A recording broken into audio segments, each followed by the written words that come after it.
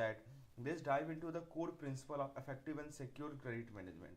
At the heart of it, at the heart of it, there is something called, prudent credit management. You can see at the heart of it, there is something called prudent credit management, something every banker and every financial professional should master, right? So this prudent credit management ensure that loan are given wisely, risk are minimized, bank remain financially strong. But what are the key pillars that support this? So the first thing is, adequate security. What it means, just like a safety net, this ensure that loan is backed by asset, reducing the risk of default. The stronger the security, the safer the loan. The second is called safety of fund. So what is safety of fund? So bank don't just lend money, they need to ensure that they get it back. So this principle protect the invested capital and ensure its safe return. The third reason is justifiable purpose. Justifiable, right? And there's another point which is called profitability potential. These are the some key prudent case. So you can see profitability potential. What is the meaning of profitability potential? See, at the end of the day, bank are businesses. Every loan should have high probability of generating financial return, ensuring sustainability. And then finally we have liquidity, which means, ever heard the phrase cash is king? Have you ever heard cash is king? Right? So bank must maintain liquidity to meet financial obligation, ensuring they don't run out of fund. So each of these principles, remember these are the 5 principles, they play a super important role. So let me summarize the principle in just one pick. So you can see adequate security, safety of fund, justifiable purpose, profitable potential, liquidity. So each of these principles plays a vital role in building a secure and profitable credit system. Ignore any one of this and the entire structure can collapse. Now here is a quick question for you. Which of these 5 principles do you think is the most important for bank? Drop your thought in the comment below. So I have given you the 5 principles. Now to the next slide, and the next slide, as you can see, is related to the legal framework for Indian entity. Whether you are an entrepreneur, a finance professional, or just someone curious about business law, this is something you must know. In India, different types of entity operate under different legal framework. Let's break them one by one. So the first one is none but individual. As you can see, individual, right? So they are governed by the Indian Contract Act 1872, which define the rules for forming a valid contract, right? The second we have is partnership firm. So partnership firm, you must know that these follow the Indian Partnership Act in 1932, right? So this law define how partners share profit, responsibility and liability in a business. So this is about the partnership firm. Then we have something called LLP. What is LLP? Limited liability partnership. So these follow Indian Partnership Act. They follow the LLP Act 2008. Right, so this structure offered the benefits of partnership but with limited liability. Then we have something called company, right? So for company, which kind of act they follow? They are regulated by the Companies Act 2013, right? They are regulated by the Companies Act 2013, and this law govern private and public company, ensuring transparency. And then you have, Hindu undivided family. So they are managed under Hindu Succession Act 1956, and this framework apply to family running a joint business, ensuring proper succession and management of asset. So each of these legal structure has its own rule, right? Each of this management structure has its own rule, right, and advantage, limitation, making it crucial to choose the right one for you. So tell me, which business structure do you think is the best for a startup? Please let me know in the comment section. Then let's look at some more, right? Besides, in addition to all these companies, individual, HUF, partnership firm, we have some more, right, for organization, as you can see. So friends, in this slide, we are diving into important topic, that is regulatory framework for organization in India. So whether you are a business owner, investor, finance enthusiast, understanding this framework is very essential for navigating the corporate world. First thing first, it's called statutory corporation. These are government created organization governed by specific acts, right? For example, RBI, LIC, SEBI, they plays a crucial role in economic stability. Then we have something called cooperative society. You must know they are regulated under the Cooperative Society Act 1912, Multi-State Cooperative Society Act 2002, or state specific law, and these organizations are formed to promote mutual benefit, especially in agriculture, banking, rural development. Then come trust and REIT.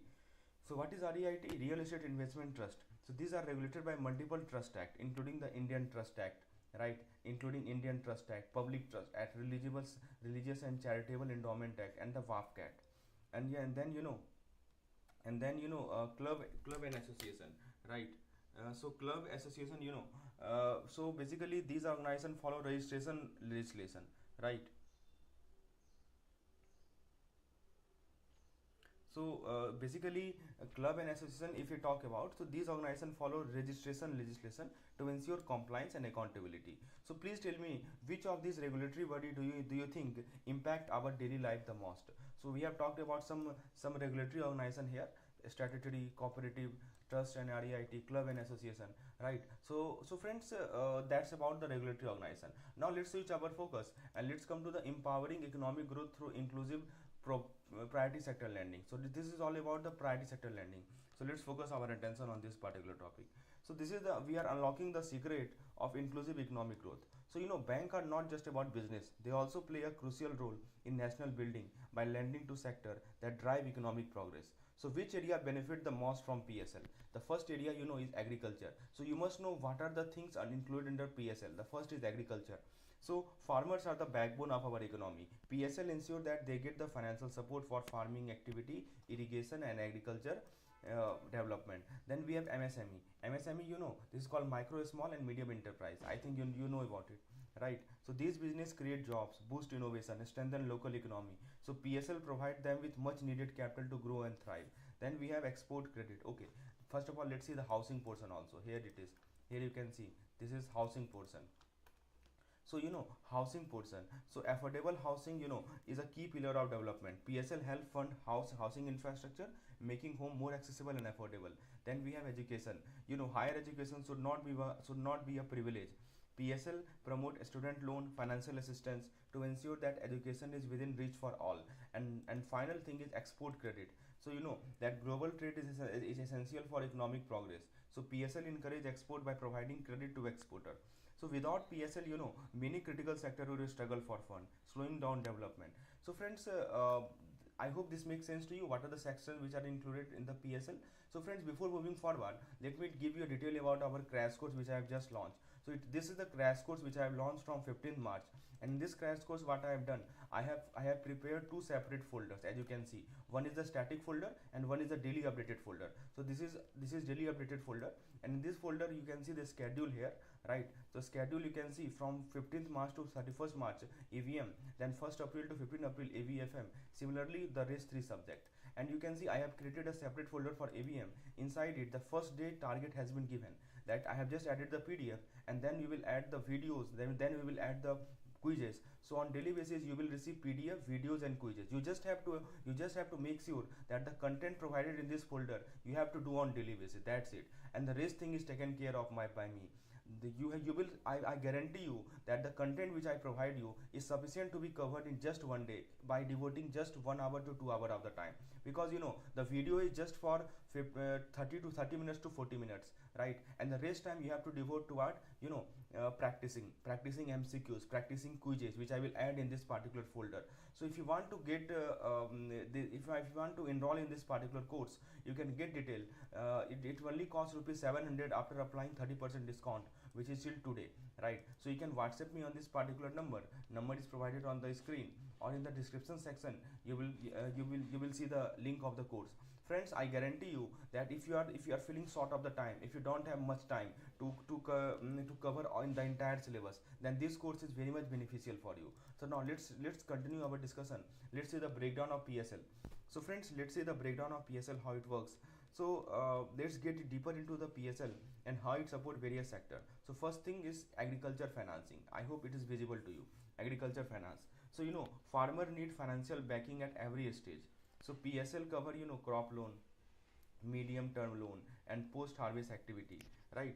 So including transportation with funding up to 2 crore.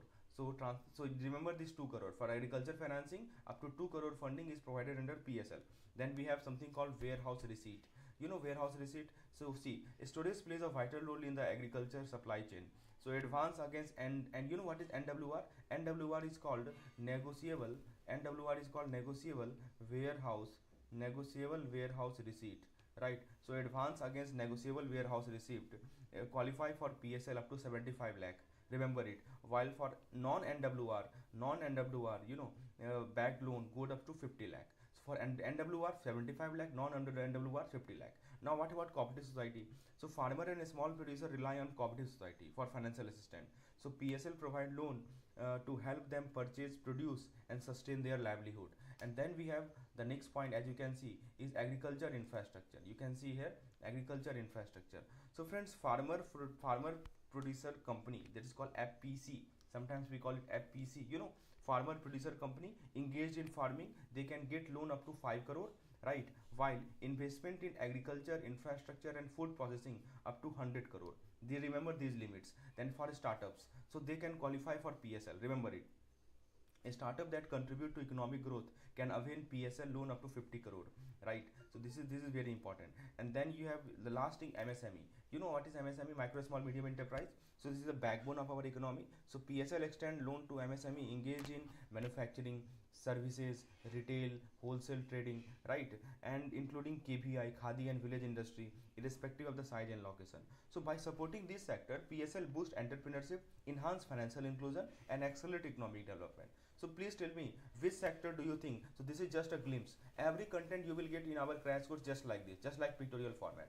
So at the end of suppose 5 days before the examination, you will just go through this PDF and everything will be in front of you. You can just revise it very quickly. This is the main motive of this crash course. Now can you please tell me, which sector do you think benefit the most from PSL? I hope you can see. So I have given you the list of 6 sector, and can you tell me which sector is benefiting the most from PSL?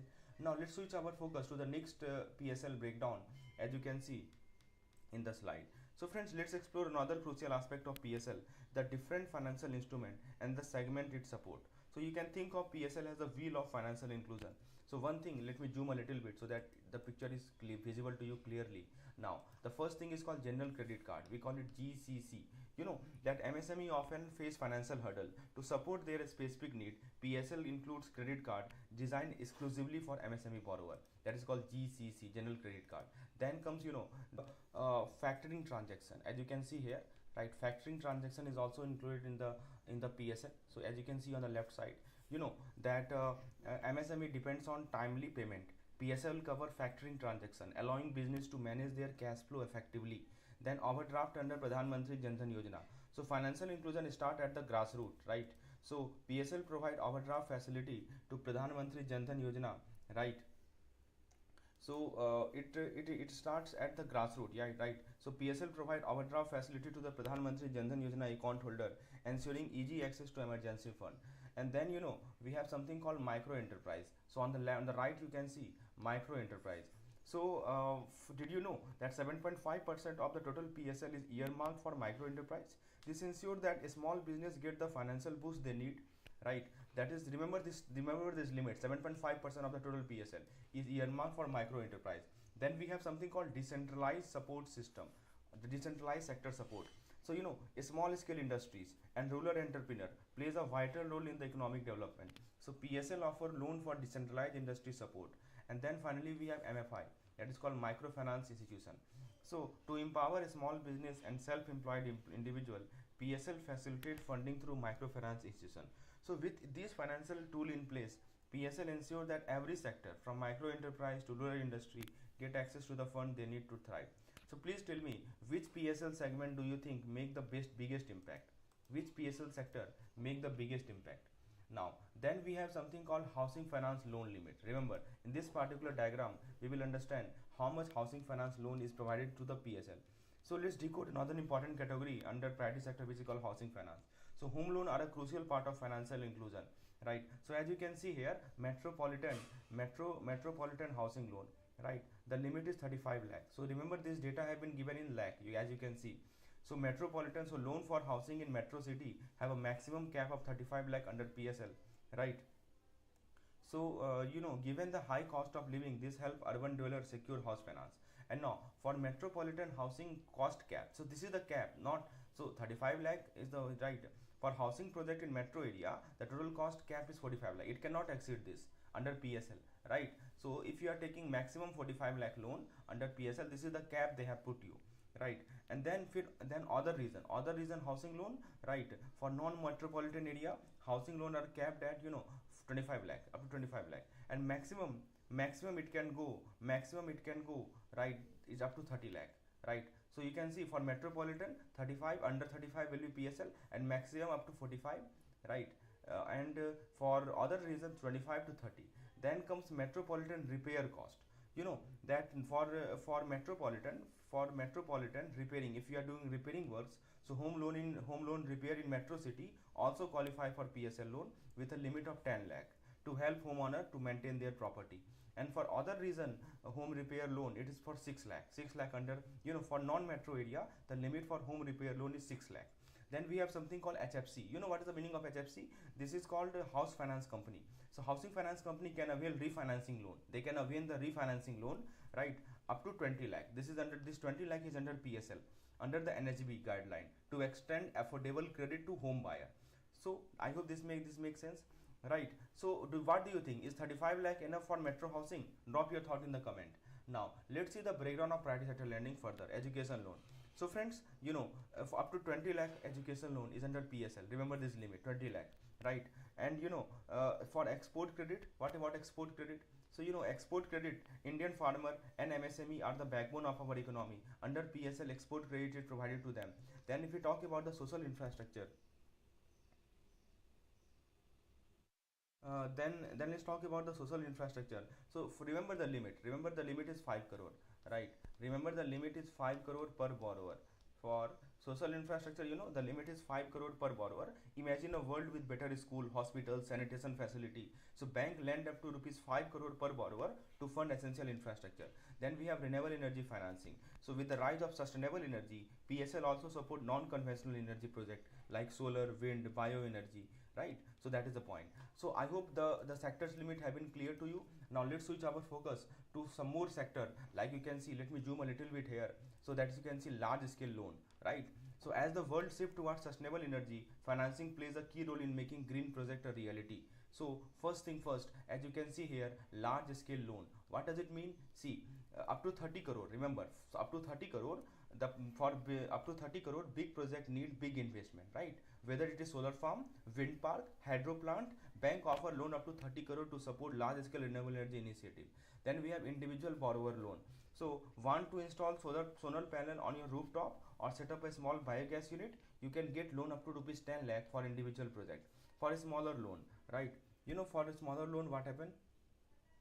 So a small group, communities or a startup can borrow up to rupees 1 lakh for renewable energy solution, making clean energy accessible for all. Why is this important? Because green energy means green future. So PSL make renewable energy more affordable. So I hope that makes sense to you, right? Let's look at the next classification, right? So now let's look at some more classification of this PSL.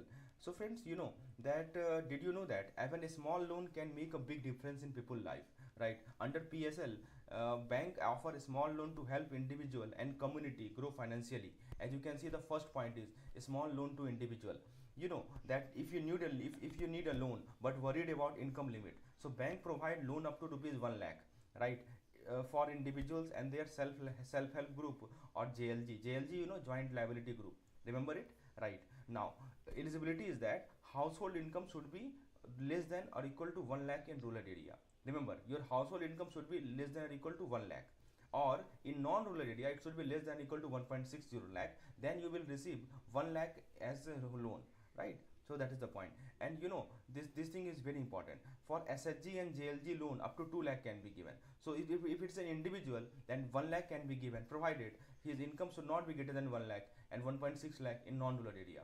But for SHG and JLG loan, right, a small group working for non-agriculture and non-MSME activity can borrow up to 2 lakh for house repair, for toilet construction or common group activity, right? So that is the point. Now for distressed individual, let's talk about the distressed individual. So for distressed individual struggling with debt from informal lender, bank can help by providing loan up to 1 lakh to repay non-institutional debt, to repay non-institutional lender, right? So because financial access empower rural household, women-led business, and a small community, so paving the way for economic growth and self-reliance. Now let's see the bigger picture here. So friends, in this particular slide, did you know that different bank have a specific lending target under the PSL? So let's get started. So the first category you can see is a domestic commercial bank, excluding RRB and SFC. Total 40% target is there. How much? 40% target. So you can see, using this picture you can easily remember all the data. No need to go through those hectic tables. Now 40% target, this means these banks must allocate 40% of their ANBC, adjusted net bank credit, to priority sector like agriculture, MSME, housing and more. Now let's come to the next part. Foreign bank with 20 plus branches, so their limit is 40%, right? So they follow 40% lending criteria. For foreign bank, foreign bank export credit. So out of this 40%, 32% must go toward export credit. Bank involved in export credit have slightly target at 32%, and remaining 8% should go to other sector. I hope this bifurcation is clear. Out of this entire, suppose this is entire 40%, so it says that it says that 32%, so this portion 32% should go to export credit, and remaining 8% to other sector. Now let's talk about the let's talk about the biggest priority sector contributor. As you can see this diagram, the biggest priority sector contributor is RRB and SFB, regional rural bank and a small finance bank, because they lead the way with a massive 75% target. And especially for this RRB and SFB, medium enterprise contribution should be 15%, right? Each of this sector gets 15%, social infrastructure 15%, right? And renewable energy 15%. So this bifurcation must be clear to you. Now let's switch our focus to our next chart. As you can see, this is micro enterprise. Okay, so this is minimum lending requirement. How much minimum lending is as per the PSL? So friends, ever wondered how banks decide whether to lend their money under the PSL? Well, there are specific target for different category. As you can see, the first term is agriculture lending. So bank must allocate at least 18% of their loan, A and BC, adjusted net bank credit, or CUB, whichever is lower, right? They should allocate at least 18% to agriculture. So this ensures that farmer loan to farmer and agribusiness get the necessary financial support to grow, right? So this is about agriculture lending. Now then, after agriculture lending, we have something called SMF. You know what is the meaning of SMF? SMF stands for small and marginal farmer, right? Small and marginal farmer is called SMF. So there is also 10% target for SMF. As you can see, for SMF also 10% target, right? Out of the total agriculture lending, 10% must go through specifically to small and marginal farmer. Remember, out of this total agriculture, total 18%, 10% must go through a small and marginal farmer, right? So that is the point. So then we have micro enterprise. So remember, micro enterprise, the target is 7.5%, right?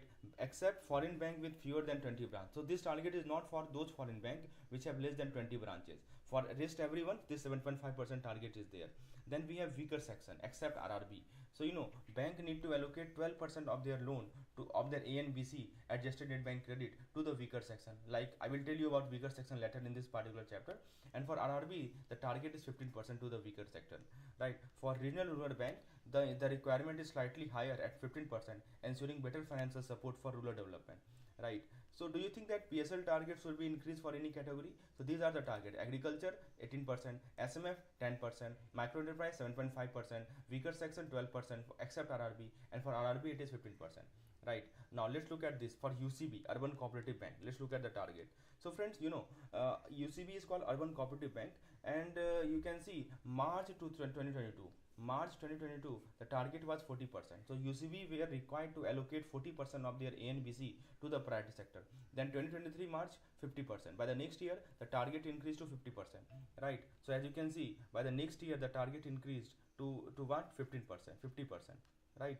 And to support more sector in the need of financial inclusion. Then March 2024, the target increased to 75%. It was a significant jump, right? Then especially out of this, for micro enterprise 7.5%. So separate 7.5% of total lending must go to micro enterprise, and for weaker section as usual 12%, right? So this is for UCB, Urban Cooperative Bank. It increased in the phased manner, as you can see, maximum 75%. Now let's talk about the weaker section component. So I told you about weaker section. So as you can see here, some components of weaker section has been given. So what are the components? First component is a small and marginal farmer. So it may be asked, what is small and marginal farmer? So farmer with a small land holding eligible for loan with credit limit up to 1 lakh. Artisan, they are the part of the weaker section. Then cottage industry worker, government scheme beneficiary, a scheduled caste, a scheduled tribe, self-help group, distressed farmer, women beneficiary up to 1 lakh. So these are included in weaker section. Sometimes question is asked that which is not a part of weaker section. So you must know who are the part of weaker section, right? Please go through this particular diagram, this particular table. Everything will be crystal clear. Now let's switch our focus to MSME classification in India. Very, very important. So using this diagram, I will make you clear how MSME are classified in India. So friends, why does it matter? Because MSME are the backbone of our Indian economy, right?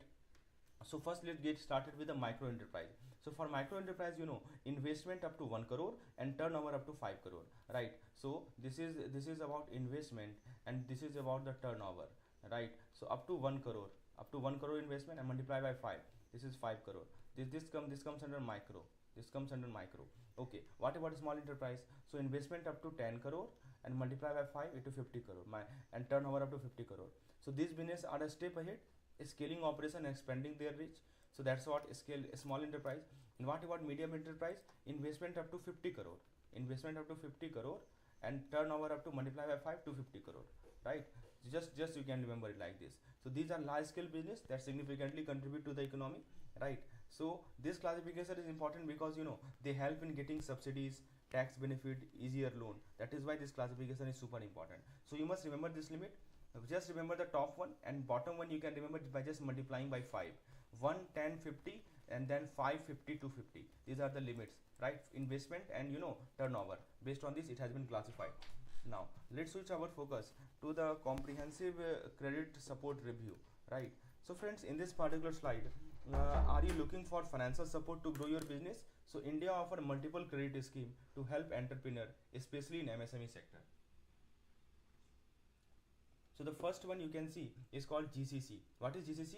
GCC means General Credit Card. I told you earlier about this also. So it is a biometric smart card designed for non-farm entrepreneurial activity. Right? Remember the keyword here, non-farm entrepreneurial activity. I hope that makes sense to you. Then we have CLSS. CLSS is Credit Linked Subsidy Scheme. It supports technology upgradation, right, for businesses, and it offers a 15% subsidy up to 15 lakh, right? Up to 50 lakh, 15% subsidy on machinery investment up to 1 crore, right?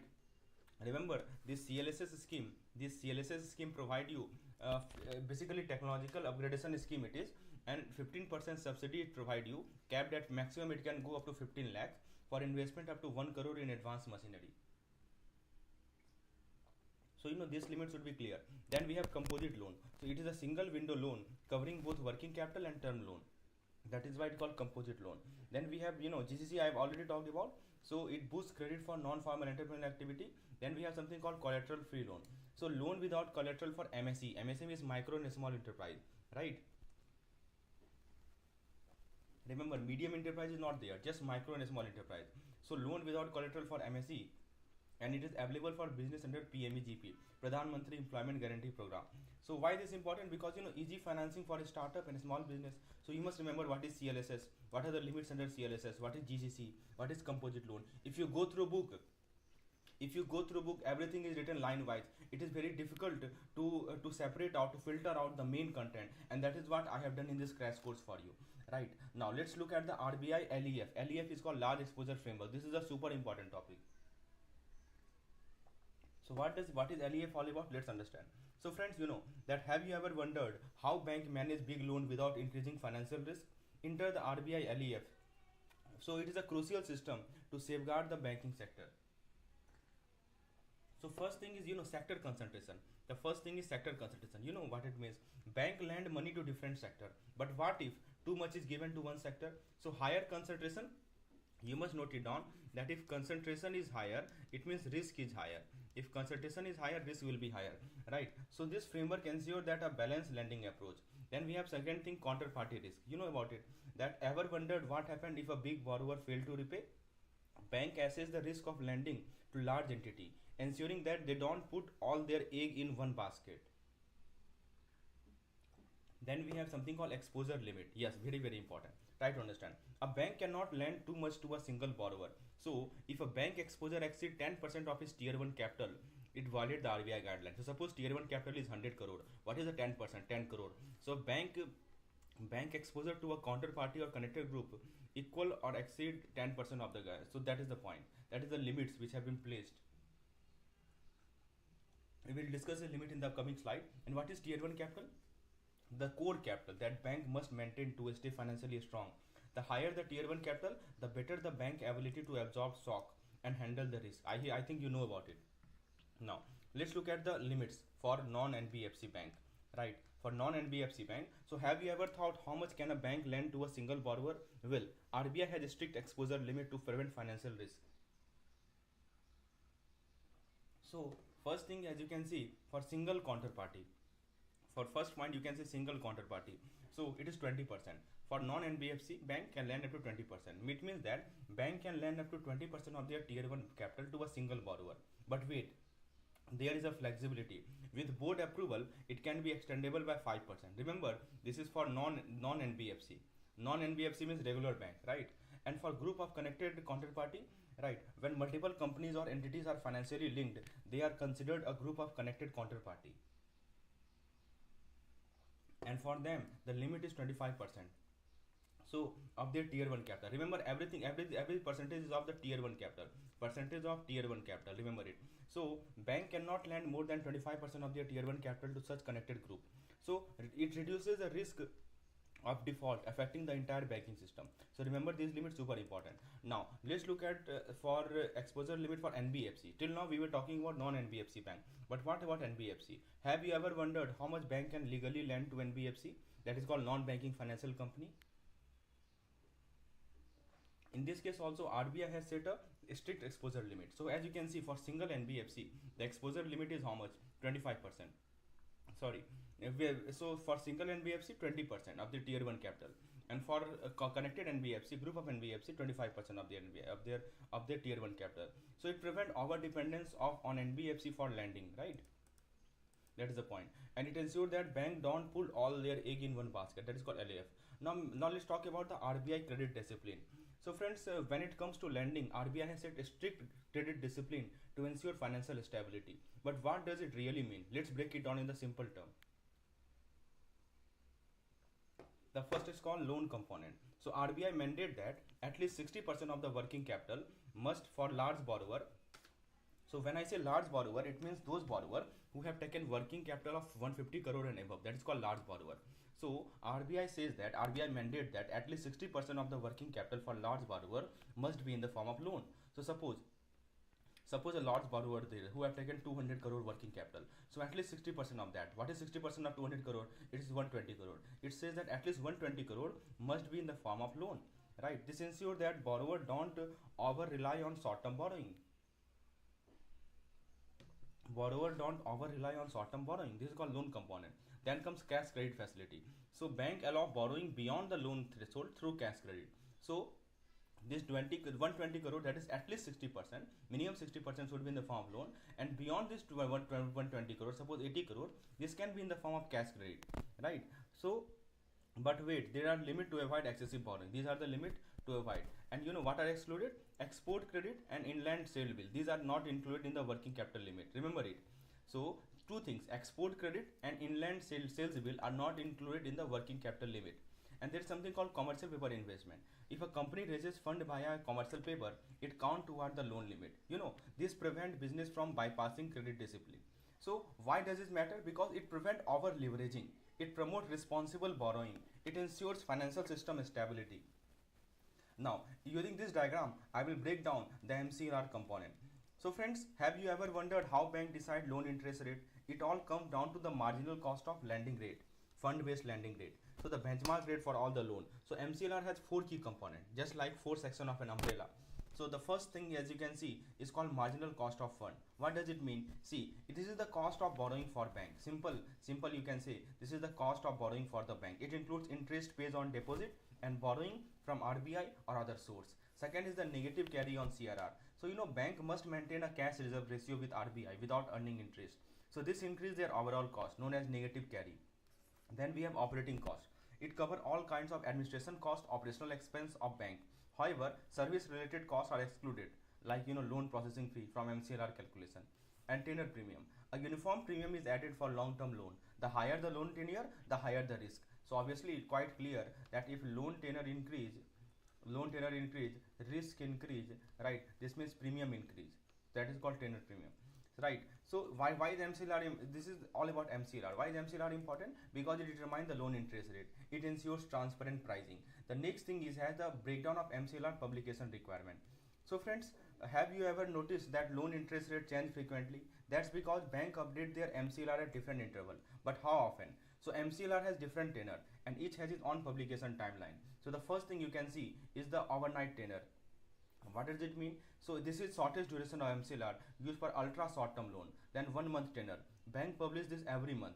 Then we have 3 month tenor. So updated quarterly. Then we have 6 month tenor, right? So it published twice a year. And then finally we have 1 year tenor. So you know that the most common MCLR benchmark is 1 year tenor for home loan and long term loan, updated annually. So you must remember this tenor. Sometimes questions are asked based on this tenor. Now let's switch our focus to the pricing floating rate loan. Very very important. Ever wondered how bank decide interest rate on loan that keeps changing? So welcome to the world of floating rate loan. In short, we call FRL. So friends, there is a simple four-step process. Step number one is to identify the internal benchmark. So the bank first determine a benchmark rate. Think of it like the base rate from which your loan interest start. Then they add the spread component. So next, bank add a spread over the benchmark. This spread account for profit margin. It account for profit margin, right? And it account for credit risk. Obviously credit risk is there. It account for other cost, and they ensure minimum rate. What it means that to protect the bank financial stability, the loan rate cannot go below the benchmark. This ensures minimum profitability, and then they state benchmark in the contract. So benchmark rate must be clearly mentioned in the loan contract, ensuring transparency, ensuring clarity for the borrower. I hope that makes sense to you. Now let's switch our focus to our next topic, which is none but stressed asset classification for term loan. Very very important. So friends, have you ever wondered what happens if a loan repayment is delayed, especially term loan? So bank have a structured way to classify loan based on overdue date. So let's step into the world of stressed asset classification. So there is something called SMA, which is called a special mention account. As you can see, a special mention account. So before a loan becoming a non-performing asset, it goes through different stress level. So these are called SMA. So first of all, SMA 0. SMA 0 means what? That if the loan is overdue from 0 to 30 days, right? This is called SMA 0. It enters SMA 0. Then comes SMA 1. If it is overdue for, especially we are talking about term loan, right? If it is overdue for 31 to 60 days, it becomes SMA 1, right? This is a signal for bank to stay alert. Then we have SMA 2. SMA 2, overdue period is 61 to 90 days. It enters SMA 2. This is the, if dues are not paid, this is the most critical stage. If the dues are not paid, right, for 61 to 90 days, the loan entered SMA 2, a serious warning sign of potential default. And then we have NPA. Sorry, if the loan become unpaid beyond 90 days, it officially become NPA. This means the borrower has defaulted and the bank may start recovering procedure. So why does this matter? So this is all. So let me show you this entire classification in the form pick. Friend, if you think that this video is helpful to you to understand the concept, please hit the like button, because it takes lots of effort to make such kind of slides for you for your better preparation. For the examination time, you just have to go through these important points and you will be able to remember all the fact, and this will specifically help you in your examination, right? So why does this matter? Because it helps bank identify problematic zone early. It gives borrower a chance to regularize payment before defaulting. Then we have something called breakdown of asset classification. Very very important, right? So let's talk about it. So friends, every bank hold different type of financial asset, but not all assets are the same. Some generate income while other cause financial stress. So there is something called performing asset. So these are like healthy asset. These are like the healthy asset for that generate regular income. Then we have NPA, non-performing asset. So when an asset stops generating income, it become NPA. But wait, not all NPA are same. Let's look at the different types of NPA. For term loan, you must remember, for term loan, if the interest or principal remain overdue for more than 90 days, right, the loan turn NPA. For overdraft or cash credit account, right, if the account are deemed out of order, they are called out of order. They are called out of order, right? When they are called out of order, means there is no sufficient balance or transaction, they become NPA, right? Then we have for bills. For bills, when a bill remain unpaid for more than 90 days, it become NPA. For agriculture loan, it is a special case. If a loan is overdue for 2 crop season, it become NPA. So for agriculture loan, it depends on the short term crop or long term crop. For short term crop, it is just one season. For long term crop, it is 2 season. For short term it is 2 season, for long term it is 1 season. What about the derivative transaction? So in this case, if there are unpaid receivable in the financial derivative deal, it become a problem for the bank. So this classification is super important. For every different kind of asset, we have different classification for NPA. Now let's look at the provisioning requirement. So this table I will tell you to remember using a trick, right? So this provisioning requirement is super important. Last year also one question was asked, one case study was asked. So let me give you a trick to remember this provisioning requirement. So you need not remember this table, just remember. So there are two kind of case. One is called normal provisioning, second is called accelerated provisioning. First of all, you must remember the normal provisioning. So what you will do, just write here secured and just write here unsecured. And in this side you write the type of asset you have, right? So you know a standard asset, I think you know about this standard asset, a standard asset, substandard asset,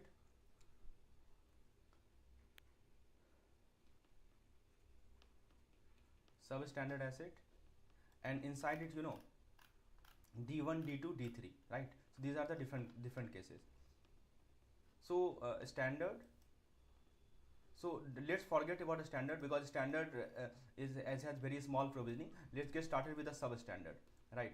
So suppose substandard asset is there, right? Then we have D1, D2, D3, and finally we have loss, right? D1, D2, D3, and finally we have loss. So loss, you know, loss has to, you have to give 100% provisioning for loss. So let's ignore loss also. Let's talk about D1, D2, D3, and substandard. That's it, right? So how will you remember it? How will you remember it easily? So first thing you do, you write here 100, right? You write here 100. So let me draw the table first. So I hope the table is clear to you, right? Let me use different color plane. So I'm using this color. So 100, 100, 100. What about D1 substandard? You know it. Okay, what about D1 substandard? I think it is also 100, right? For D1 you know unsecured portion, secured. For D1 unsecured, yes, it is 100. So these 300 you have to just write as usual, these 300. Now for substandard secured it is 1525, right? What is it is 1525, right? So you just write here, you just write here 1525, right? You just write here 15, you just write here 25. You add both of them, it will become how much? So you just put this 25 here and you add both of them, it will become 40. So this is how you should remember this table, right? For substandard secured, provisioning is 15%. For substandard unsecured, provisioning is 25%. For D1 secured, provisioning is 25%, right? Again I am repeating it so that it become very clear to you, right? So first of all you have to draw this table, right? So this is substandard, this is D1, this is D2, this is D3, this is secured, this is unsecured, right? This is secured, this is unsecured, right? So first of all you write 100, 100, 100, 100. I hope this is clear. 15, 25. Just put 25 here and just add these two. This will give you 40. So this way you can remember the table. No need to remember this particular table. I hope this makes sense to you, right? And for accelerated provisioning only, you need to remember the provisioning value, right? We will do a separate. I will provide you a separate video on how to do the calculation, right? Because you know every year one case study they are asking based on this. So I will provide you a separate video in our crash course. Today only I will provide you. So that is the point. So that's all for this particular topic. If you cover this much, that is more than enough for this particular topic. I hope that makes sense to you. And the last slide you can see, these are the maximum extent of guarantee coverage for different category. As you can see, for micro enterprise where credit facility is up to 50 lakh, 85% guarantee coverage is there, right? When the credit facility from 5 lakh to 50 lakh, 75%. For MSE located in northeast region, it is 80%. For women entrepreneur, 85%. For rest of these you can see 85%, right? STSC, JDD, right? And other category of borrower, it is 75%. So these are the extent of guarantee cover, right? So this chart is also very important. Sometimes questions are asked based on it. So you must check up their financial health. Let's break it down into 5 essential components that form the backbone of financial statement. The first is called balance sheets. So friends, you know, think of this as the financial snapshot of a company. It shows what a company owes, that is called asset, and it shows what a company own, right? That is called, you know, so what a company owns, what a company own, that is called asset, and what a company owe, that is called, you know, liability, right? So at a given point of time, it shows the assets and liability of a company, that's called balance sheet. The second kind of financial snapshot we have is called profit and loss account. So the ultimate performance tracker. This statement details revenue, right? It details expenses, it details your revenue, it details your expenses, right? Whether the business is making profit or whether it is making loss. The third statement we have is called cash flow statement. So it simply means money in, money in, money out, right? So this statement track movement of cash, ensuring business have a smooth liquidity to run smoothly. The next statement we have is the statement of change in equity. So ever wondered how ownership equity shift? So friends, this statement explains how the owner stake in the business changes over time due to profit. It explains how ownership stake changes over the time due to profit, due to losses, or due to investment. So how the ownership equity changes over the time due to profit, losses, and investment. And the last we have is the explanatory note, means the fine print that matters. These notes offer additional context, additional detail, helping investor and stakeholder understand the number better. So each of these component is like a link in the chain, interconnected and crucial for financial decision making. Now I hope this five kind of components of financial statement is clear to you. Now the next thing we have to study is the role of financial statement. So friends, financial statement are more than just number. They impact key decision maker. So here we are talking about some key decision maker. Who are the key decision maker, right? So let's dive into their role. The first is lender. Lender is before granting loan, bank and financial institution analyze financial statement to assess the company financial health, right? So it based on company financial health. Second is called creditor. So creditor is the supplier, creditor is the vendor. So whenever you see this word creditor, it simply means the supplier, it simply means the vendor, right? So they checks a company credit worthiness to decide whether to extend credit or demand upfront payment. The next is investor. Investor means investment is all about trust and potential. So whenever I say investment, it's about trust, it's about potential. So investor analyze financial report to determine if the business is worth funding. Then we have government body. So regulatory authority, they ensure financial compliance and transparency. So regulatory compliance means financial compliance and transparency. So they prevent fraud, they maintain economic stability. Then the next stakeholder we have is none but the rating agency. What is the role of rating agency? So friends, business rely on a strong credit rating. So every business rely on a strong credit rating, right, to attract funding, to maintain credibility in the financial market. Then we have customer. Customer, that stability always matter. So consumer prefer financially a strong company, ensuring trust and long-term reliability.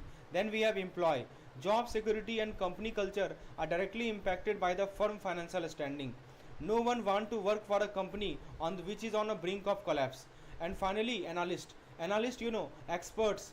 So expert interpret financial data to provide valuable insight, guiding business and investor forward a smarter strategy. So financial statements are like the backbone of a business transparency, backbone of the business trust. They help business grow, right, and they help investor invest and economy thrive. So that is the importance of this financial statement. Now let's look at the foundation of the financial statement preparation. So friends, have you ever wondered how financial statement maintain accuracy, consistency, reliability? So they are built on a strong accounting principle that guide business toward transparent financial reporting. The first principle is called accrual and matching. Imagine recognizing revenue only when cash is received. Only when cash is received, right? So imagine you are doing that. So that would not reflect the true picture, right? The accrual and matching principle ensure that revenue and expense are recorded accurately when they occur, not when cash is exchanged. So whenever revenue and expenses occur, they have to be recorded only then. That is called accrual and matching. The second principle is called prudence and conservatism. So accounting is not about being optimistic, it's about being realistic. So this word realistic, let me write it down. This word realistic plays a dominant role, right? So this principle ensure that business prepare for possible losses while not overstating gain, promoting cautious financial reporting. The next point we have is called a stable monetary unit and accounting period. So to compare financial performance, consistency is the key. So here is the key word is consistency, right? So this principle ensures that financial statement use a stable currency and follow fixed reporting period, making analysis meaningful over the time. Then we have going concern and separate entity. So a business is assumed to operate indefinitely unless proven otherwise. Plus, a company finance are separate from its owner, ensuring business continuity. So it ensures, it ensures business continuity, right, and independency in the financial record. Then we have consistency, cost, and finally money measurement. So financial reporting should follow uniform standards so that statements remain comparable across times and company. Costs should be recorded based on their actual value, avoiding misleading and inflation of asset. And then we have dual aspect, realization and full disclosure. So every financial transaction affect at least two account, right? One is called debit account, another is called credit account, right? Keeping balance intact. Moreover, full disclosure ensure that all relevant financial information is transparently reported, leaving no room for hidden surprises. So these are the accounting principles which are the backbone of financial statement and ensuring preparation, ensuring accuracy and transparency. So I hope it is clear. Now let's look at the breakdown of the financial structure. Ever wondered how a company financial structure is organized? Let's break it down into four key components, each playing a crucial role in the company financial health. The first is called shareholder fund. This is the backbone of company financial strength. Why? Because it includes share capital. It includes share capital, reserves, surplus, share warrant, all representing the owner stake in the business. All of these represent the owner stake in the business. The stronger the shareholder fund, the more financially stable the company is. Then the second part we have is the share application money. So before share are officially issued, investor deposit fund. What investor do? So investor deposit fund, right? So before the share are issued, before the share are officially issued, investor deposit fund, which are temporarily classified. So these funds are temporarily classified as share application money. This represent the commitment of potential shareholder before their ownership is finalized. Then we have something called non-current liability. So think of this as the company long-term financial obligation. It includes, non-current liability includes loans, it includes bonds, it includes other borrowing that the company must repay over several years. Managing them will ensure business sustainability. Then we have current liability, right? So these are the short-term obligation that a company need to settle within a year. So less than or equal to 1 year, right? From supplier payment to short-term loan, these liability must be managed efficiently to ensure smooth operation. So a well-balanced financial structure is essential for business success. Proper management of equity, security, liability ensure growth, stability and investor confidence. So friends, this is how we are learning in our crash course. So basically I am providing you videos like this. After going through this video, which hardly take 20 to 30 minutes, you go to MCQ solving and quizzes solving. You devote maximum time there. You see your performance, whether you are able to get 60% marks or not. If not, you again read the topic, right? So this way you on daily basis you prepare and you basically become more confident. You check your strength, you make your strength, you convert your weakness into a strength, and this PDF will be available for download purpose.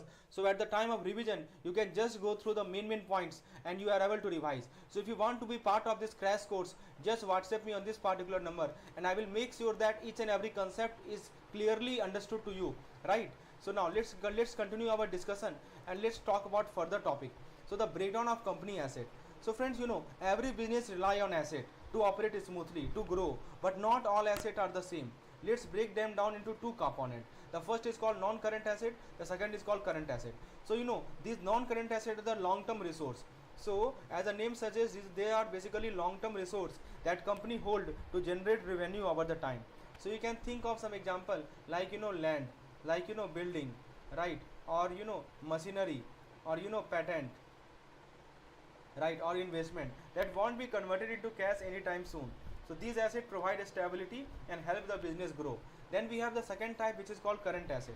So these are the short term resource. So if we talk about the current asset, these are the short term resource, right? So that a company expect to convert to cash soon. So basically these are the short term resource that company expect to convert to cash. This can be converted into cash soon. Example include cash, receivable. So let me give you some example of it. Cash, receivable, right? And there are some inventory is also an example of current asset. Short term investment. So the higher the current asset, the better a company can manage its daily operation. So a strong balance between current and non-current asset ensure financial stability. Now let's look at the purpose of comprehensive financial analysis. This question was asked in the December examination. So friends, a company financial analysis health is like a puzzle, and banker analyze every piece carefully before making lending decision. The first thing they do is to assess the performance. What does it mean? So the first step is evaluating the growth, evaluating the profitability, right, and overall financial health of the company. A strong performance means, a lower risk for lender. So try to understand this point. So if performance is strong, it simply means that lower risk is lower, right?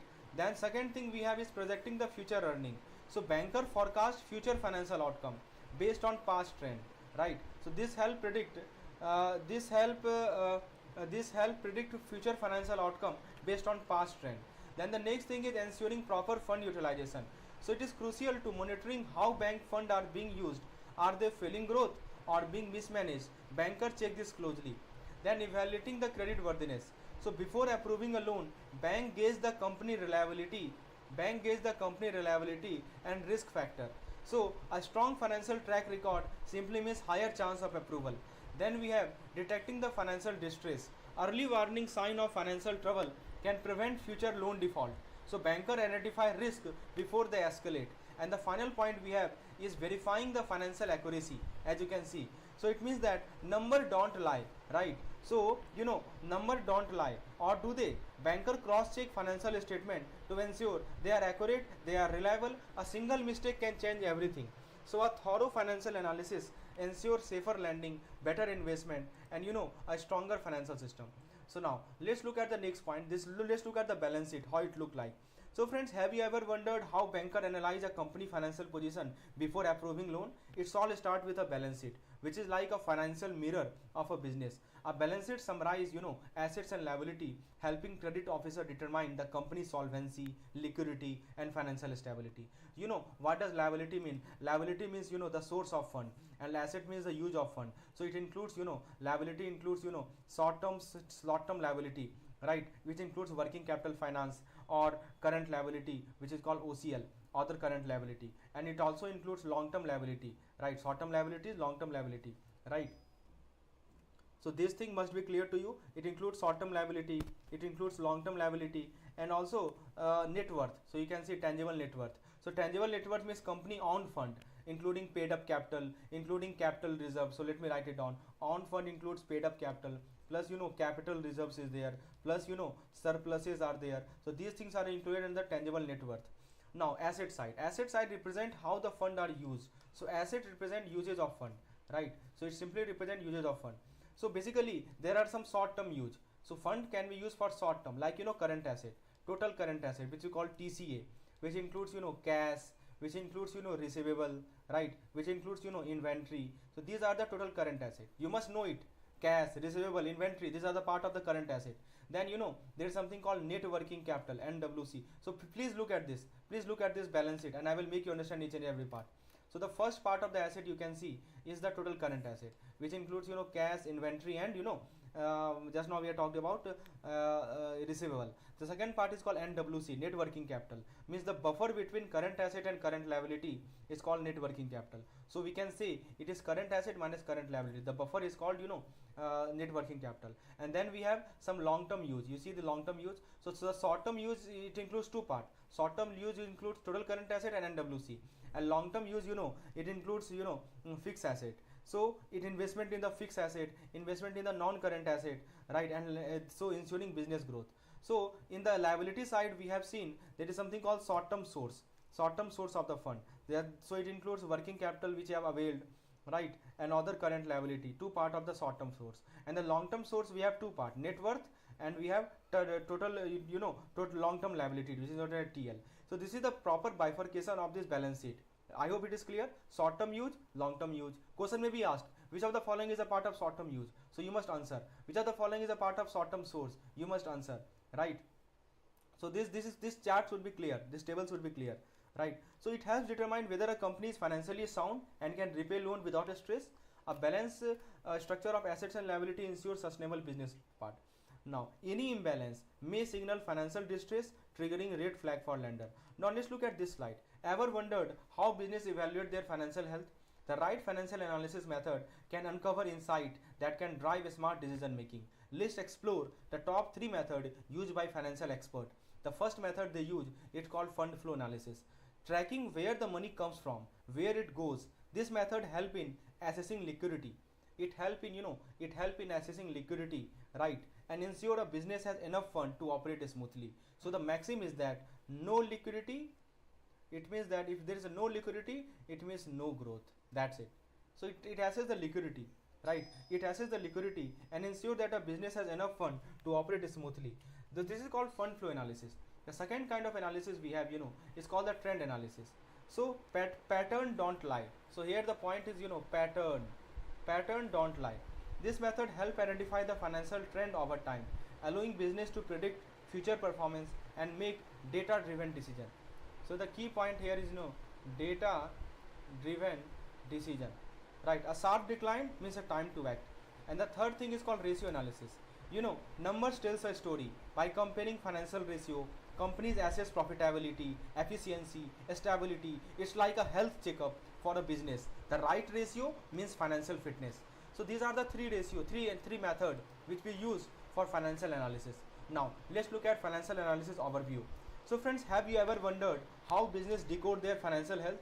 Let's break it down into 3 essential methods that help in decision making. The first, is called the common size statement. So number means nothing without context, right? So number, it means nothing without, context. Context is very important. So this method standardizes financial data, making it easier to compare company of different size. Want to spot trend? Start here. There's something called trend analysis. I told you earlier, right?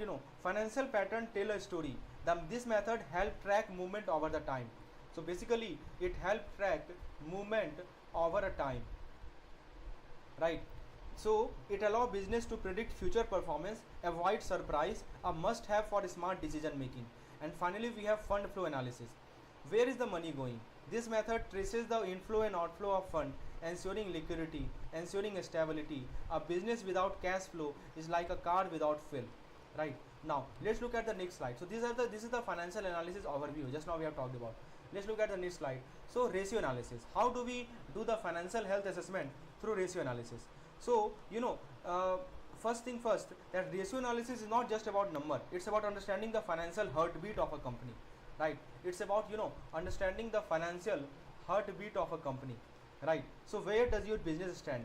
So let's break it down into 4 key financial positions that every business fall. So first, a stable but unprofitable means what? It means a strong liquidity, right? A strong liquidity but low profitability. This means company is financially stable but not generating higher profit. So a business that plays is too safe might miss on big opportunity. Second is a strong financial position, high profitability, high stability. This is the dream scenario. A company with a strong profit and solid financial footing is set for long-term success and growth. Then we have financially strained, means low liquidity, low profitability. You see, low profitability, low liquidity, right? A business in this state struggle with both profit and stability. And finally we have profitability but risky. So high profitability, low stability. So big profit might seem great, but without financial stability, it's like walking on a tight rope. One wrong move and the business could face serious trouble.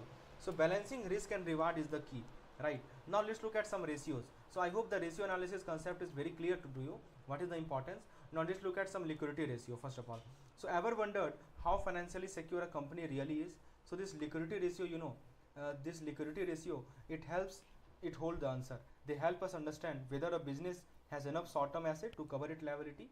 So whether a business have enough short-term asset to cover liability, that is what it answer. So friends, let's see 2 key ratios. The first ratio is called NWC ratio, net working capital ratio. So it measures long-term support for current asset. It simply measures long-term support for current asset, right? So it shows the margin over liability to assess financial strength, and the formula is quite simple: net working capital upon total current asset multiplied by 100, right? So one thing I want to show you, that this NWC and this TCA, one thing you must note, you look at this balance sheet. You please look at this balance sheet.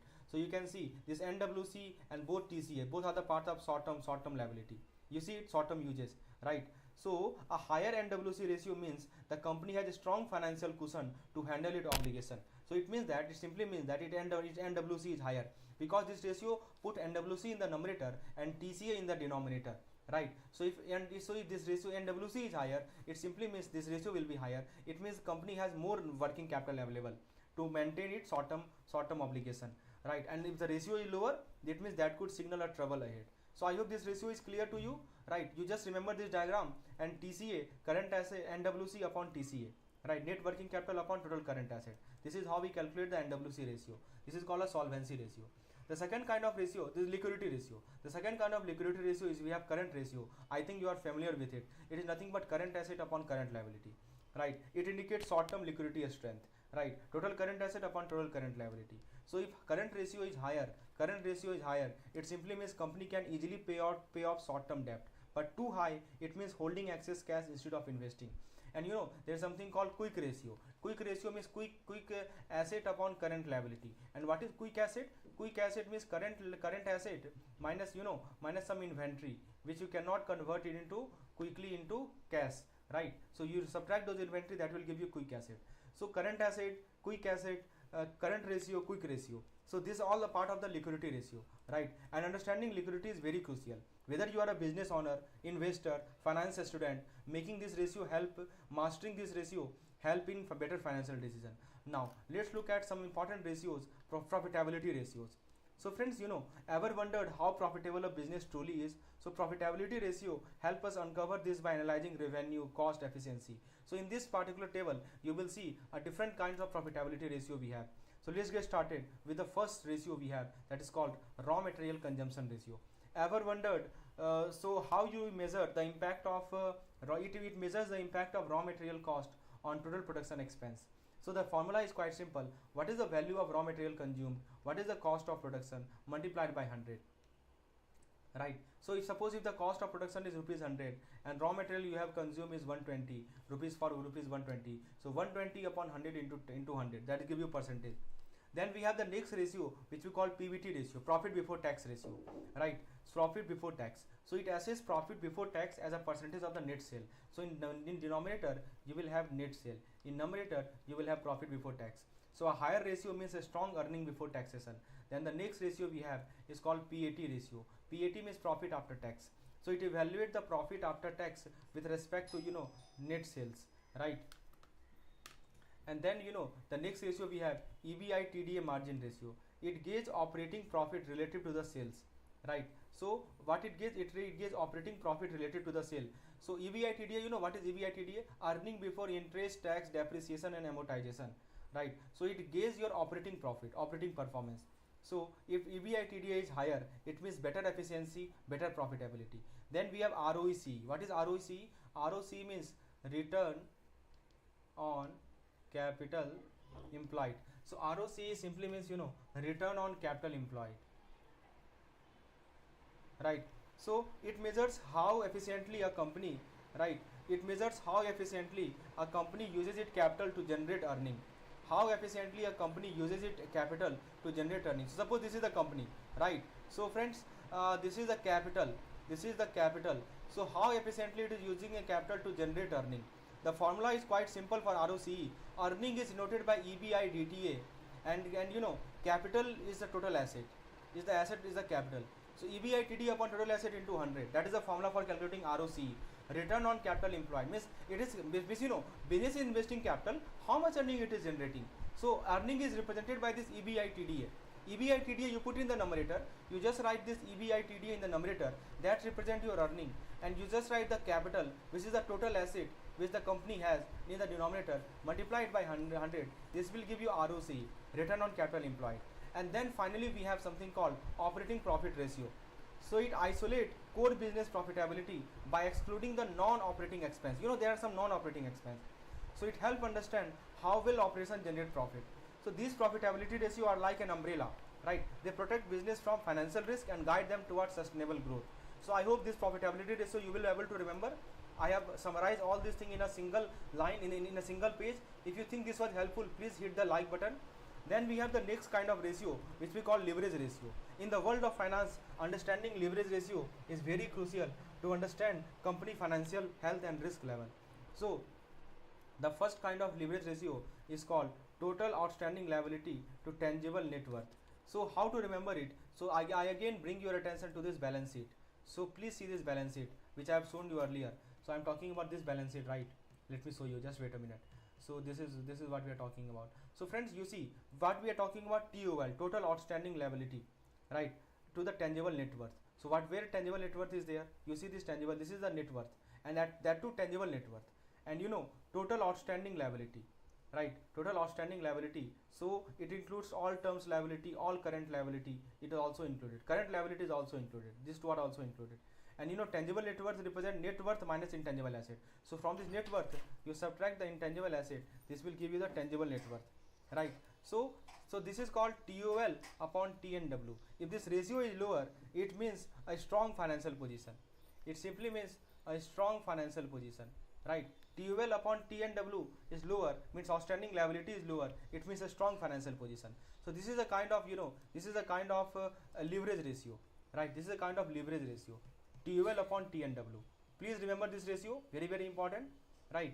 Then and what is TNW? I told you. The next kind of ratio we have DER, debt equity ratio.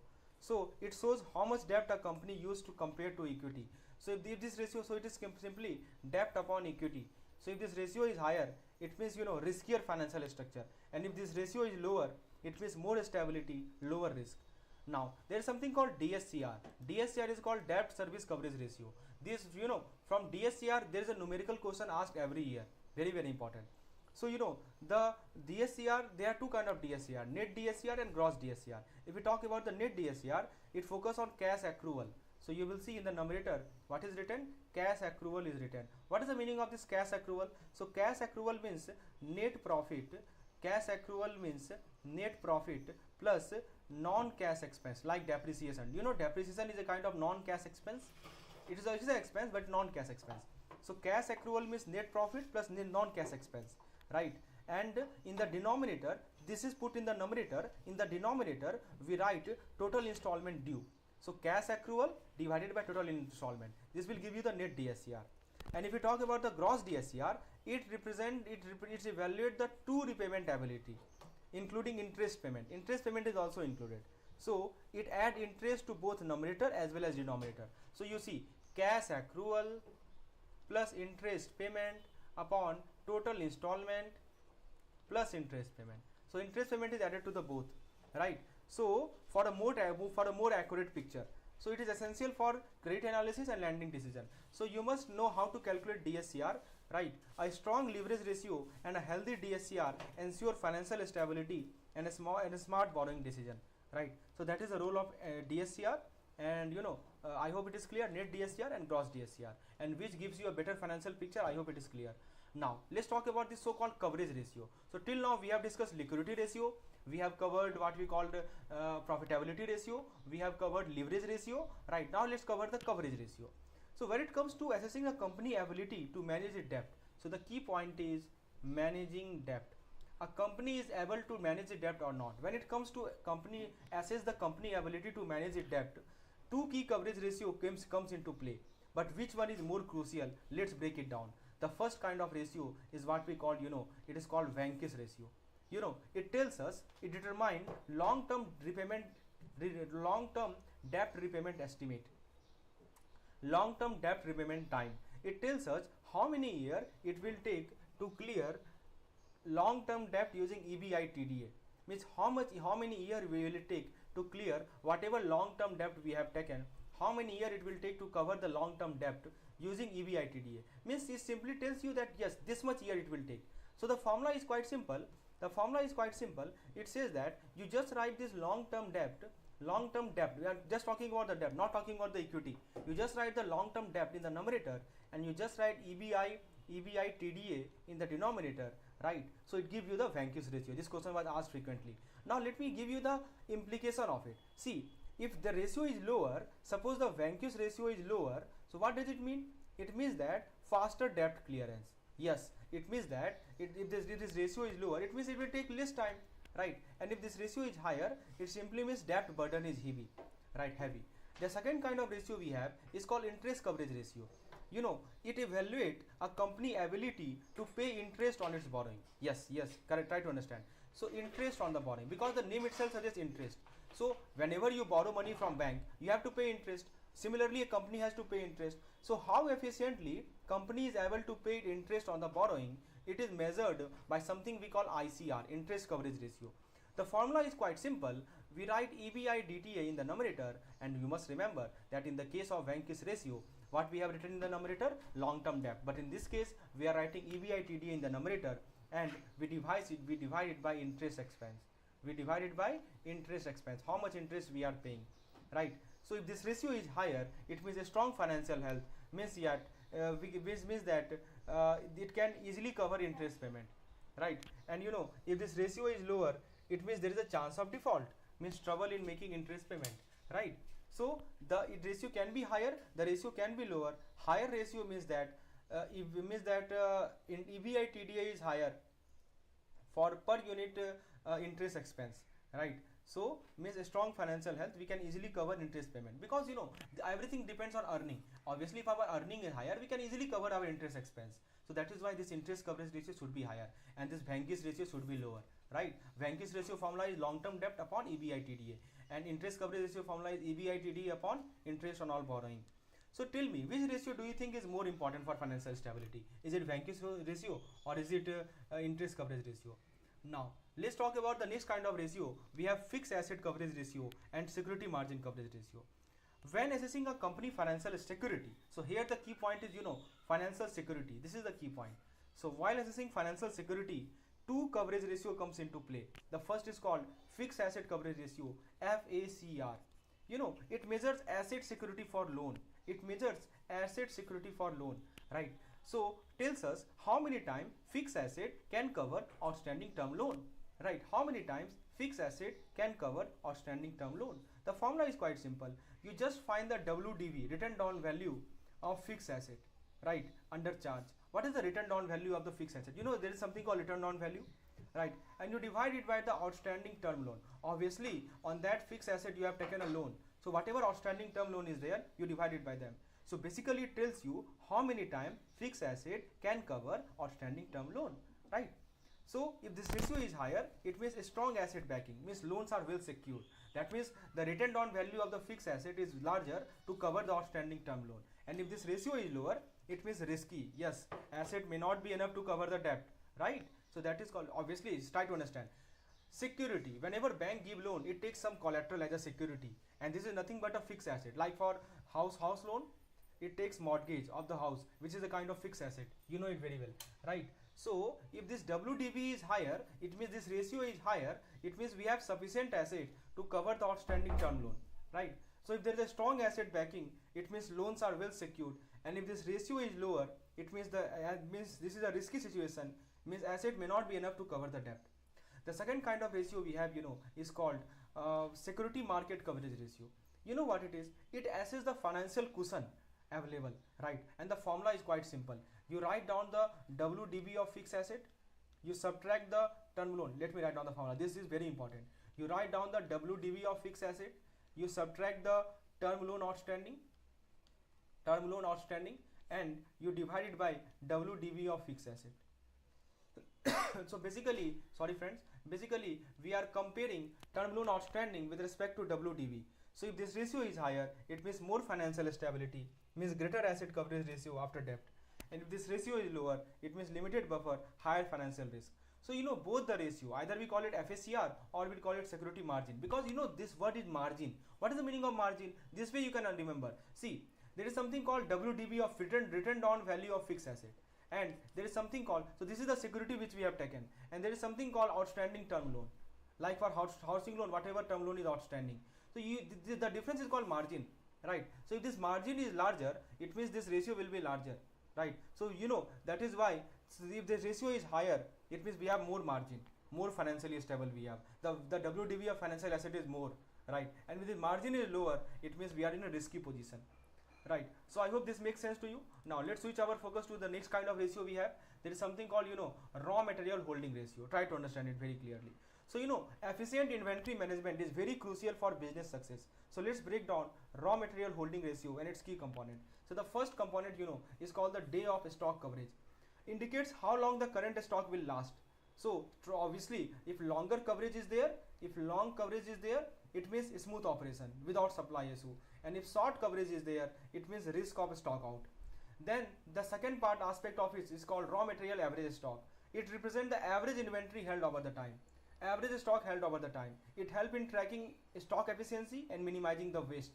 So after analyzing both of these, the third part we have is the raw material consumed, right? So basically measure the total raw material used. So finally we have the ratio that is called material holding ratio, raw material holding ratio. So right, so it represents the average inventory held over the time. So in the numerator you will see the raw material average stock, in the denominator you will see how many raw material consumed in the period into 365. So right, so a fine balance between holding too much stock, right? If we hold too much stock, what will happen? Cost will be higher. And holding too little, so if we hold too little, production will get delays, right? So the balance between holding too much stock and holding too little is the key to the business efficiency. So optimizing this raw material holding ratio ensure cost control, steady production and efficient operation. You see the numerator. Numerator means how much stock we are holding, right? So if you are holding too much stock, our cost will be higher. And the numerator you will see raw material consumed in this period, means this is called how much how much consumption is there. So this holding ratio is very important, right? This is called raw material holding ratio, RM holding ratio. The second kind of ratio we have is called SIP holding ratio and FG holding ratio. Let's understand these two. So which inventory ratio should you focus on for operational efficiency? So efficient inventory management is key to a smooth production and sales growth. There is something called SIP. What is the meaning of SIP? SIP simply means a stock in process holding ratio. It measures average time raw material stay in production before turning into fixed goods. And the formula is quite simple, that you write a stock in average stock, stock in process SIP average stock in the numerator, you write cost of production in the period in the denominator multiplied by 365. So it helps optimize production time management, it reduces bottleneck in the manufacturing process, and it ensures that a steady flow of good to meet the demand.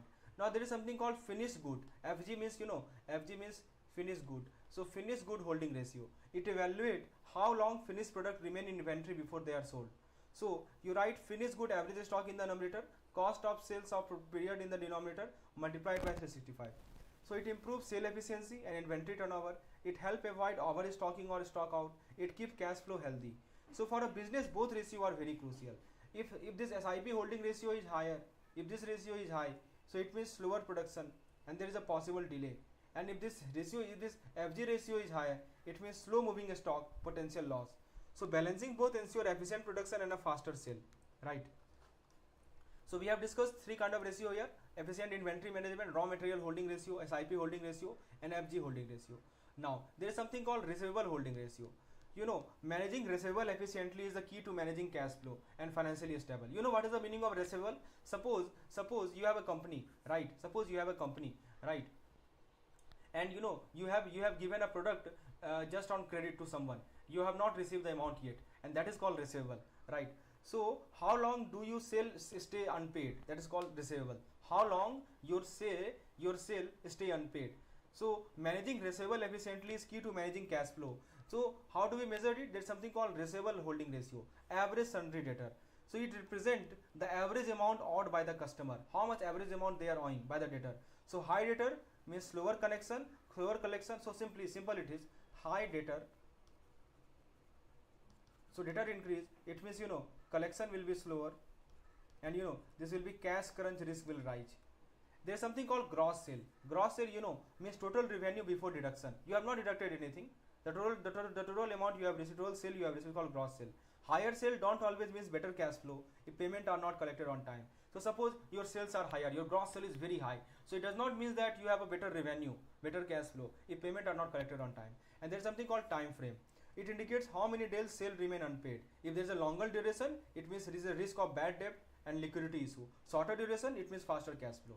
So the formula for receivable holding ratio is quite simple. You must remember the formula. You write average sundry debtor, means average level of sundry debtor in the numerator, means average amount which is owed by the by the debtor, and you write the gross sale of the period, means how much sale you have in the denominator. You multiply it by 365 to convert it into ratio. You multiply it by 365, right?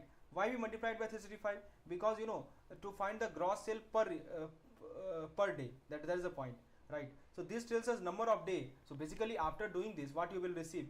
You will receive number of day. This tells us number of days, right, it takes to collect payment from the customer. How much amount they have taken, you have written in the numerator, right? And how much is the sales, that is called gross sale of the period, right? So how many number of days, it tells you the number of days it will take, right? So it just give you number of days it will take to collect a payment from the customer, right? So that is called, understanding receivable holding ratio. So a lower receivable holding ratio means faster collection and a healthier cash flow, means it takes lower number of days. And if the higher receivable ratio, it is time to improve credit policy and the follow up.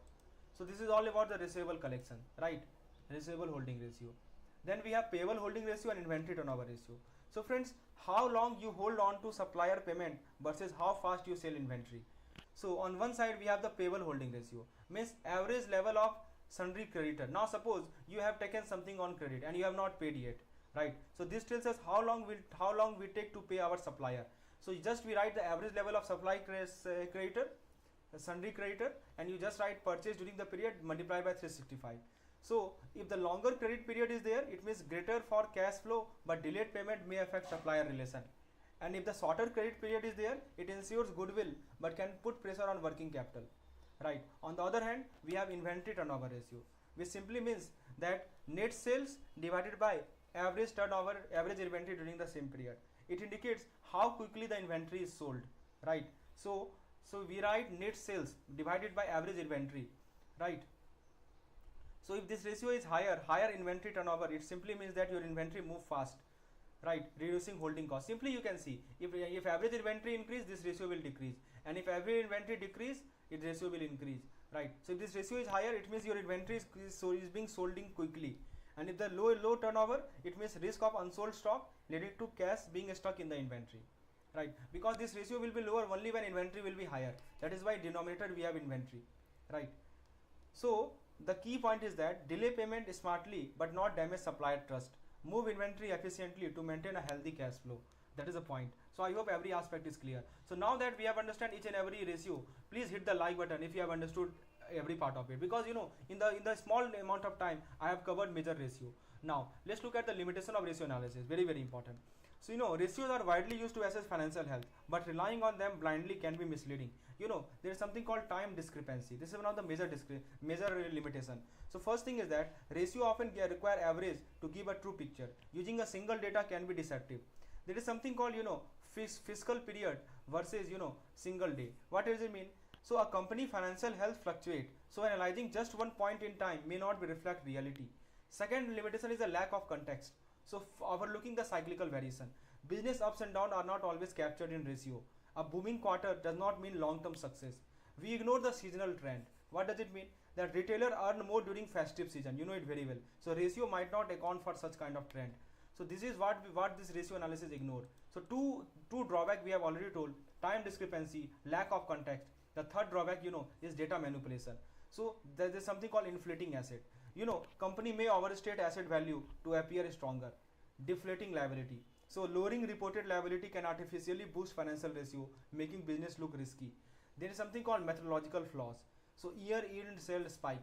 Some firms push sale at the year end just to improve their ratio. Does that really affect performance? No. Inherent ratio limitation. Ratio are just indicator, not absolute truth. They should always be analyzed alongside other financial data. So ratio help us analyze financial statement, but context is everything, right? Always look beyond the number to understand the real financial picture. So we have discussed every aspect of it, advantage, disadvantage. Now there is something called related party transaction. Money matters, but so do relationship. In business, financial transactions don't happen in isolation. They often involve related party. Who exactly are this related party? Let's break it down. The first point is control. When one entity has full control or full authority to govern policy, it holds control over the other. Think of a parent company dictating operation of its subsidiary. Second is called joint control. Sometimes control is shared under an agreement. Imagine two companies jointly owning a venture. Neither can make decision alone. Third point is called significant influence. This means an entity has the power to participate in decision even without direct control. For example, suppose a company holding 20% plus a stake. 20% plus stake in another can influence its policy. Fourth is called key management personnel. These are the strategic decision maker, like CEO, like CFO, like director, right? So their decision can save the company future. And there are some entities in the same group, so that business under common ownership or control fall here. A parent company and its subsidiary are the classic example. Then we have something called associate. What is the meaning of associate? That company that are not fully controlled but have significant influence are called associate. Joint venture, this is called collaborative entity with shared control, where two or more company work together but retain their independence. And finally we have post employment benefit plan. Not all related party are companies. Employee benefit plan set up for worker also fall in this category. Now let's look at some example of this related party. So identifying related party is very crucial, right, for transparency in financial transaction. Not all entity involved in business dealing qualify as related party. So you can see some example given here, right? So you can see customer, right? Customer and supplier, despite their regular interaction, remain independent unless influence or control is established, right? So customer or supplier is not a considered a related party. Remember it. A second point, there is something called trade union, right? Trade union, or we call it utilities, public utilities, government agencies, finance provider, right? Finance provider. So these people, right, and even common director do not automatically fall into this category unless they exert control or they hold significant influence. Unless they exert control or hold significant influence, they not a part called as related party. Similarly, joint venture, right? Similarly, joint venture are only considered related party if joint control exists. So understanding this distinction. So let's get started. So friends, think of working capital as a fuel that keeps your business engine running smoothly, and this fuel has three key ingredients. The first ingredient is called fixed asset. These are the essential tools like furniture, equipments, machine. They form the backbone of your business setup. Next we have the current asset.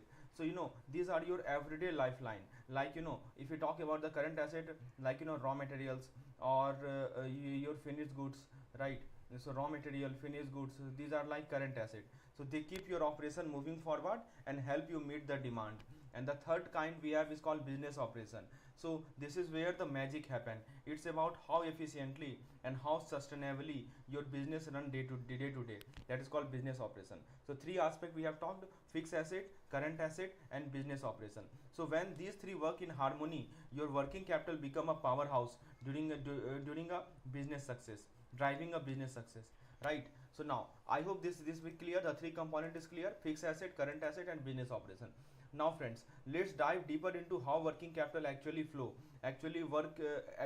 inside a business. So now let's deep dive into how this working capital cycle is called working capital cycle. So welcome to the working capital cycle. How this working capital actually flow inside a business. So imagine your business has a cycle, right? A continuous loop that keeps your operation active and thriving. So step number one, what you do? You purchase a raw material. This is the step number one. You purchase raw material. So it all begins here. With acquiring the raw material, you need to kickstart production.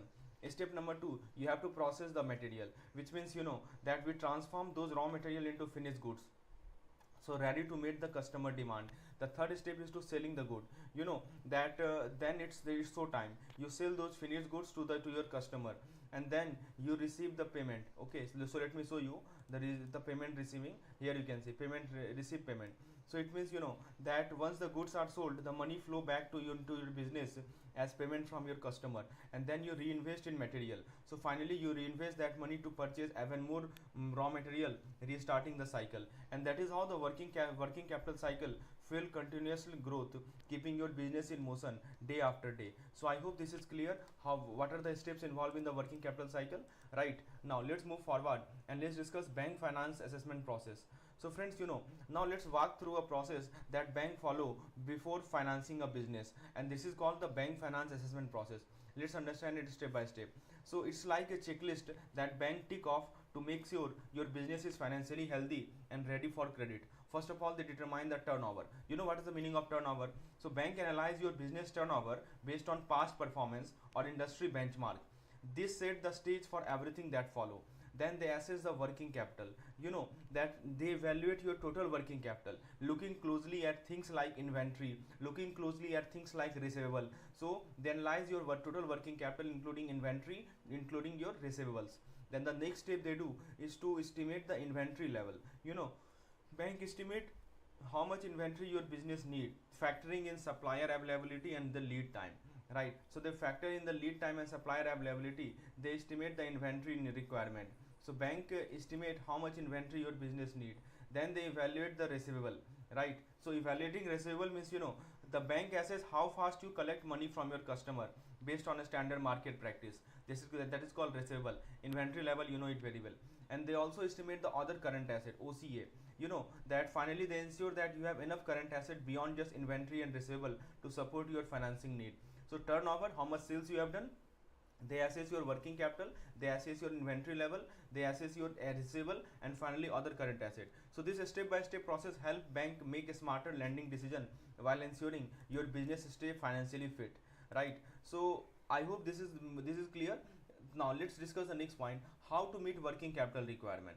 So friends, that let's now explore a key question every business face, that how do we meet the working capital requirement. Think of a working capital like fuel. I told you earlier, right? You can think of this working capital like, you can think of this like a fuel for your business engine.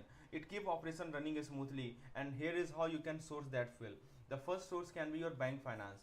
You can approach bank for loan to fill any remaining gap in your working capital. If there is any remaining gap in the working capital, you can approach your bank for loan. That is called bank finance. So this is a common route, especially when internal fund falls short. Then bank finance is one source. The second source can be the supplier credit. You know what it means? That you can leverage supplier credit. By negotiating favorable credit term with supplier, you can improve liquidity without immediate cash outflow. That is called supplier credit. What you do, that you negotiate favorable credit term with the supplier, right? You can improve liquidity without immediate cash outflow, right?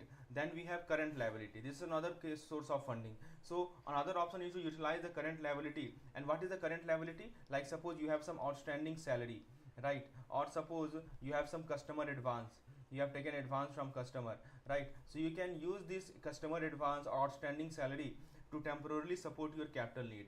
So supplier credit is one thing, current liability is another thing, and the third way is the on fund. And of course don't forget your on reserve. Using retained earning, using surplus fund from the past balance sheet can strengthen your working capital position. So in short, a small combination of these options help business stay financially agile and ready to tackle day-to-day operation effectively. So friends, if the concept is clear, please hit the like button. This will motivate me to make more such content, because everything in this chapter is very much engaging, because it helps you retain the concept for a long time, because everything has been represented pictorially, right? In book you will see it word line by line, and you have to underline what is important, what is not important. But in this case I have filtered out every not important thing and just providing what is important from examination point of view. So please hit the like button. Now let's see the next point. Now let's discuss bank finance lending method. So friends, now let's dive into how bank decide the lending method for financing working capital. So there are three methods, right? So let's discuss the three method. This is also called MPVF, maximum permissible bank finance. You will heard this word MPVF method, and maximum permissible bank finance. So there are three methods. So let's discuss each and every method. So the journey starts with choosing the right lending approach based on the business need and financial health, right? So method 1, which is basically gap based approach. So in the first method, bank expect the net working capital. Bank expect the net working capital to cover 25% of the working capital gap. See, suppose this is WCG. Suppose this is working capital gap. So bank expect that at least 25%, right? 25% of this WCG should be covered with the NWC, net working capital, right? So once this gap is identified, financing is provided accordingly, right? So here the main point is that, and net working capital is 25% of the working capital gap, right? Now you may ask me, what is working capital gap, what is WCG? So current asset minus current liability other than bank borrowing, right? This is called working capital gap. So basically this and net working capital is current asset minus current liability. So basically you have to find the WCG, and at least 1/4 of that should be covered by the NWC, That is called method MPBF number 1. So net working capital should cover 1/4 of the, and the rest portion will be financed by the bank. So on the basis of this method, we calculate the bank financing. I will provide you a separate video for the numerical portion. So first of all, understand the basic concept. Now the second method we have is the current asset approach. We have the current asset. In this case we calculate WCG, but in the second case we just look at the current asset. So what you do in method number 2 is required that bank require 25% of the current asset to be funded by the enterprise itself. So there is something called margin, right? There is something called margin, borrower margin, means something that borrower should provide. And in method number 2 say that this margin should be 1/4 or 25% of the current asset. Means the business should finance 1/4 of the current asset itself, and the rest portion will be financed by the bank, right? So this is called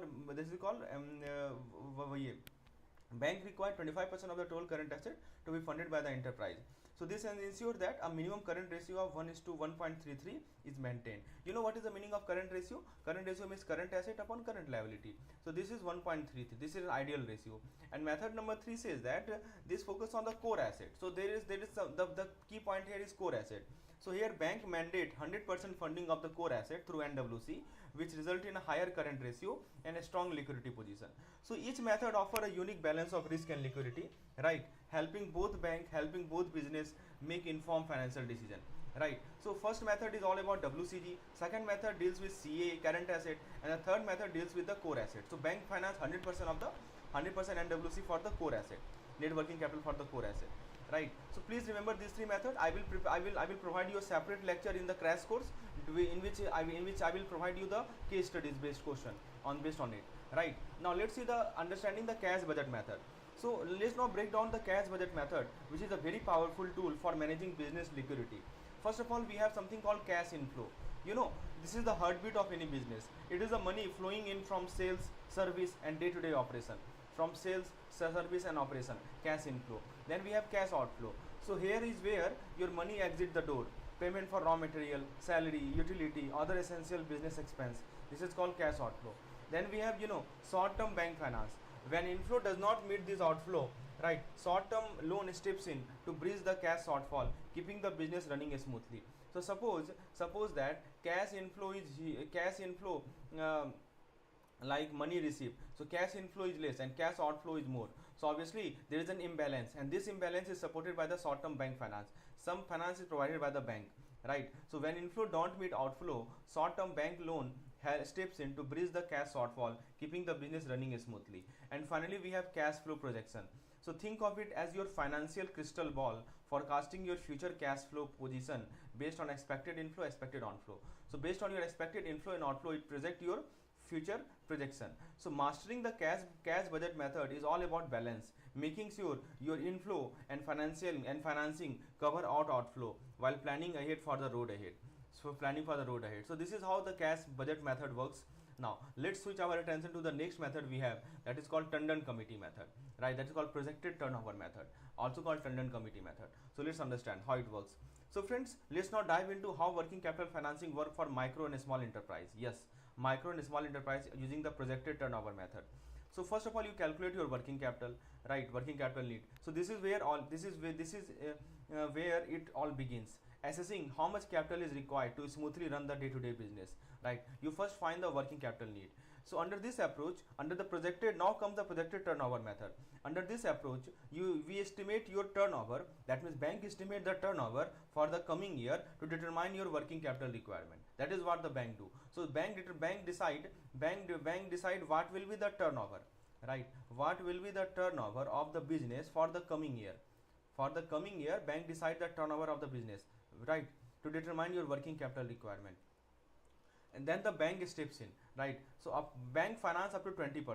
Yes, bank can fund 20% of your projected turnover to meet your working capital need, right? But the enterprise must also contribute 5%, right? So turnover, suppose it's 100 crore. So for that 20% will be financed by the bank, right? So projected turnover 20% financed by the bank and 5% is financed by the enterprise, right? Enterprise, that business has a skin in the game by committing a small portion from its own resource, and this is backed by RBI mandate for MSE. that a regulatory framework that ensures fairness and structure in lending. But here is the key question: is your working capital cycle longer than 3 months? This is the question to ask. If your working capital cycle is longer than 3 months, right? So if yes, then apply the holding norms. This means maintaining inventory or receivable for extended period will require stricter financial discipline. And if no, for shorter cycle, bank will ensure you have sufficient liquidity without tying up too much capital. So with the projected turnover method, MSE can secure the right balance of bank support and self contribution to power their growth. Right. So I hope this is clear now. So you must understand this Tandon committee method or working projected turnover method. Both means the same. Now let's look at this particular table. So friends, let's now break down the comparison of working capital assessment and credit limit between digital and non-digital business. Right. So let's understand. So first let's look at the digital business. So when we assess working capital need for digital business, they are typically pegged at 37.5%. But when it comes to actual credit limit sanctioned by bank, this figure drops to 30%. Right. So this is the credit limit sanctioned by the bank. Now shifting to non-digital business. So the assessment here is slightly lower at 31.25 right percent, reflecting a more traditional business model. However, the credit limit allocated is ever more conservative, standing at just 25%. So both digital and non-digital enterprise see a clear gap between assessed working capital need and the credit actually sanctioned. You can see this is the working capital need assessed is this much and credit sanctioning is this much for digital. For non-digital, working capital assessed is this much and credit sanctioning is this much. Right. So the key takeaway is that the digital business tend to receive a slightly better credit margin compared to non-digital business thanks to their faster cycle and their leaner operation. So this highlight how banks are cautious yet supportive, tailoring credit limit based on the business type and operational efficiency. So I hope this makes sense to you. Digital and non-digital business comparison we have just done. Right, this question may be asked. Now let's move forward and let's see which working I told you the three finance method. The first method I told you remember, was the maximum permissible bank finance method. Second method I told you cash budget method. Third method I told you projected turnover method. Now which working capital finance method should be used? So which financial method is right for your business? Let's decode the three major method simply and clearly. So first method we have is called the cash budget method. So this method is perfectly fit for business with fluctuating operations. Remember this word with fluctuating operations. So those business which have fluctuating operation, for them this cash budget method is the best. Think seasonal industry, like you can think of tourism, like you can think of agriculture, you can think of fashion retail, right? Fashion retail. So it focus on estimating future cash inflow, future cash outflow, making it ideal for business with uneven cash flow pattern. So those business which are having uneven cash flow pattern, right? Uneven cash flow pattern, for them this cash budget method work the best. Now let's look at the turnover method. For a small enterprise with limited financial record, this is the go-to method as per the RBI guideline, especially for MSME with credit need up to 5 crore. Remember that. MSME with credit limit up to 5 crore. Remember, bank assess their working capital based on projected turnover. It is simple, it is quick, and it is efficient. Right. And the third method which we have just discussed is the holding method. Right. So basically that the holding method suits business with a stable operation. It is detailed, it is precise for regular production cycle, but may not be the best choice for seasonal industry. So choosing the right method can make or break your working capital management, always aligning with the business type, season, a small scale, or stability to ensure a smooth financing operation. So I hope that makes sense to you. Now let's look at the next point, working capital assessment process. So friends, let's break down the working capital assessment. If your business is seeking up to 2 crore, the bank will assess your working capital need based on just 20% of your projected turnover. So up to 2 crore, just I told you earlier, for a small business, we apply this projected turnover method, PTM, or something I call it, it is NAYAC committee. Tandon committee is different. It is NAYAC committee. So PTM, projected turnover method. So projected turnover method, 20% of your projected turnover. It's quick, straightforward method designed mainly for a small business. For 2 crore to 10 crore, if your requirement fall between 2 to 10 crore, bank will typically apply the cash budget method. So this means your working capital is assessed based on monthly cash flow need, perfect for business with varying cash cycle. And if it is 10 crore and above, right? So when you are talking about 10 crore or more, it get a bit more structured. Here business must comply with the loan system guideline involving detailed assessment and stricter norm to ensure financial discipline. So the bigger your funding need, the more comprehensive the assessment process become. So always be prepared with the right financial data. That is the point. So this is how the working capital financial assessment is done, based on your turnover, right? Now let's look at the next point. So sales through bill of exchange, very very important. So friends, let's now explore how sales through bill of exchange actually work. So friends, first of all, first thing is that when goods are sold using a bill of exchange, the first question is the credit being provided to the buyer? The first question to ask is the credit being provided? Is the credit being provided to buyer? Right. So if no credit is provided, right, then what happen? If no credit is offered, we issue a demand bill, right? We issue a demand bill. What we do? We issue a demand bill, and the seller send it to the bank collection. Seller send it for bank collection or purchase, right? So demand bill is issued. If no credit is provided, demand bill is issued, and seller send it for bank collection or purchase. And once that is done, the bank provide an immediate credit to the seller, right? So bank provide immediate credit to the seller, giving the seller instant fund. Afterward, transport document are handed over to the buyer, and it is recorded as book debt. So remember, if there is no credit is provided, then it is recorded as demand bill.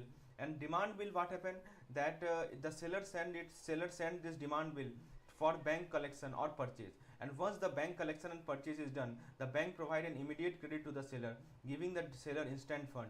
Afterward, transport document are handed over to the buyer, and it is recorded as the book debt. Remember it. And the second case, if it is but if the credit is provided, we issue a usance bill, which the purchaser accept. So it is accepted by the purchaser, right? Usance bill accepted by the purchaser. If it is then recorded in the seller book as bill receivable.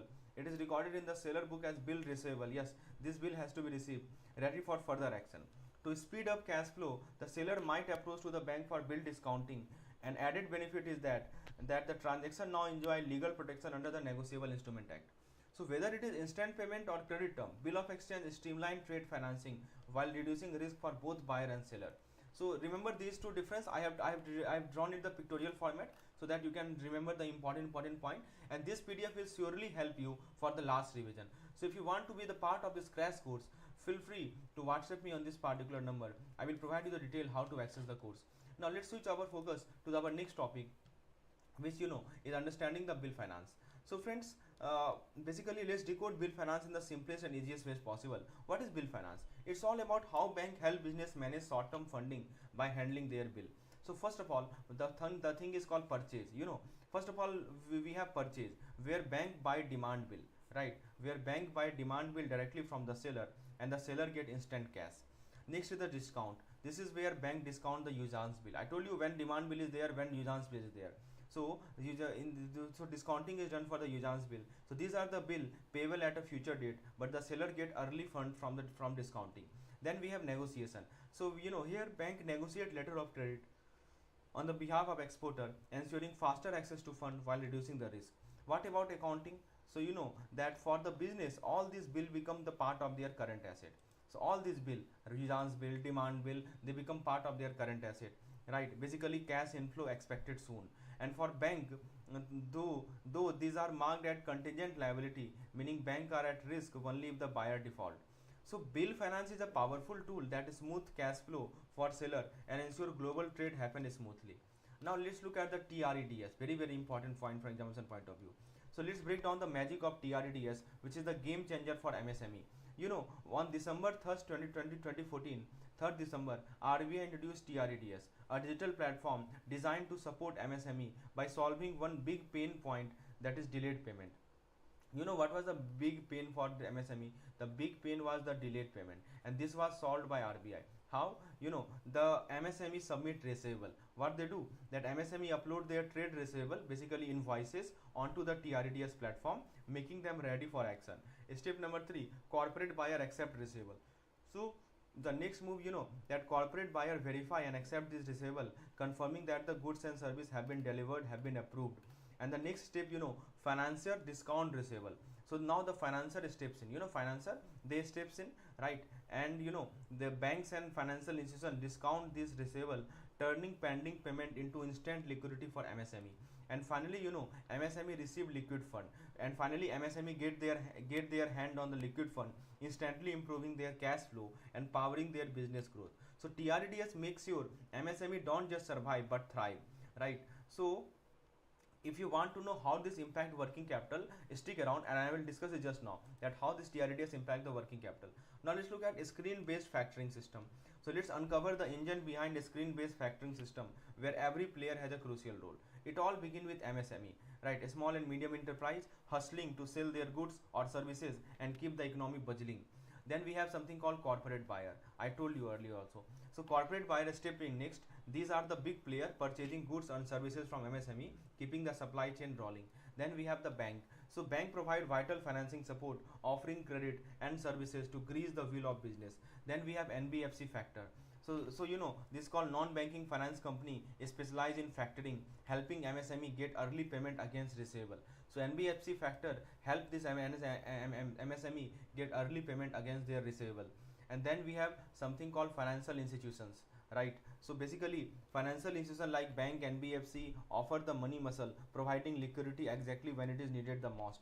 And then we have digital transaction. You know, everything happen fast, smooth, thanks to the digital transaction. Invoices and bill get processed electronically. And then we have the collaboration with the technology provider. So take partner ensure that platform is seamless and secure, right? So this is how it is done. And RBI collaboration is also there. So this is called factoring method. Step by step I told you. Now, structure of bank guarantee in India. So let's break down the structure of bank guarantee in India, where every block fit perfect to safeguard trust. The first is the government directive. You see this government directive. So at the top we have the government directive setting a standardized format and laying the groundwork for mutual agreement between all parties involved. This ensures that there is no room for ambiguity. The third is the bank rule. You know, see, this is the pivotal bank rule where bank clearly mention who the beneficiary is and the exact purpose of the guarantee. This defines the core commitment in black and white. And finally we have the beneficiary requirement, means where the beneficiary verify the guarantee authenticity with the issuing bank, ensuring complete confidence and trust the transaction. And there you have it, a clear robust structure where every player know their part in ensuring secure credible bank guarantee in India, right? So this is how the bank guarantee, government directive, bank role, and you know, beneficiary requirement, every stakeholder are there. Now let's look at the bank guarantee process for DGS&D contract, very important. So let's walk through the step by step bank guarantee process for DGS&D contract. So first the bank steps in and issue a guarantee specifically for DGS&D contract. So this is the starting point, ensuring the contract is backed by a financial promise. Now the bank offer, you know, bank provide officer detail for verification purpose. That this add a layer of accountability and transparency to the process. Then you know, let me zoom a little bit. Then you know, authenticity confirmation. So you know, the beneficiary then verify the guarantee authenticity directly with the issuing bank. This step help ensure that there is no room for fraud, no room for error. Then we have initial validity. So the guarantee usually comes with an initial validity period, typically 6 months. So initial validity period is 6 months, right, beyond the actual delivery period. So this ensures that obligations are covered even after project completion. Then we have automatic extension. You know, to further safeguard both parties, there is an automatic extension clause that kicks in, preventing complication from unexpected delays. And then we have tender condition. The guarantee also ties in with the tender condition, making sure that any extension requests are only processed with mutual consent. And finally, we have non-judicial stamp, right? So all documents are issued on non-judicial stamp paper, making them legally binding and enforceable. So this is how a DGS&D bank guarantee works behind the scene, systematic, secure, compliant at every step, right? So this is how it works. Now let's switch our attention to the component of bank guarantee in brokerage. So friends, you know, let's break down the essential component of bank guarantee in the world of brokerage, a key mechanism behind secure and smooth financial transaction. First of all, security deposit. These deposits act like a substitute for cash or other asset when broker enter into transaction, keeping liquidity intact. Then we have margin requirement. We have you know, a broker must meet a minimum financial threshold, typically a 50% margin, right? Typically a 50% margin is required, and at least 25% of this must be maintained in the cash. This ensures that brokers stay financially sound during their trades. Then we have exchange regulation. So you know, rules laid down by market platform like NCDEX, MCX, designed to maintain transparency and order in the market. Then we have applicant evaluation. Bank also carry out an applicant evaluation. This is where they assess the broker profile and a specific requirement before issuing a guarantee. And then we have something called safeguard. You know, safeguard are then put in place to protect the bank and the market from the potential financial risk. a vital step in the whole process. And finally, we have the exposure limit. So basically these are caps packed placed on how much financial risk a bank can take while supporting brokerage option.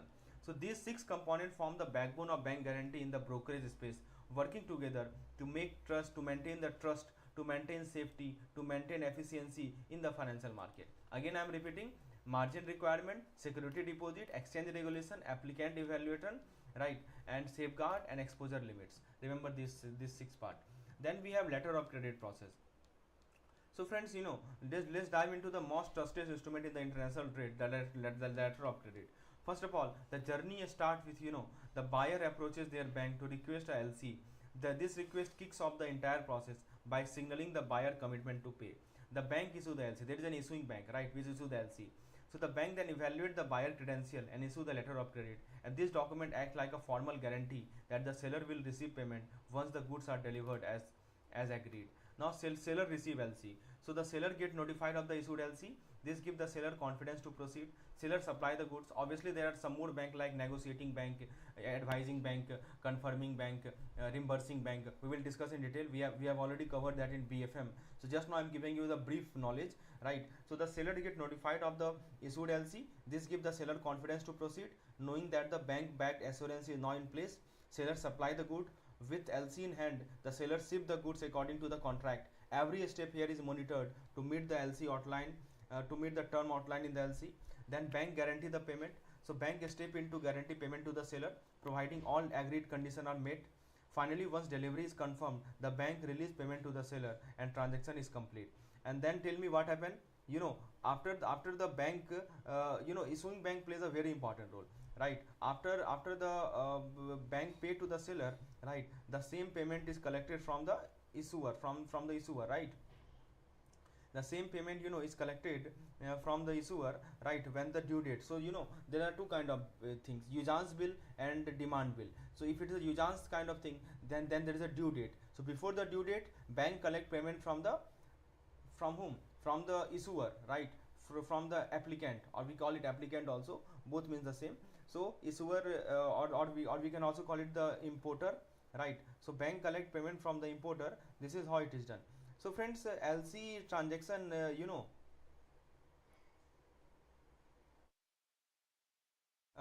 is a separate chapter in your BFM book regarding this LC transaction.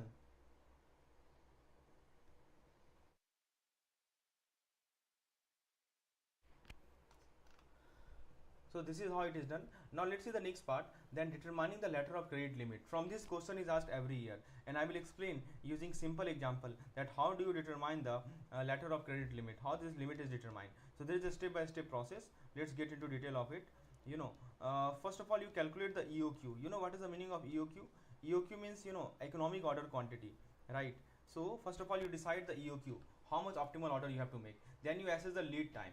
So lead time, the time it takes to receive the goods is called the lead time. How much time it will take to receive the goods, this is called the lead time. And then after that, you evaluate the transit limit, means how much time it will take transportation duration.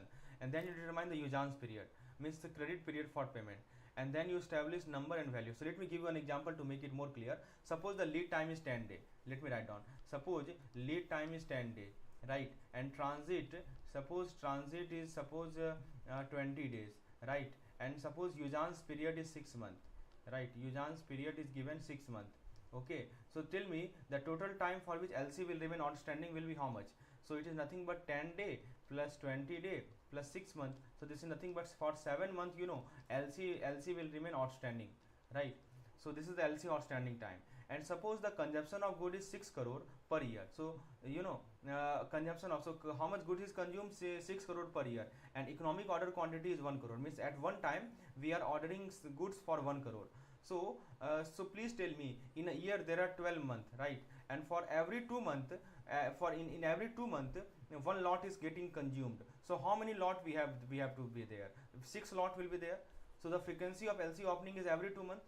Why? Because consumption, you see the consumption, it is 6 crore per year, means in one year 6 crore of the goods get consumed. 6 crore worth 6 crore of the goods get consumed.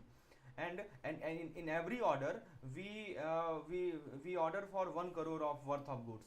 So in a year we have to order 6 times, and in a year, you know, there are 12 months are there, so every 2 month we have to order one time, so frequency of ordering is 2 month. It means at any point of time, how many LC will be outstanding? So tell me, how many LC will be outstanding? You see, it takes 7 months. LC total outstanding LC will remain outstanding in 7 months, right? So at any given point of time, just divide this 7 by 2, so it almost 3.5. At any given point of time, you know, rounding off, it will be 4, right? 4 crore. So at any given point of time, there will be 4 LC outstanding, and as the amount of each LC is 1 crore, right? Because you know, amount EOQ is given 1 crore, means it in every order we are just ordering 1 crore. So just multiply number of LC outstanding with 1. This will give you the LC limit, right? This will give you the LC limit. So let me summarize the process. What you have to do, you have to add the lead time, you have to add the transit time, and then you have to add the Ujans period, right? Ujans period. So this will give you the total time. Suppose it is T, right? Then what you have to do, you have to see the consumption, right? What is the consumption of goods per year, right? So this consumption of goods, suppose it is C, right? So this consumption of goods, based on this you have to decide what is the frequency of opening LC, right? And you have to decide that how number of LC outstanding. You have to decide how many LC will remain outstanding at any given point of time. How to determine that a number of LC outstanding? So what you will do to decide that this T, right, to decide how many LC will outstanding at a given point of time. So this T you have to keep in the numerator, and you have to divide that T by, you know, the frequency of opening LC. So T divided by frequency of LC opening. So this will give you number of LC outstanding at a given point of time. How to get this frequency of LC opening? So you have to see the consumption, right? So what you do, you just divide 12 by the consumption, right? So this will give you the frequency of LC opening. So suppose consumption is 6 crore per year, and 12 months are there in a year, you know. So a number of frequency of opening LC is every 2 months, right? So every 2 months, and economic order quantity is also, you have to see 1 crore, right? So 6 crore is total we are ordering. 1 crore is one time ordering. So you know, number of order will be how much? 6 times. The number of order will be 6 times, right? So number of order divided by basically number of order, just write like this. So once you know the frequency, you just put in here get number of LC outstanding, and multiply the number of LC outstanding. With what? Multiply the number of LC outstanding with EOQ, economic order quantity. This will give you the LC limit. So question will be asked you to calculate the LC limit. So this is the process. So let me again tell you what are the process. What you have to do. First of all, you calculate the T. From T you get number of LC outstanding, and you have to also calculate the frequency of LC. So frequency of LC, once you know, then you can get the number of LC outstanding, and once you know the number of LC outstanding, you can calculate the LC by multiplying it by EOQ, right? So don't remember the formula, rather go through the basics thing which I have just discussed now. So I hope this will help you understand the concept. Now let's switch our focus and let's see the factoring transaction. Factoring, how it works, how it happened in India. So friends, you know, in this slide, factoring is a powerful tool for business to improve cash flow by selling their receivable to a factor, right? By selling their receivable, so you know, they sell their receivable to the factor, right? So it all started with the business receivable, the payment due from customer. Receivable means, you know, receivable means the payment which is due from the customer. So it all started with the business receivable. So business can sell the receivable as factor to a factor, unlocking immediate cash. Now comes a crucial decision: with or without recourse. Here you can see, with recourse or without recourse. So with recourse means what? The business remain accountable, business remain liable if the customer does not pay. And without recourse means what? The factor bear the risk, which is ideal for business wanting complete risk transfer. So without recourse, factor bear the risk, and with recourse means the business become liable if customer don't pay, right? So suppose the bank is involved. The next step is to determine the upfront payment, right? So what will be the upfront payment amount? So with recourse, who is liable? Business is liable. Without recourse, factor bear the risk. And now if the bank is involved, the next step is determining an upfront payment, means how much the business receive immediately. Upfront payment means how much the business will receive immediately. Then we have export factoring. You know, for export factoring, a key player enter, which is the AD category 1 bank, right? So these banks facilitate non-recourse export factoring. That means what is the meaning of non-recourse? That factor bear the risk, right? Complete risk transfer. So these banks facilitate non-recourse export for factoring, ensuring a smoother in international trade transaction. But there is a checkpoint. Are all these conditions met? Are all these conditions met? If yes, then the process must move forward with coordination between bank and factor. And if not, then review. Finally, a report is filed in EDPMS, Export Data Processing System. So basically, factoring help business manage cash flow, reduce credit risk, and streamline the operation. This is how the factoring help. Now the next point we have forfeiting and rupee denominated trade credit process. So let's talk about the forfeiting. Using this diagram, you can understand it easily. If you want instant cash for your export receivable, then enter forfeiting. So this structured process help exporter receive upfront payment by selling their trade receivable. So they sell their trade receivable to receive an upfront payment. So first of all, exporter issue a bill. You see. So the exporter create a bill of exchange or promissory note, ensuring the buyer commit to payment at a later date. Then what happen? Then the financer discount the bill, which means that instead of waiting, the exporter sell this bill to financer at a discount, right? Getting immediate cash, no more cash flow worry.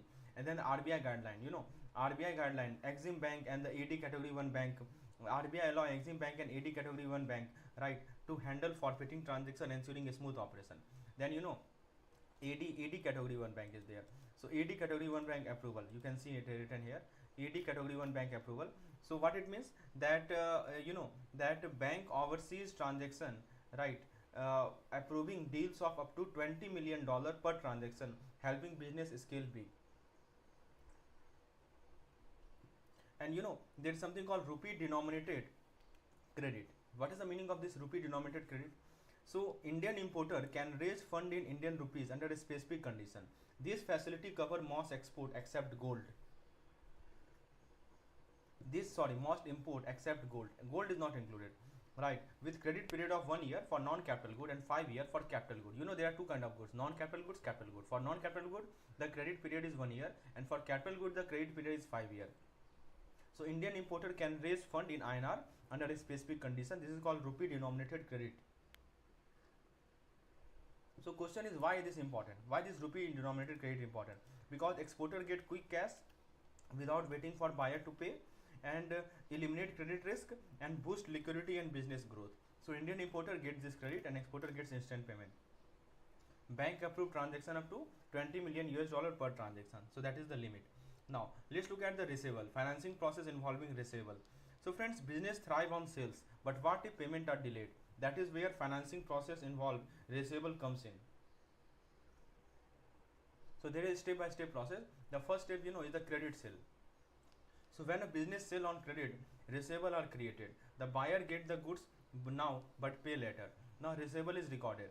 So these receivable are documented in the book as asset, waiting to be collected. Remember always that receivable are recorded in the book as asset, that it is means waiting to be collected. Bank assessment. So bank assess the business financial health by evaluating its drawing power. That is called DP. DP means drawing power. Drawing power means how much credit it can get, how much credit the bank can get. That is called drawing power. After deducting the margin, yes, margin is always deducted while calculating the drawing power, means the borrower contribution. You just have to deduct that. That is called drawing power. Then to get immediate payment, a demand bill is issued. This is a formal request for the buyer to pay now. And the bank steps in, right, buying the demand bill and crediting the seller instantly. So this helps the business maintain cash flow, right? And then instead of immediate payment, a usance bill is issued, allowing extended credit term for the buyer. And if the seller need a cash before the bill due date, then bank discount it, providing immediate finance while deducting interest. So converting receivable into immediate cash, this is the first benefit, reducing financial strain on business and keeping the economy moving smoothly. So these are the three benefits of the receivable. Now let's talk about understanding bill transaction in finance. So friends, ever wondered how business manage their bill in finance? So whether it is buying, selling or treating them as asset, let's break it down in the simple term. So friends, first of all things is purchase of bill. So bank or financial institution buy demand bill from business. This means a business get immediate cash instead of waiting for payment from the customer. So this is one case, that immediate purchase, right? So this means the business get immediate cash instead of waiting for payment from the customer. So bank purchase the demand bill. Second thing, bank discount. So suppose if what if the business has usance bill? So this work based when a business has usance bill, means a bill payable at a later date. In the case of usance bill, so suppose the business has a usance bill but need cash immediately, so the bank discount it, providing instant money after deducting interest. The third is called negotiation. So when international trade is involved, bill are often negotiated under letter of credit. So this ensures secure transaction between buyer and seller across border. And finally we have asset treatment. So in the end, business record bill properly in their financial statement, ensuring transparency in cash flow and profitability. This is important because it ensures steady cash flow, it reduces payment risk, and it helps in managing working capital efficiently. When should a business be offered a working capital term loan? Well, it usually comes down to two key situations. The first is when enterprise face liquidity needs, right? In simple word, when they need a smooth cash flow to keep daily operation running smoothly, right? So that is the liquidity need. Liquidity need means when they need smooth cash flow, means the enterprise need smooth cash flow to keep daily operation running effortlessly. That is when a WCTL is ideal. Second, during financial struggle, right? When a business is finding it tough to manage its net working capital, this loan act like a financial cushion. So two condition I have told you, that when should a business be offered a working capital term loan. The first is liquidity need. Whenever enterprise face liquidity need, that means when they need a smooth cash flow to keep daily operation running effortlessly, or when during financial struggle, which means when the business is finding it tough to manage its net working capital. So but that is not at all. Let's compare term loan and working capital loan, two critical tool in strategic financial planning. So in the next slide we will see what is the difference between term loan and working capital loan. In the left side you will see term loan, in the right side you will see working capital loan. So friends, on one hand, term loan are your go for a structured repayment schedule, long-term financial planning, and acquiring fixed asset like machinery or property. So this is how term loan is provided, for which so you have a structured repayment schedule. It is basically for long-term planning, and here you acquire fixed asset, acquiring fixed asset like machinery or property. On the other hand, if we talk about the working capital loan, it brings on-demand repayment. It has short-term flexibility, and it has the power to sustain current asset like inventory or receivable. It has the power to sustain current asset like inventory or receivable. So these are called current asset, right? So these are working capital loan. So working capital loan, on demand repayment, short term flexibility, it is for short term, remember, and it has a power to sustain current asset like inventory or receivable. So the next time you advise a business, make sure you match the loan type to their specific need, be it long term growth or short term survival. If it is a long term growth, term loan is basically needful, and if it is short term growth, then working capital loan is basically. And there is a special kind of working capital loan which we call working capital term loan, which is called WCTL, and it is provided during liquidity needs, right? It is provided during liquidity needs, which means ensure enterprise liquidity for a smooth operation, and you should provide WCTL when enterprise struggle with net working capital, right? So these are the three kinds of loan which are provided: term loan, working capital loan, and working capital term loan. Now let's move forward and let's see understanding loan repayment structure. So friends, let's talk about something crucial in the world of lending, that is called loan repayment structure. So when structuring a loan, understanding how repayment will happen is the key. So let's break it down into simple terms. First of all, we have something called DSCR. What is DSCR? DSCR is called debt service coverage ratio. So friends, you know that this is the vital metric that tells us if a business can comfortably pay back a term loan. Think of it like financial health check. So you can think of it like financial health check, right? So DSCR, what is DSCR? Basically this is a metric that tells us if a business can comfortably pay back a term loan. If the business can comfortably pay back a term loan, its DSCR will be good, right? This is a very key metric. I will tell you the formula to calculate DSCR short a while. Just wait for a few minutes. I will tell you.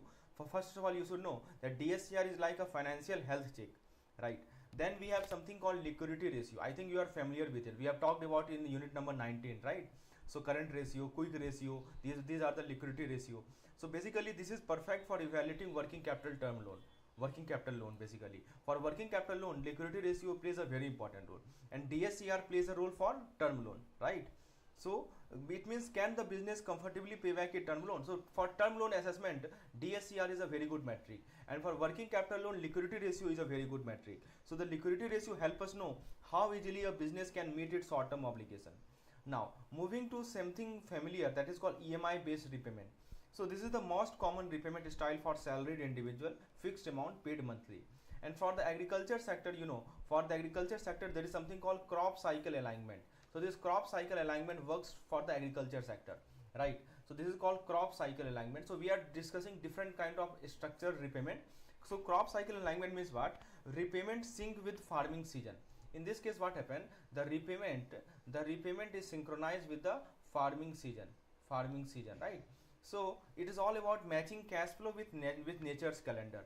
And then we have something called installment payment. So basically this is widely used by industrial enterprise, breaking the total loan into regular small payment. And then we have bullet repayment, which means this is a one shot lump sum payment at the end of the loan term, often used for short term financial need. So these are the different kinds of financial structure. So whether it is a business loan, personal loan, sector specific financing, picking the right repayment structure makes all the difference. So we have discussed all the kinds of repayment structure: bullet repayment, installment repayment, crop cycle alignment, EMI based repayment, liquidity ratio, debt service coverage ratio. These are the different kinds of repayment structure we have. Now let's move forward and let's see the next concept we have. Whenever a bank or lender looks at a project proposal for a term loan, whenever a bank or whenever a lender look at a project proposal for term loan, they don't just glance at the number, they go deep. Let's explore how professionals evaluate project proposal step by step. First of all, we start with the legal compliance. The first thing to note is the legal compliance. That with making sure that the proposal align with all the regulatory guideline and banking risk policy. So it means that your proposal, it should align with all the regulatory guidelines. So proposal should align with all the regulatory guideline and banking risk policy. So no shortcuts here. This is called legal compliance. Second is something called management capability, which means are the people running the show competent enough? Their experience and leadership skill matter. So when I talk about management capability, it means are the people running the show competent enough? That means their experience, their leadership skill matter. Then comes technical soundness, which means is the project technically feasible? Does it have the right foundation to stay tall? And finally we have market feasibility, which means it also plays a big role, which means will this project actually succeed in the market? Is there a demand of it? This is where the bank look at the business potential. But that is not all. Bank also assign the borrower credibility. Bank also assess the borrower credibility before lending a single rupee. Let's dive into that funnel. So let's talk about establishing borrower credibility. So first of all, we have character evaluation. Character evaluation means what? Is the borrower trustworthy? Is the borrower reliable? Integrity is the key. So here the keyword is the integrity, right? Integrity is the key. Is the borrower trustworthy? Is he reliable? So integrity is the key. Then we have capacity assessment. Capacity assessment means what? Can the borrower actually repay the loan? That means is he able to repay the loan? Can the borrower actually repay the loan? Their financial health is reviewed. This is called capacity assessment. Then we have capital verification. Means what in their wallet? Do they have enough financial backing? That is called capital verification. Then we have collateral review. Means what asset can they place to secure the loan? So review the asset that they can secure the loan. And finally we have condition analysis. Means finally bank look at the loan terms and environment around it. Is this the right time? Are external factor favorable? So only when all these boxes are checked does a project move ahead. So character evaluation, capacity assessment means can the borrower actually repay the loan? Capital verification means what is in their wallet, and collateral review, which means what asset can they place to secure the loan. Condition analysis. So that is how bank balance risk and reward. right? So I hope that makes sense to you, how to establish borrower credibility. So these are like, you know, check mark. So once the bank is concerned about all this, once bank feel that yes, all this check box have been ticked, then only they give the loan, right? Now let's look at how to evaluate the project comprehensively. So friends, when it's come to evaluating a project thoroughly, bank don't just look at a single factor. They take a 360-degree approach. So what they take? They take a 360-degree approach. What is the meaning of this so-called 360-degree approach? See, so how do they evaluate a project comprehensively? Let's break it down. First, they do the environmental appraisal, which means this check how the project impacted surrounding. Is it eco-friendly? Is it following environmental regulation? It's all about balancing development with sustainability. Then we have, moving on, there is something called economic appraisal. What is the meaning of economic appraisal? You know that this look at the broader economic condition and check how resilient the industry is. It check the resilience of the industry, right? It check how resilient the industry is. Is the economy supportive of this venture? Will it survive market fluctuation? So this is called economic appraisal. Finally, we have technical appraisal. You know what is the meaning of technical appraisal? See, technical appraisal means where the nuts and bolts are examined. Does the project have the right technology, right infrastructure, and the resources to make it work? Together, these four and market appraisal, I think we have left. Yes, market appraisal is also there. So here, bank analyze demand and supply dynamic. Right. In market appraisal, bank analyze the demand and supply dynamic. Is the market ready for the project? Will it be viable in the long run? So these are the different kind of appraisal. In what we do in environmental appraisal, it is eco-friendly. What we do in market appraisal is we analyze the demand and supply dynamic. What we do in economic appraisal, that you know, that it look at the broader economic condition and check how resilient the industry is. Is the economy supportive of this venture? Will it survive market fluctuation? And technical appraisal is all about the nut bolts. That is how together these four appraisal help bank make a smart informed lending decision, and that is how the big picture is created before any fund are disbursed. So these are the four methods. Now let's look at understanding break-even analysis. Very important. From this numerical is always asked. So let's simplify one of the most powerful tool in business, that is called break-even analysis. So what exactly help a business figure out when it start making real profit? Let's break it down step by step. The first thing we have is called fixed cost, right? The first thing is called, the fixed cost. You know what it means? That these are the expenses that never change, no matter how much you produce. So you can think of the rent, you can think of the salaries, right? You can think of the insurance, right? So this rent, this salary, this insurance, right? They stay constant whether you make 1 unit or you make 1000 unit. So whether you make 1 unit or whether you make 1000 unit, these factor like rent, salary and insurance, they stay constant. Then the second thing is we have is the variable cost. What is the meaning of variable cost? So these changes based on how much you produce. More production means more raw material and utilities. In short, costs that move with the production line are called variable cost. So first we have fixed cost, second we have variable cost, and third we have the total cost. Total cost is the simple math, you know, add up all your fixed and variable cost and boom, you have your total cost. Now contribution. What is the meaning of contribution? Let's understand. What is the meaning of contribution? So this is where profit start peeking through. Contribution is your sales price minus the variable cost. Try to understand this picture. So you know, suppose this is your entire sales. This is your entire sales, right? And you know, sales, some part of the sales is contributed by the variable cost. So this portion is your VC, that is called variable cost. And the left amount is called contribution.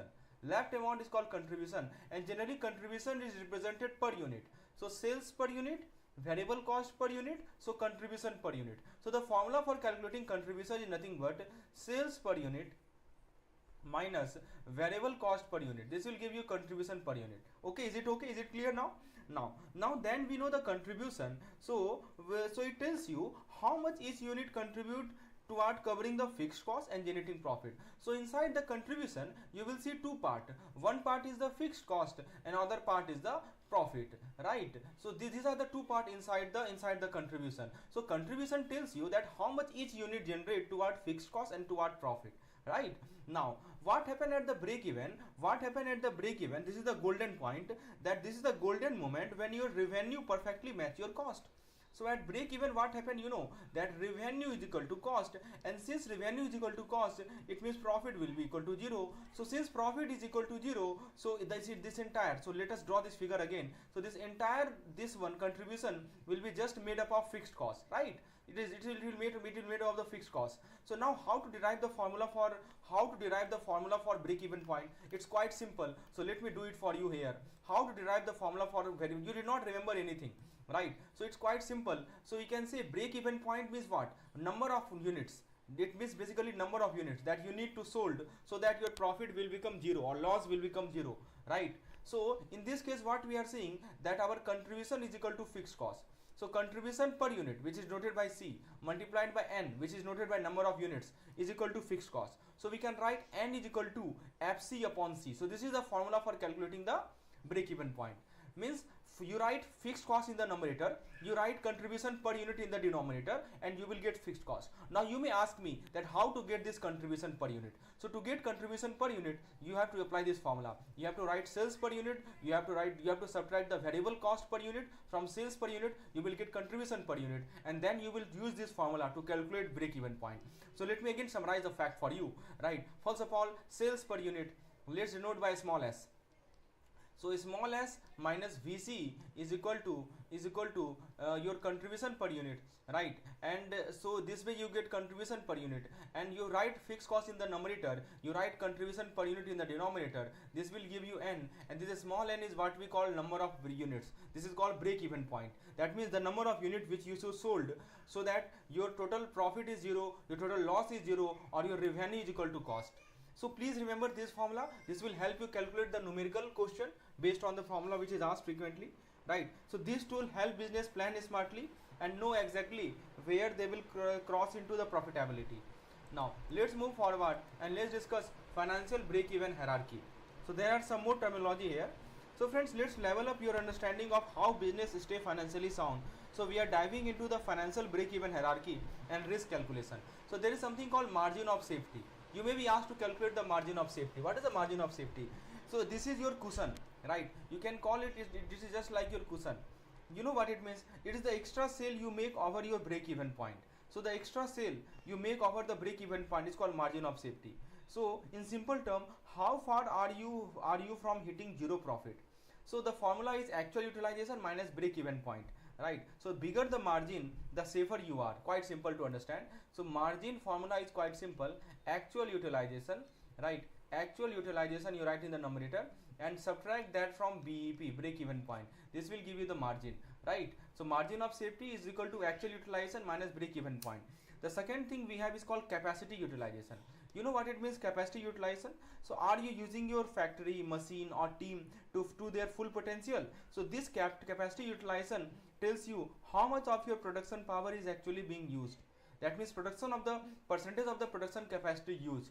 That are you using your factory, machine or team to their full potential? So this is gauged by capacity utilization. So suppose someone asked you to calculate margin of safety. How will you calculate it? So you first of all see what is the break even point. You see the number of units which we have to produce to get the break even point, and basically this the sales we are talking about, and actual utilization and minus break even point. This gives you, so access actual sale over break even sale. This is the formula. So you calculate the actual sale, you get the break even sale, and just subtract both of them, you will get the margin of safety. Similarly, capacity utilization is there. Now what about the break even point? You know, the magic number where your revenue is equal to your cost. I told you early, the bad break even point, what happened, that your revenue is equal to cost. So no gain, no loss, just even ground. And remember, this is found by adding your fixed cost to your contribution per unit. No, sorry, dividing. So I told you early that you divide the fixed cost by contribution per unit. This will give you the break even point. And now the last point is contribution per unit. How to get the contribution per unit? Already I told you that you subtract revenue and variable cost. This will give you contribution per unit, right? So every time you sell one product, how much is left after covering variable cost? That is called contribution per unit. That is your contribution toward covering the big fixed bill. And fixed cost, you know, these are your non-negotiable costs like rent and salary that stay steady no matter how much you produce. And here is where things get interesting. Let's talk about risk factor. So here is the risk categorization by percentage. This is very important. So suppose you have calculated the break even point. Now what does it tells us? So what does the percentage tells us? So depending on how far you are from your break even point, your risk change. So suppose it is 50%. So break even point is 50%. It means very healthy, means smooth sailing. You are financially stable and carrying low risk. If it is 65%, it means again low risk, right? You are doing fine with only minor financial concern. And suppose now it is 70%, right? So it means medium risk. 70% means medium risk, which means things are getting tighter, right? The time to be cautious. If it is break even point is 85%, it means red flag are waving, you are close to danger zone, high cautious needed. And if it is 100%, it simply means that you are at the critical point, extreme caution is a must to avoid financial trouble. So always aim to stay on the green side of the chart to keep your business safe, right, and growing. So I hope that makes every concept clear, right? So that is how we will do it. Now let's look at the next point, financial ratio sequence. This is very important thing which we are going to discuss now. So friends, let's navigate the financial roadmap step by step. Imagine you are about to take a journey to assess your business or project financial health, especially when dealing with loans and repayment. So here is your guide. First of all, you identify the break even point. First thing to do is to identify the break even point. Means this is your first checkpoint. Determine at what sales level your business neither make a profit or not a loss, just a stable ground. This is very crucial for financial stability. Then you determine the moratorium period. You know that think of this as a breathing space. It is a period beyond before you actually start repaying your loan, right? Obviously some moratorium period is provided. It is a period before you start actually repaying your loan. Understanding the moratorium period gives you time to prepare the cash flow. Then you calculate the DSCR, debt service coverage ratio. Basically, you know, here you assess your ability to service debt using your cash flow. So how much able you are to service your debt using your cash flow, this is assessed by DSCR, right? So the higher your DSCR, the safer you are in covering debt payment, the safely, because you know your cash flow is self sufficient to cover the debt, and the higher the DSCR, the more safer you are in covering the debt payment. Then you calculate GDSCR. See, one thing is GSCR and you just add G before it, that means gross DSCR. So what it means, that this step zooms out to evaluate the total debt servicing ability, covering all your loan obligation, not just a specific one. It is a broader view. And then you calculate net DSCR, which is called NDSCR. Now we go deeper, right? So calculate how well your net cash flow can cover loan installment and interest payment across the time. And let me tell you the formula to calculate the net DSCR. You write total cash accrual in the numerator. So you write total cash accrual in the numerator, and you add, you know, interest on all term loan. You add interest on all term loan. Interest has also to be added, and you divide that by, you right, and you divide that by so total cash accrual plus interest on term loan over the year, divide that by total term loan installment, total installment you are paying, plus interest on term loan. So interest is added on the both the side. You see, interest is added here also, it is added here also. In the numerator we write cash accrual, in the denominator we write installment, right? So obviously if this portion is higher, means you are capable enough to pay your installment and interest using your cash accrual, right? So this portion is common, interest is common, so interest has been added on the both the side. So interest on all the term loan over the year, and denominator also interest on all the term over the year, but in the numerator we have total cash accrual, in the denominator we have installment. So this ratio is called NDSCR, net debt service coverage ratio, right? So basically it calculates how well your net cash flow can cover loan installment. So this ratio is a key signal to lender about your repayment capacity. Yes, so they will see your total cash accrual and they will see your total installment you have to pay, and on the basis of this ratio they decide your repayment capability, and they calculate the average GDSCR. So lastly they average it out. By calculating the average GDSCR over the year, you smooth out the peaks and valley to see the bigger financial picture. So but we are not done yet. Let's move to the biggest funnel. So I hope this step is clear. How do they assess the lender capacity? Now let's look at the next point, which is understanding IRR. You know what is IRR? So let's break down how investors make a smart decision. First of all, you calculate the future cash flow. Estimate what financial return you expect from this project or investment. what it will bring in the future. You calculate the net present value, NPV. So calculate the present value of all those future cash flows. So suppose you have invested. So let's try to understand what is happening here. Suppose you have invested 10,000 rupees in a project. Just suppose 1 lakh rupees, and suppose you are getting 10,000 over next 5 years. So these are the future cash flow which you are receiving, which you are expected to receive. Then you calculate their NPV. What is the net present value of these future cash flow in today's date? And you calculate it by discounting. You know the discounting factor is there, 1 upon 1 plus r whole to the power n. By using this discounting factor, you calculate their present value and you add all of them to get the net present value, right? And then after calculating NPV, you identify the IRR. What is the meaning of IRR? IRR is called internal rate of return. This is called internal rate of return. So what is the definition of IRR? Means this is the golden number. Why it is called the golden number? Because the discount rate where NPV is equal to 0. So we equate the NPV to 0. First of all, you see the future cash flow, then you calculate the NPV, you equate NPV to 0. The corresponding discount rate is called IRR, right? So the higher the IRR, the more attractive the project is. And finally, the step number 4 is to assess the investor interest. Means finally gauge if the investor are on board. Their interest is often based on whether the IRR beats their expectation.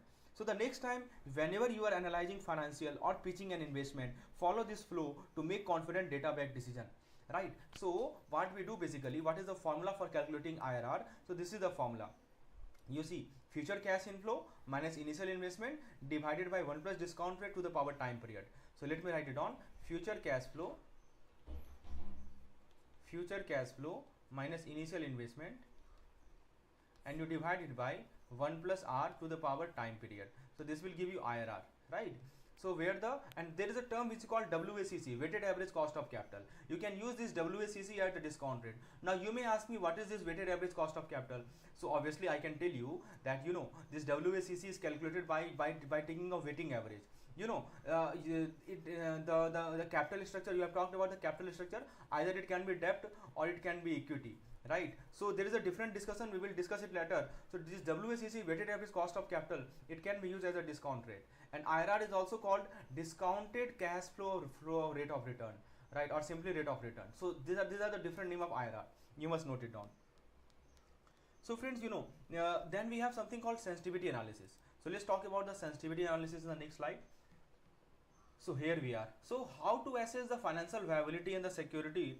How do you truly assess the financial viability and security of a loan proposal? So step number 1, you conduct the sensitivity analysis. There are 3 steps. We will discuss step by step. So start by stress testing your proposal. What you do, you stress test. I think you are familiar with this term, stress test. Basically, we evaluate how key financial metric hold up under tough condition. So what we do, imagine running 4 separate what if scenario.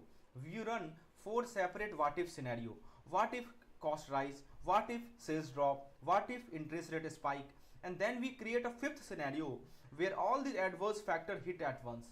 So the 5th scenario we create when all these adverse factor, just now we are talking about the adverse factor, rising cost, rising interest rate, or interest rate spike, sales drop. So fifth case where we consider when all these adverse factor hit at once. This is the 5th case, hit at once, right? So basically, if the proposal still stands strong and the financial indicators stay healthy, we can confidently say yes, the project is viable, right? I'm again repeating. How do you conduct sensitivity analysis? So we imagine running 4 separate what if scenario. What if cost rise? What if sales drop? What if interest rate spike? And then we create a fifth what if scenario. Then we create a 5th scenario where all these adverse factors hit at once. Means sales is also dropping, cost is also rising, and profit is also decreasing. So all the factors have been happening at the same time, and we check whether our project still stands strong.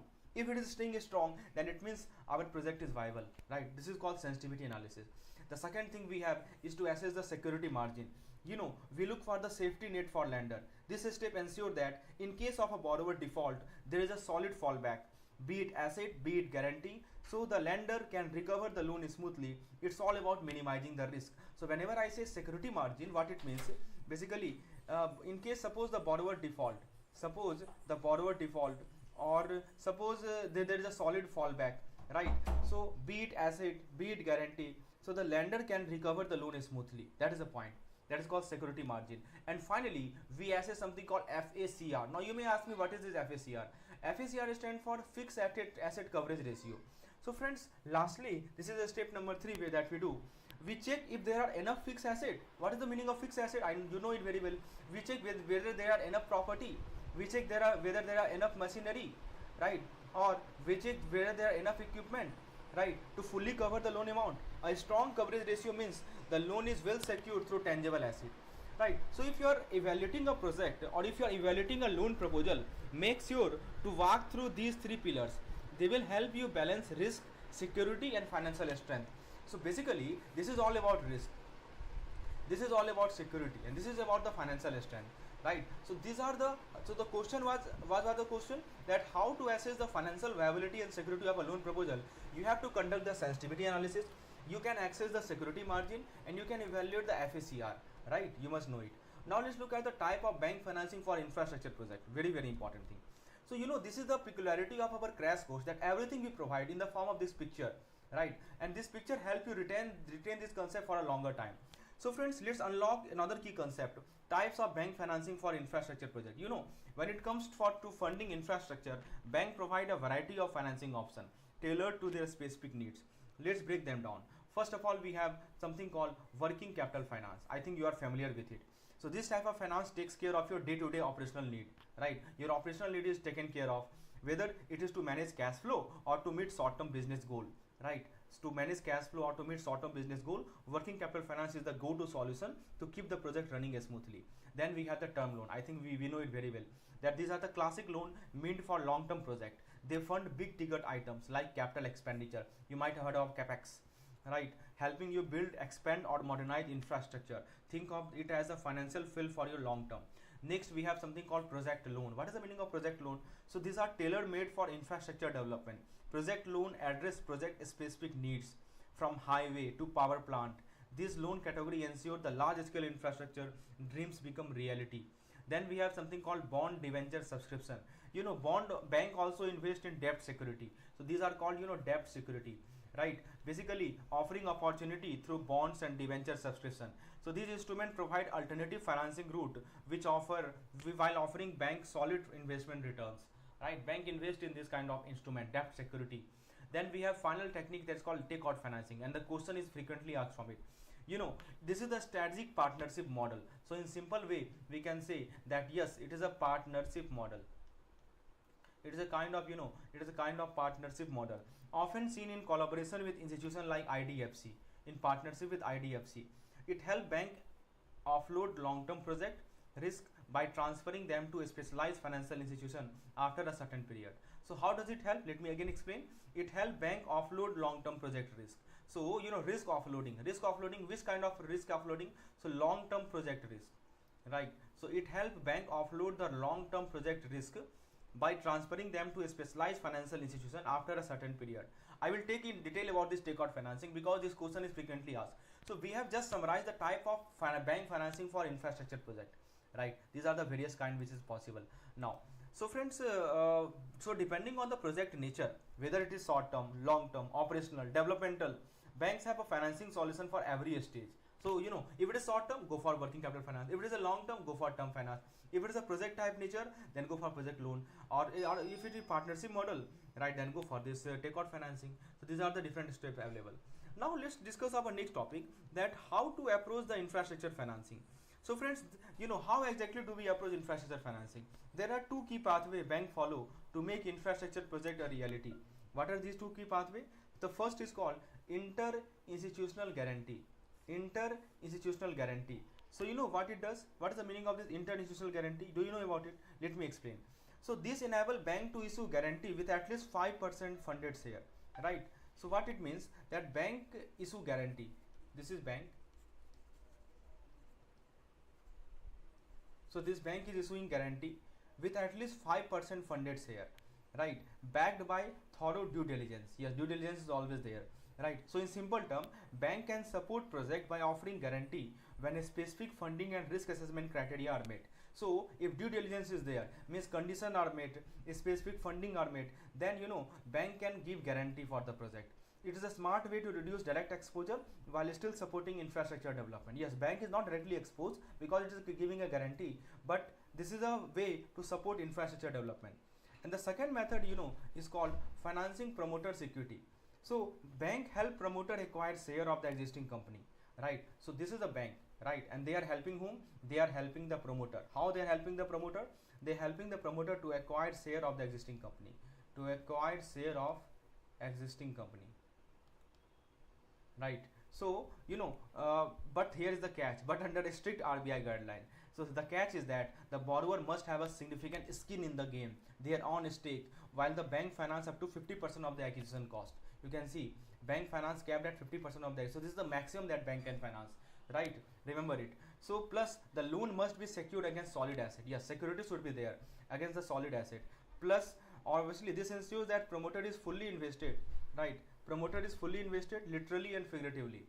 So this is called financing promoter security. Again I am repeating what is happening here, that bank help promoter acquire share of the existing company.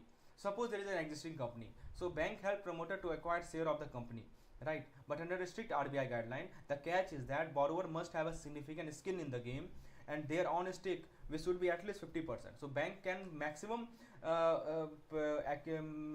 finance up to 50% of the acquisition cost, right? So let's shift gear and dive into the loan approval process. So how to approach infrastructure financing? Two ways are there, either through interinstitutional guarantee, but the minimum 5% funded share, right? That is a point. And second is financial promoter security, financing promoter security. So these are the two techniques to approach infrastructure financing. Remember these two techniques. Remember the limit 5% funded share for interinstitutional guarantee, or 50% limit, 50% finance they can provide for financing promoter security. Now let's look at the loan approval process. So friends, because financing is not just about handing over the fund, it's a step-by-step journey. So first of all, what the bank do? The bank do the risk assessment. You know what it means? A thorough evaluation of all potential risk involved in the project. Bank want to make sure that loan won't turn into a liability later. Yes, this they want to ensure that this loan should not turn into a liability, right? Second is called margin maintenance. What it means? That bank ensure financial margin are maintained, acting as a buffer against unexpected challenges. Think of it as keeping a safety net in place. Then we have DER limitation. You know about the debt equity ratio limitation. So bank check that the borrower DER does not exceed 3:1. Yes, very very important. Borrower DER should be less than or equal to, right, 3:1, right?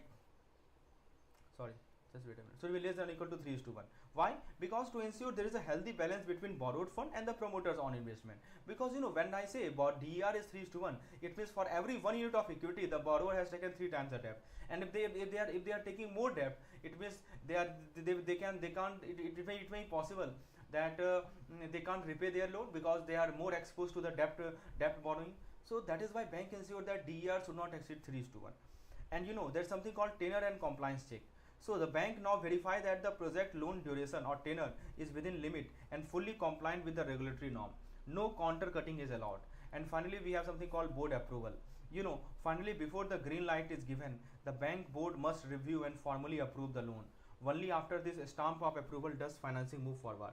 So from a strategic funding option to a multi-layered approval process, bank ensure that infrastructure financing is secure, smart and sustainable. So this is how the loan approval process is done, right? The things which can taken care of. Now let's discuss takeout financing. I told you this is a very important financing method. Let's discuss step by step. So let's explore the step-by-step journey of takeout financing and liquidity support process. You see, this is a pictorial format, and everything can be made easily understand by this pictorial format. So friends, the step number 1 is that bank extend a long-term loan. Bank extend long-term loan. This is called LTL. What does it mean? See, this is a key mechanism, right, that help bank manage long-term infrastructure loan smoothly. It all starts when a bank provide a long-term loan to fund large infrastructure project like highway or power plant. This is where the foundation is laid, right? Then we have transfer of loan to financial institution. So soon after, these loan can be transferred to a specialized financial institution such as IDFC or SBI, right? So loan is transferred to the specialized. So there are some specialized financial institution like IDFC or SBI. So reducing the bank long-term exposure and freeing up fund for other project. So when the bank transfer the loan, obviously it will get the fund. So it will have more fund available to fund other projects, right? Then you know what happened, then this IDFC SBI developed model agreement. They developed something called model agreement. You know, institutions like IDFC or SBI work together to create a flexible financing model agreement. They create something called flexible financing model agreement that benefits both the bank and the borrower. Think of it like customizing the blueprint, right? Basically, what they are doing, this model agreement is just like, you know, customizing the blueprint. That's it. Now, after doing that, there is something called liquidity support from IDFC. What it means, this is step number 4. So IDFC steps in to offer liquidity support to bank, helping them manage their cash flow and maintain healthy operation while the project progress. So this is called liquidity support from IDFC, right? So IDFC steps in to provide liquidity support to whom? Bank, right? IDFC provide liquidity support to the bank, helping them manage their cash flow and maintain healthy operation while the project progress. And then the bank secure refinance commitment. The bank that secure a firm refinancing commitment from IDFC or similar institution, this ensure that once the initial loan mature, there are already a plan in place to refinance it. And IDFC agreed to refinance loan. At an agreed future date, IDFC formally agreed to refinance the loan. This is a key milestone that takes the burden of the original lender, right? And then what happened? Bank retained the credit risk. Yes, however, even after refinancing, the bank may continue to bear the credit risk of the loan. This means the bank remains responsible for assessing the managing the borrower's repayment ability. Yes, responsibility does not shift. The bank still remain responsible for the credit risk. And finally, interest rate based on risk perception. Finally, the interest rate for the refinance loan is set based on IDFC risk perception. The higher the risk, the higher the rate, and vice versa. So, at which rate this IDFC will provide the return, it is based on the risk perception, right? So, the project ensures that bank can confidently fund large infrastructure project while managing their liquidity and risk exposure effectively. So, this is how this particular, you know, these are the steps. Again, I am repeating. First of all, bank extend long-term loan, transfer the loan to financial institution. IDFC SBI develop model agreement. IDFC provide the liquidity support to bank. Bank secure refinance commitment, and IDFC agree to refinance after a set period, and this is how it is done. Now, let's look at the financing cost overrun in project. Very, very important. So friends, let's look at how we handle a financing cost overrun in project, a very real challenge in infrastructure financing. Especially, basically, we are talking about something called infrastructure financing, and you know that this kind of thing is very challenging in infrastructure financing. So step number 1 is to have a standby credit facility provided, you know, to safeguard against unexpected cost overrun. So this is point, this is called cost overrun. So to safeguard against this cost overrun, you know, lender provide a standby credit facility at the time of financial closure. So when the financial closure is happening, lender provide a standby credit facility. So think of it as a financial cushion ready to step in when things goes beyond the budget. Then we have facility factored into credit assessment. So this standby facility is not just sitting idle, it is carefully factored into credit assessment. Lender consider this backup funding while evaluating the project financial health.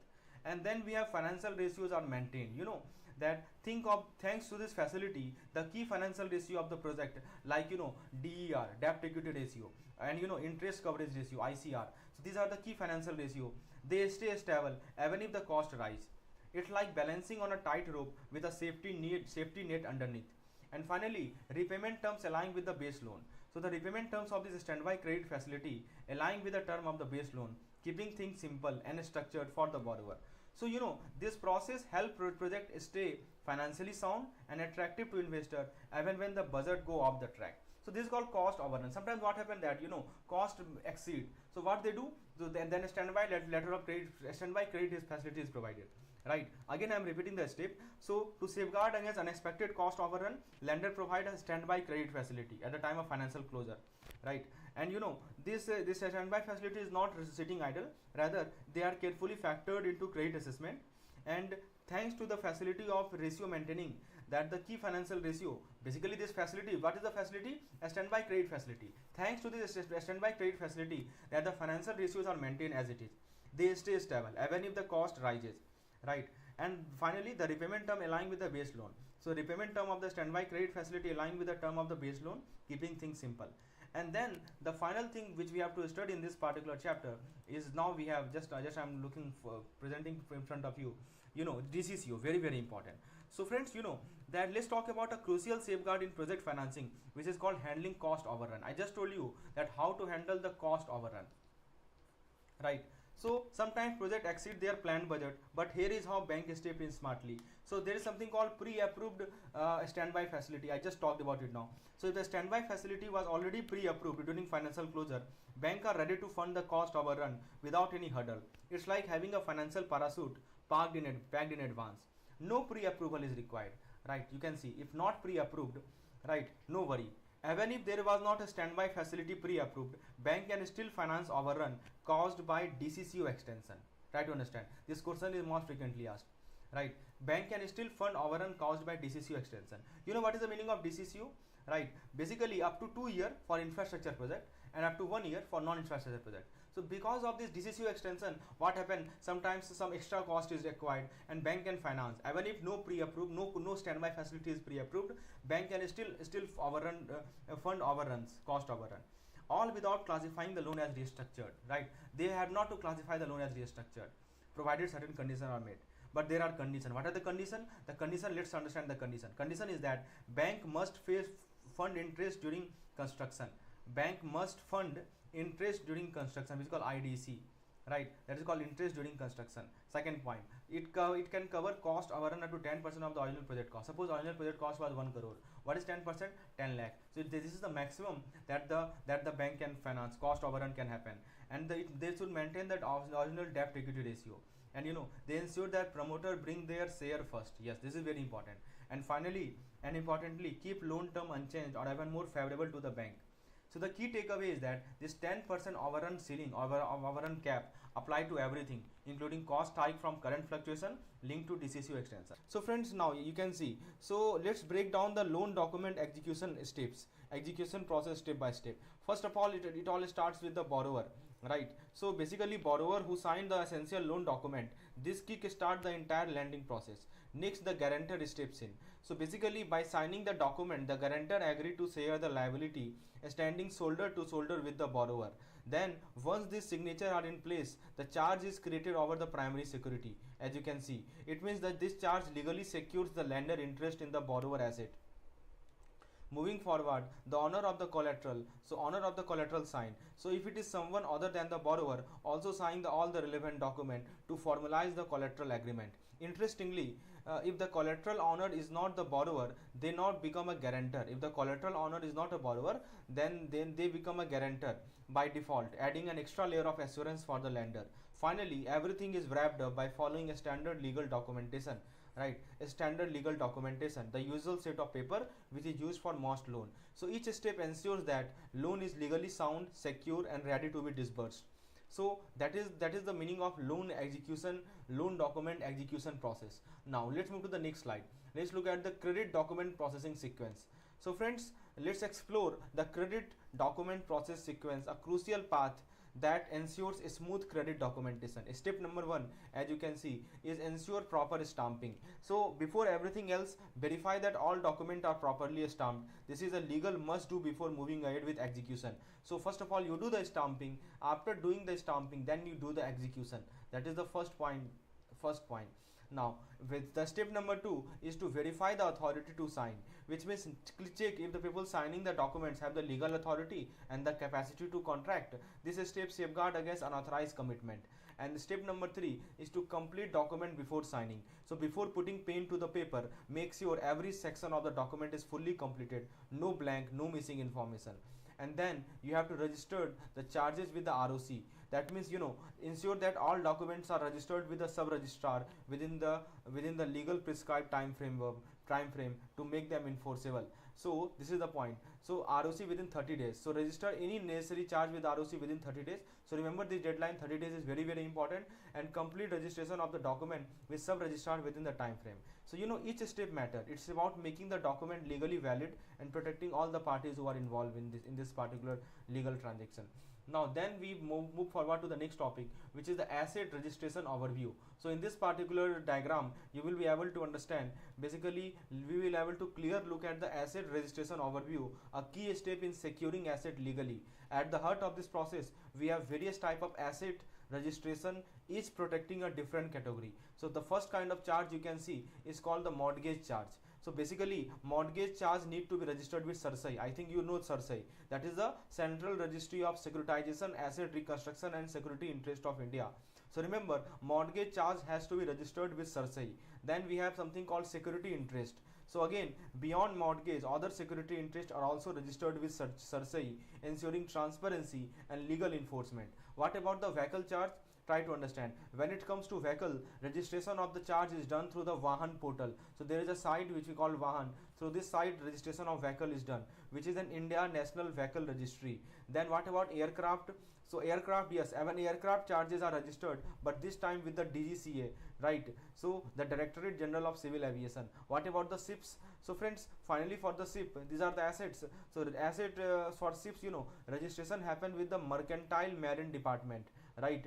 Securing the lender interest in the maritime asset. So all the registration work like an umbrella, offering legal protection to lender and stakeholder across various industry. So I hope that makes sense. Different kinds of asset registration, I have made it clear to you. Please hit that like button if you really think that this concept is helpful to you. And friends, if you want such type of content for each and every unit, you can enroll in our CAIIB crash course program, which I have just launched, and this will help you cover the entire syllabus, all the important part of the syllabus in a very small amount of time, right? So to get more detail, you can WhatsApp me on this particular number, because the video you are seeing is just a part.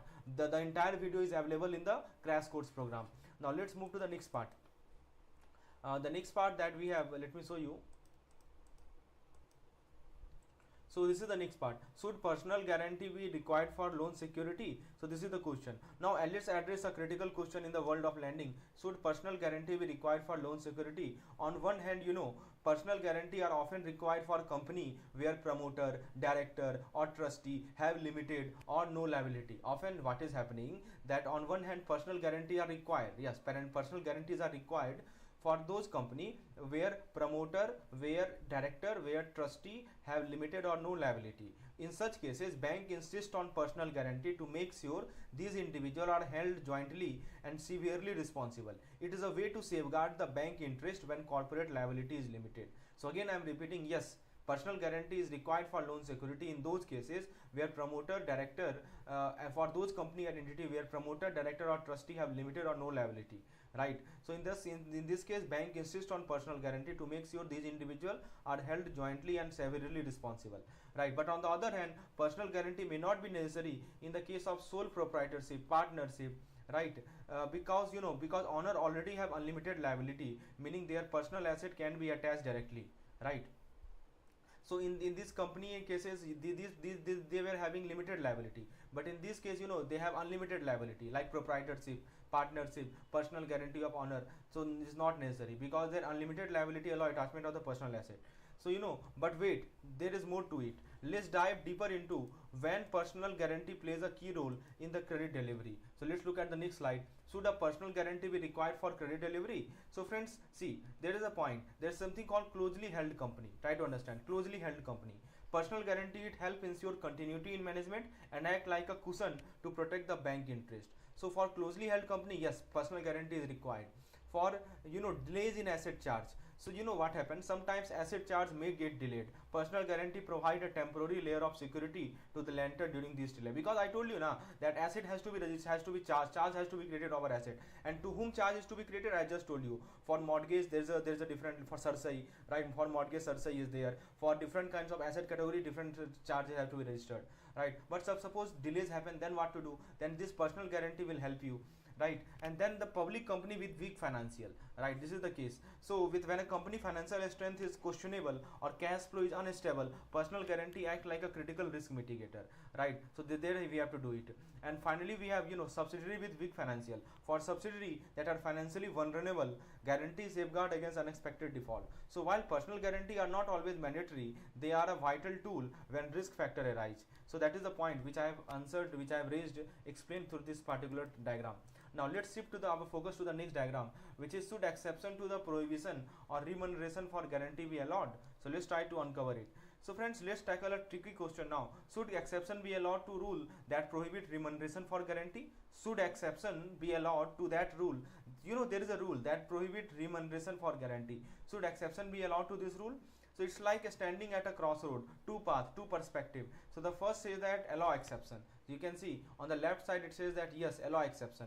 So in some cases, exceptions are permitted. Imagine a situation where the guarantor are no longer part of the management, yet their personal guarantee still protect the bank. In such scenario, allowing remuneration can make sense as it compensates for the ongoing risk they bear even without having active role. And second case, do not allow exception. On the flip side, many believe that we should stick strictly to the rule. Why? To avoid any potential misuse or ethical concern that could arise if exception become too common. So this strict approach ensures integrity of the prohibition is maintained. So what do you think? Should flexibility be allowed, or should we stay firm on policy? So this is a classic debate between pragmatism and discipline, both having valid reasoning depending on the context. So on one side you say that yes, allow exception, right? Means rules that prohibit, there is a rule, right, that prohibit remuneration for guarantee. So but sometimes you can allow, right? For example, I have given you the situation, right? Suppose a situation where the guarantor are no longer part of the management, so yet their personal guarantee still protect the bank, right? So this situation I have told you, this is an exception which is allowed. Now let's shift our focus to our next slide, and in the next slide we are talking about managing working capital in sole banking arrangement. Very important discussion we are going to do. So friends, how working capital is managed under a sole banking arrangement. First of all, everything initiate sole banking arrangement. So this is the first point, initiate sole banking arrangement. Means the business manages working capital through a single cash credit account. So there is a single cash credit account through which the business manages working capital with one bank. So business has a cash credit account, or we call it CC account, with a bank, and through which this working capital is managed, simple and centralized. Then route transaction through bank, which means not all your business transaction, inflow and outflow, are route. Next point is that all your business transaction, whether inflow, whether outflow, are routed exclusively through this bank. This gives the bank full visibility of your cash flow. Then open account with other bank.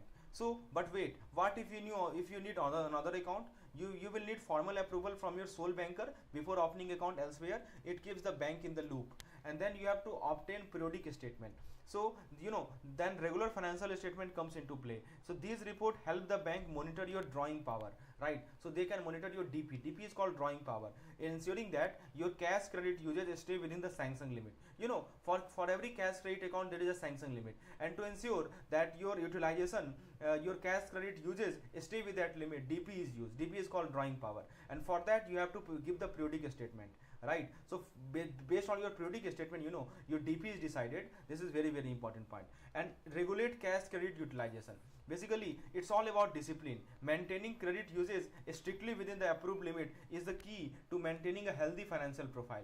And finally, how do we derive the DP? I will tell you the formula to calculate DP. Just right now listen to me carefully. How is this DP calculated? So basically, bank assess your current asset, current liability, using monthly stock statement. So you submit your monthly stock statement, then bank assess what is your current asset, what is your current liability, right? Based on your monthly stock statement, based on your book debt, based on your sundry creditor. So applying margin to figure out your drawing power. So on all these things, your monthly statement, book debt, sundry creditor, some margin is applied, and then drawing power is derived. So at the end of this video, I will tell you a numerical based calculation based on the drawing power. So stay tuned till the end, and I will explain how to solve question based on drawing power. This is most frequently asked in numerical type. Now let's focus our attention to our next topic, that how should working capital be allocated to stabilize funding use. This is a very important discussion we are going to do. So let's explore two common approach. The first approach, we have the cash credit focus. On the left side we have the cash credit focus. So the question is how working capital be allocated to stabilize fund use. So this method offer flexibility. When I say cash credit focus, it offer flexibility. Borrower can dip in and out of fund as needed, but there is a catch. It may result in fluctuating utilization and unpredictable cost, right? So borrower can dip in and dip out fund as needed, right? They can withdraw, and they can deposit the fund as and when required, but it may result in fluctuating utilization, right? It may result in fluctuating utilization, right? Of what? For fluctuating utilization and unpredictable cost. So during period of tight liquidity, borrower might max out their limit, causing bank to face high short-term borrowing cost. But during slack period, low utilization leave idle fund lying around, a double-edged sword, right? So basically what is happening, so there are two periods, right? So there is a period called tight liquidity, right? So there is a period of tight, so depending on which kind of situation is it, let me explain. So depending on which kind of situation it is, so you do, so imagine a bank give loan to business through something called credit limit, like a credit card, but for company, right? So there is a period called tight liquidity period. Try to understand, this question was asked. So suppose there is a tight liquidity period. So tight liquidity period means money crunch time. When the market is short on money, that is called tight liquidity. Company will quickly use up all the money available to them under their limit to survive the crunch. Now the bank suddenly need more cash to meet this high withdrawal, so it may have to borrow extra money at higher interest rate, increasing their short-term borrowing cost, and this eats into bank profit. And sometimes there is a slack period. Slack period means what? Try to understand. Slack period means when the market is flush with the cash. This is called slack period. So company don't need to borrow much. So the bank fund are just sitting idle, earning little or no return, while the bank is still paying interest to depositor, or other obligation. So in tight time, higher cost due to borrowing. See what is happening in the tight liquidity time, higher cost because the bank has to borrow the money, right, at higher interest rate, and the slack time, the lower income because the money is idle, right? So the bank is stuck both the way. That is called double-edged sword. It struggle either with higher cost or with low return depending on the market condition. So that is the cash credit focus. That is the point of understanding the cash credit focus.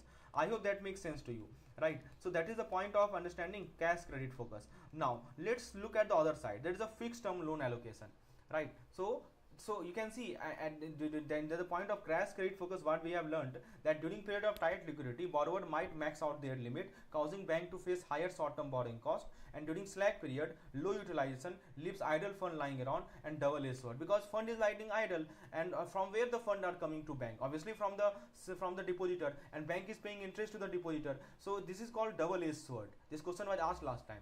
Then there is something called fixed term loan allocation. So this strategy brings stability. Yes, it brings flexibility, right? This cash credit focus brings flexibility, but this fixed term loan allocation, it brings stability. Why it brings stability? Let's try to understand. Because by combining both fixed and flexible funding component, business can smooth out cash flow ups and down.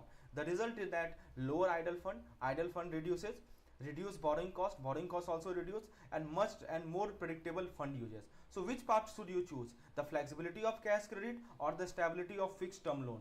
Because whenever bank offer fixed term loan, then by combining both the fixed and flexibility, right, it combine both fixed and flexible component. That is the point, right? So this is the point which I want to raise through this particular. So the question was, how should working capital be allocated to stabilize fund usage? By using this fixed term loan allocation, right? Now the next question is how to structure working capital limit for borrower. So when it comes to managing borrower, a crucial question arises, that how do we structure working capital limit effectively? So let's break it down step by step. There is something called loan component. So remember, for large borrower with working capital limit of 150 crore and above, right, it is essential at least 60% of this limit is structured as loan, and yes, there is a flexibility to increase it further, right? Again I'm repeating, for large borrower means those who have working capital limits of 150 crore and more, right? These are called large borrower. So it is essential that at least 60% of this limit, suppose the limit is say 200 crore. What is 60%? 60% is 120 crore. At least 120 crore should be as loan, right? At least 120 crore should be as loan, right?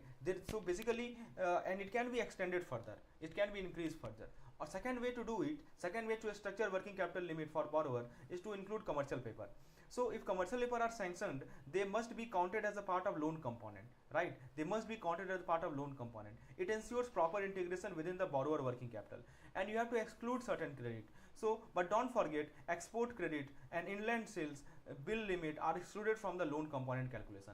So basically what we talk about the loan component calculation, the first thing that loan component should include for borrower having working capital limit of 150 crore and more, they should have 60%, at least 60% should be the loan component. Second point, any commercial paper should be part of the loan component, and we have to exclude some kind of credit like export credit, inland sales bill limit outside of the loan component. So that is the point which I have explained, how to structure the working capital limit for borrower. Now let's shift our focus. So friends, now let's walk through the loan structuring and management process step by step. So determine loan amount and tenure. So start with consultation, right? First start with the consultation, right?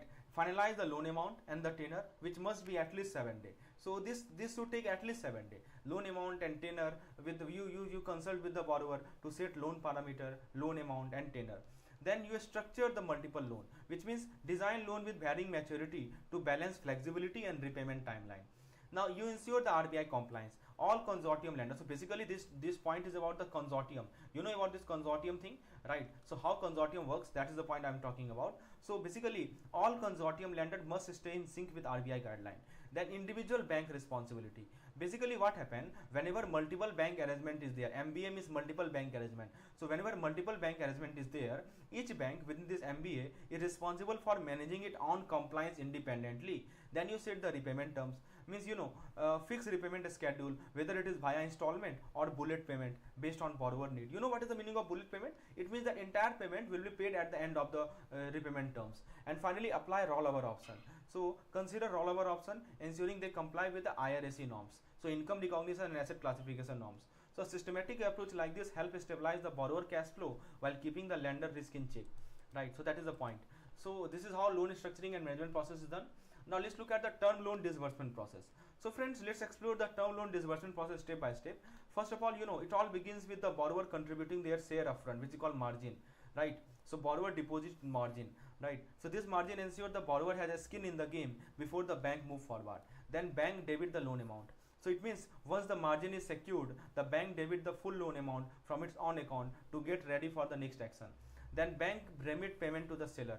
So next the bank take charges and directly transfer the fund to the seller on the behalf of the borrower, ensuring a smooth and secure transaction. Then there is a proof of partial payment, which means in certain cases if the borrower has already made partial payment to the seller, the bank will require proper documentation as proof before disbursing the remaining amount. And then you have direct credit for personal loan. So and if it is a personal loan, the process is simple. The sanctioned loan amount is directly credited to the borrower account. So whether it is a business transaction or a personal need, this process ensures that disbursement is secured, systematic and hassle-free for both borrower and the lender. So this is how the term loan disbursement is done, a step-by-step process I have told you. Now let's shift our focus to the next topic, which is the project loan disbursement. How project loan is disbursed? Let's look at it. So let's decode the project loan disbursement and equity infusion process. So it all kicks off with when the bank decide to disburse the project loan, right? Setting the wheels in motion for the funding the project. It's called initiation. Then we have step number 2, that is promoter equity infusion. What it means? So basically promoter now steps in and select an equity infusion strategy. So there are some methods. Either they can opt for full upfront contribution, or they can opt for partial initial contribution, or they can opt for proportional infusion alongside the loan, right? So what is the meaning of this full upfront, partial? Let's understand. So if it is full upfront contribution, it means promoter contribute the entire equity amount at the very start of the project. This shows a strong promoter commitment and boosts lender confidence, right? So basically promoter, in this case full upfront contribution, promoter contribute the entire equity amount at the start. And then if it is a partial initial contribution, so promoter contribute 40 to 50% of the equity initially upfront, with the balance infused as the project progress. So as the project progress, balance amount is infused. And if it is a promotional infusion, it means that this is a balanced approach where the promoter inject equity in phases. So this is called phase-wise injection of equity, right? So basically what happened in promoter proportional infusion, that it match with the bank financial throughout the process timeline. And there is something called debt equity ratio policy. Try to understand what is the meaning of this debt equity ratio policy. So friends, that bank apply a strict DER policy. This is called debt equity ratio policy, right? This policy is strictly applied especially in the project loan, ensuring the right balance between borrowed fund and the promoter equity, right? And it ensures compliance. So finally bank actively monitor and make sure that promoters contribution align within the agreed DER at every stage of the project. So this process ensures transparency, discipline and sound financial health for both the bank and the promoter, right? So that is the point which I make to understand using this particular diagram. Now let's shift our focus to the next diagram, that which banking arrangement should be chosen for financing. So confused about which banking arrangement to choose for financing? Let's simplify it for you with these 3 common approach. The first approach is called sole banking. So basically, if your funding need fall within the limit of a single bank, every bank has a limit on how much they can lend to a single corporate borrower. So if it fall between the single bank limit, then it is straightforward. Sole banking is the way to go. It is straightforward and ideal for a smaller project that don't require multiple lender. Second option you have is consortium banking. Basically, when the financial requirement is larger, you will need multiple banks to pitch in. Here, one bank acts like a lead bank. So basically, this is the concept of lead bank, right? And they lead to coordinate the entire loan structure. This is called consortium banking, perfect for large scale project where teamwork among the bank is the key. And the last thing we have is multiple banking. So basically, if you want more freedom, multiple banking offer flexibility. No formal coordination between banks, but you can tap into several banks separately, managing each loan individually. So it all depends on your project size, risk appetite, and how much coordination you are ready to handle. The types of banking arrangement you have to choose, right? So sole banking, either you have consortium banking you have, or multiple banking you have. Now let's shift our focus to the next topic, which is loan syndication process. Very very important topic. So ever wondered how loan syndication really work? Let me walk you through this step by step journey. So it all starts with the borrower select a trusted lead bank to arrange the loan. So there is a lead bank, borrower trusts them to arrange the loan, right? So think of this as the bank as the captain of the ship. Now the lead bank reaches out to other bank to form a syndicate, right? This is the second step, because big loan often need multiple player working together.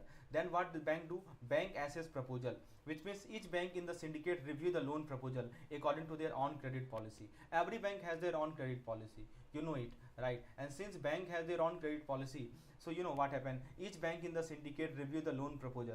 This is where they decide how much they are willing to contribute, and then lead bank coordinate the process. So basically, once commitment are in, the lead bank takes charge and manage the entire syndication process and negotiate terms with all the parties. And finally, meeting organized among banks. So the lead bank organize formal meeting with all participant bank to finalize agreement and iron on any detail. And finally, syndicate fee is charged. So for all this coordination, the lead bank charges a syndication fee for its service.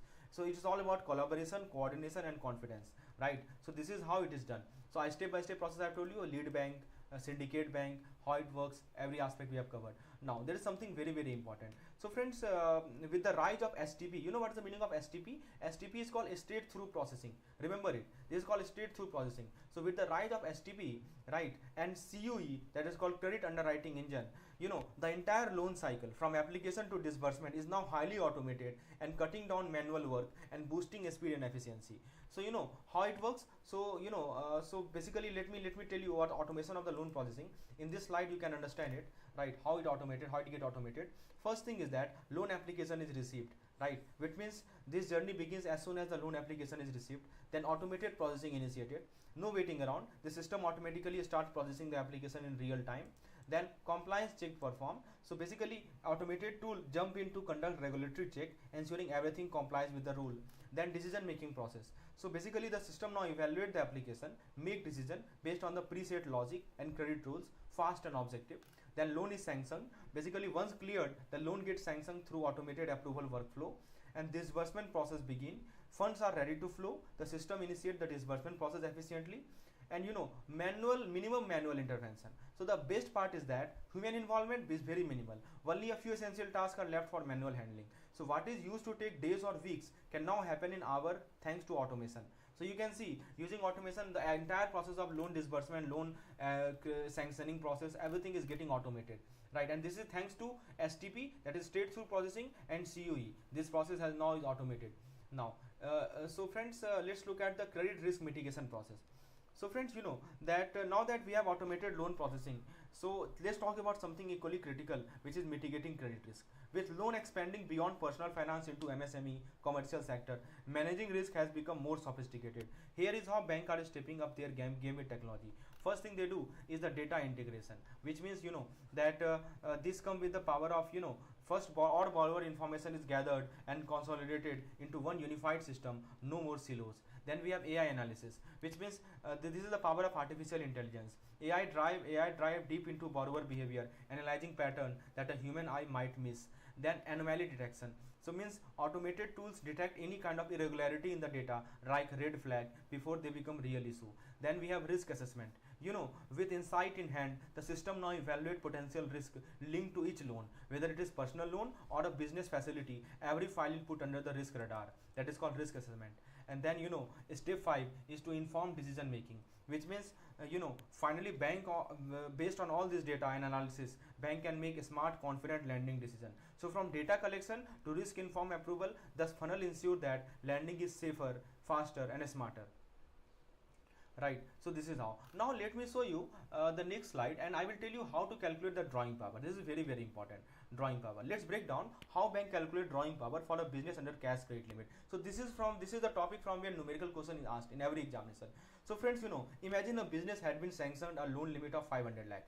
Suppose sanction limit is 500 lakh. Okay, but wait, the bank won't just hand over the full 500 lakh immediately. Bank first check two key things. The first thing that bank check is the stock the business has. What is the stock value of the business? In this case, it is worth 400 lakh.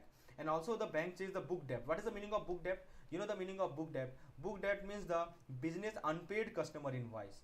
So some invoices had not been paid by the customer. So this is called book debt. Business unpaid customer invoice. So which is left pending of the customer payment amount. So which is how much? 300 lakh, right? But there is a twist. Bank apply a margin, that is like a safety buffer, right? So on stock, the bank apply margin of 25%, and on the book debt, bank apply margin of 30%. So more margin on book debt because risk is higher there, right? So basically, first of all, step number one. So such type of thing will be given into the question. You will be given sanction limit, you will be given stock value, you will be given book debt, right? And obviously margin on stock and margin on book debt, right? And the business has a stock worth 400 lakh, but it also owes rupees 100 lakh to creditor. Yes, it owes something 100 lakh to the creditor, means it has borrowed money from creditor and is not paid yet. It is still remaining to be paid, right, for this stock. So the paid stock, so how much he had paid? Tell me, out of the 400 lakh, how much he had paid? The 300 lakh he have paid, right? So it is clear. Let's try to understand. Let's see the next step. So total stock is how much? Total stock is 400 lakh. Creditor is how much? Creditor is how much? 100 lakh. Right. So creditor means the amount which is still to be paid. So what is the paid stock? How much is the paid stock? It is nothing but the 300 lakh.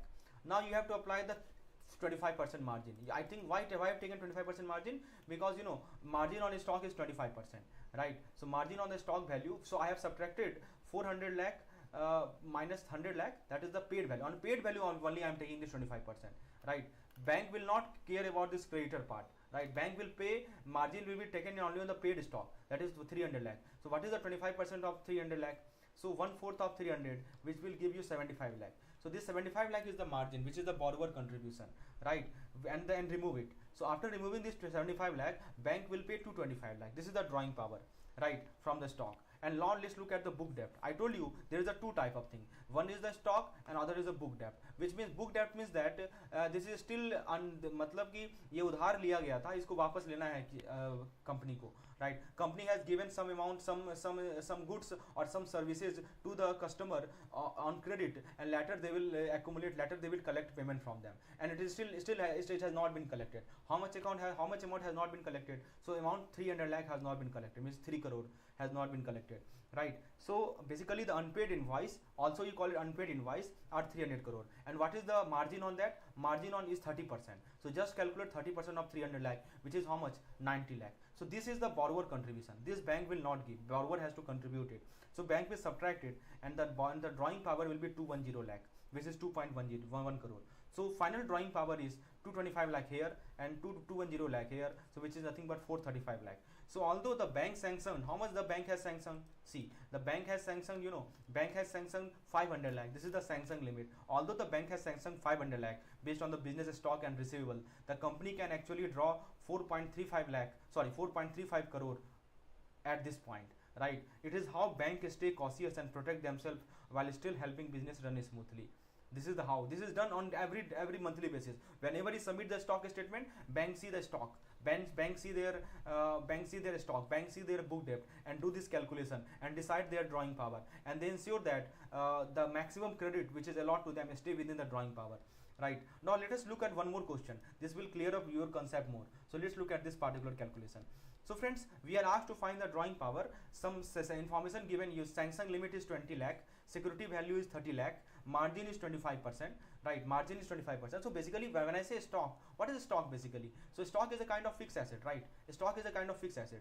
So based on which the bank give this particular loan. This is called the security value. So its value is 30 lakh, margin is 25%. So the formula is quite simple. DP is how much? So DP is the security value minus margin, right?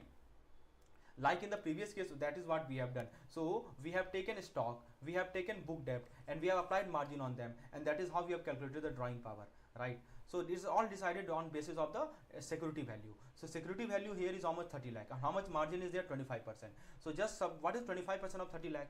So this is 1/4 of 30 lakh. So 1/4 of 30 lakh, 7.50 lakh, 7.5 lakh. 7.5 lakh is your margin. Just subtract this from 30 lakh, you will get 22.5 lakh, right? Yes, but here is the twist. So DP we are getting how much? 22.5 lakh, and sanction limit is just 20 lakh. How can your DP greater than sanction limit? Your DP cannot exceed the sanction limit, which is 20 lakh. So even though we calculated 22.5 lakh, the bank will restrict DP to the sanction limit. So the final drawing power will be how much? 20 lakh. This is how bank protect their risk, by capping DP within their sanction limit, right? So I hope that makes sense to you. And this was same thing which I want to explain to you here. Just let me come back to this particular point where I told you, right, that we will discuss it later. Here you can see calculating drawing power from current asset and liability, right, and on monthly statement of the stock, book debt, and sundry creditor. And I just now I have seen how to apply this creditor. First of all, we subtracted the creditor amount from the stock statement, right, because that is the paid amount, and on paid amount we apply the margin. Similarly, on book debt we apply the margin, right, and then we calculated this particular DP, right, and margin are applied to this to determine DP, right. And I told you drawing power regulate cash credit utilization within the sanction limit. So drawing power should always be less than or equal to the sanction limit, right? You cannot utilize more cash credit than drawing power. Even though in this question what I see that the sanction limit was how much? Sanction limit was, it was 500 lakh, which was 5 crore, but still company can actually draw maximum 4.35 crore at this point. So when it comes to banking, monitoring credit risk is not just a routine task, it is a critical safeguard. So but the question is, how should bank monitor credit risk effectively? So let's break it down into 4 powerful strategies. The first strategy is to account conduct assessment. The first thing to do is to conduct account conduct assessment. By carefully analyzing how an account behave, like suppose you spot the frequent overdraft, or you spot the low turnover, right? By spotting the low turnover, by spotting the check return, bounce check, or delayed payment, right? So these are bank can detect early sign of financial stress. It's like reading the warning signal, right? So it's like reading the warning signal of that before the things goes out of control. So these are the warning signal: frequent overdrawing, check return, low turnover, delayed payment. So it indicates financial stress. So this is called conduct assessment. Second step is to conduct the legal recourse. What does it mean? So basically it is a process of monitoring credit risk effectively. So if a borrower submit incorrect certification, bank must act swiftly, either by withdrawing credit facility or by taking legal action. Sometimes what happen, borrower submit incorrect certification, right? So suppose he have to submit stock statement and he submit incorrect certification. So bank there can take legal action or withdraw facility, right? Being proactive here, protect the bank interest and send a clear message about accountability. And third point is that increase inspection, right? This is very important, that sometimes just surface level check are not enough. Banks should step up and conduct more in-depth inspection. This helps them uncover hidden risk and gain a deeper understanding of the borrower actual financial behavior. And lastly, shift to a stock pledging, which means switching to a stock pledging. So there is a term which we call stock pledging, right? So switching to a stock pledging, it allows bank to secure asset more effectively. It is a smart move to reduce unsecured exposure and safeguard the lending process. So to manage credit risk smartly, bank need a combination of data analysis, a strong enforcement, deeper inspection, and asset-backed lending. That is how you stay ahead and protect the financial ecosystem, right? So these are the 4 steps which you must keep in your mind, right? Question may be asked. Now let's move to the next question: financial discipline process. So friends, let's talk about something that is backbone of the healthy financial relationship, which we call financial discipline. So, but what does the process looks like in action? So here is a step-by-step journey every borrower should follow to stay on the right financial track. First of all, to identify the need for periodic submission. Basically, the first move is recognizing the importance of regularly submitting financial update, like a stock statement, like receivable data. Every data should be submitted periodically. Staying consistent with reporting build transparency and trust. Second thing is to submit a stock, receivable, and a statement. Now it's time to provide detailed report on your stock level and receivable. This helps bank get a clear picture of your actual financial standing. What is the meaning of receivable? Receivable are basically the credit funding. Sometimes what happened, that particular business or company has given some goods and service on credit, and some amount is still it has not collected from them. So this is called receivable. So they have to submit the data, how much receivable they have, how much stock they have, inventory item, every data has to be submitted periodically. The third step is to calculate the drawing power. How to calculate drawing power? I have already explained in the previous video, right? I have given you a numerical question where I have explained calculating drawing power. So then based on your data, based on the data which is provided by the business, bank assess how much financial capacity you truly have, because it changes, it varies based on your stock statement, based on your book debt, right? So basically this is a critical in determining the limits of your borrowing power, right? And then after you scrutinize stock and receivable, which means bank then dive deeper, analyzing inventory, analyzing receivable for any discrepancy. Is there any discrepancy? Bank analyze that. So this step help spot risk before they escalate. Before the risk could escalate, this help is to spot the risk. And finally, to detect non-moving stock and old receivable. This is very important. So bank what do that attention shift to identifying items that are stagnant or outdated. Old stock and receivable can tie up cash flow and signal financial inefficiency. And step number 6 is to maintain the financial discipline. So goal is simple: stay disciplined by following financial best practice and being vigilant. Both borrower and bank can ensure a smoother, right? So both borrower and the bank can ensure a smoother operation and a strong partnership. So remember, financial discipline is not just a process; it is a habit, and in this habit that build resilience and long-term success. So these are the steps. I hope that makes sense to you. I hope every step is clear, right? So remember these things. What are the steps which are involved? How to bring financial discipline? Now let's look at the component of the stock. So friends, ever wondered what keep a lender confident about your credit worthiness? So it's all about credit control and monitoring, right? So lender is confident about your credit worthiness because it's all about credit control and monitoring. So it is a process that ensures that funds are safe and business stay financially sound. So the first thing they do is called a stock audit. You know what is the meaning of a stock audit? So for medium and large account, a stock audit is very crucial. It helps verify if the stock details shared by borrower are accurate. So it helps you identify whether the stock details shared by borrower, right? So a stock audit means what? Whether the stock detail, right? Whether the stock detail which is shared by borrower share the stock detail, right? So whether this stock detail is accurate. So basically it prevent inflated or misleading report. This is called a stock audit. So this is for medium and large account. Remember, this is conducted for medium and large account. Remember it, right? So it tells you whether the stock detail is accurate. If the stock details shared by borrower are accurate, so this is helpful. Then second thing is called receivable audit. What is the meaning of receivable audit? So basically receivable can make or break financial health. That is why bank ensure borrower statement are reliable by conducting receivable audit. It helps assess how much money is genuinely expected to come in. Then we have financial statement. So no credit control is complete without diving into financial statement. This gives banks a snapshot of your business financial health, income, expenses, profit, loss, everything on the table. Then we have the auditor's report. What it means? That an independent lens is a must. Auditor report gives a neutral third-party assessment of your financial status, adding credibility to the number that you present. And finally, we have working capital analysis. Means to keep the wheel turning, bank assess your working capital. This step is integral when it comes to renewing capital limit and ensuring your business can meet day-to-day expense. So together, these components form a robust system of check and balance, protecting both the lender and borrower and paving the way for sustainable credit management. Friends, if you are looking for any study material related to CAIIB, you can WhatsApp me on this particular number, right? Please save this number and you can WhatsApp me for a study material. We have app called ABM CAIIB Made Simple. App link is provided in the description section, and also we have a Telegram channel for CAIIB in which I daily conduct free quizzes on daily basis, where you can check your progress on daily basis. So please join this Telegram channel. Link is provided in the description section of this particular video. You can also search CAIIB Made Simple on the Telegram. You will get the particular link of the group. Now let's look at how this process is done. So friends, now that we know the component of credit control, let's explore how credit control and monitoring process actually work step by step. So picture this process as climbing a staircase. Each step takes you closer to effective risk management and financial discipline. First thing is the periodic visit. Right. What is the meaning of periodic visit? That lender frequently assess operation on the ground, verifying asset, checking business activity level, and ensuring that what is on paper matches reality. Second thing is interaction with creditor and debtor. No business exists in a bubble. Bank interact with key financial stakeholder like creditor, like debtor, to get a broader picture of your business financial health and cash flow pattern. Then the scrutiny of the borrower account. Scrutiny of the borrower account means that they dive deeper into borrower account. Bank analyze your account activity, not just internally, but across multiple banks for a more holistic understanding of your financial habit.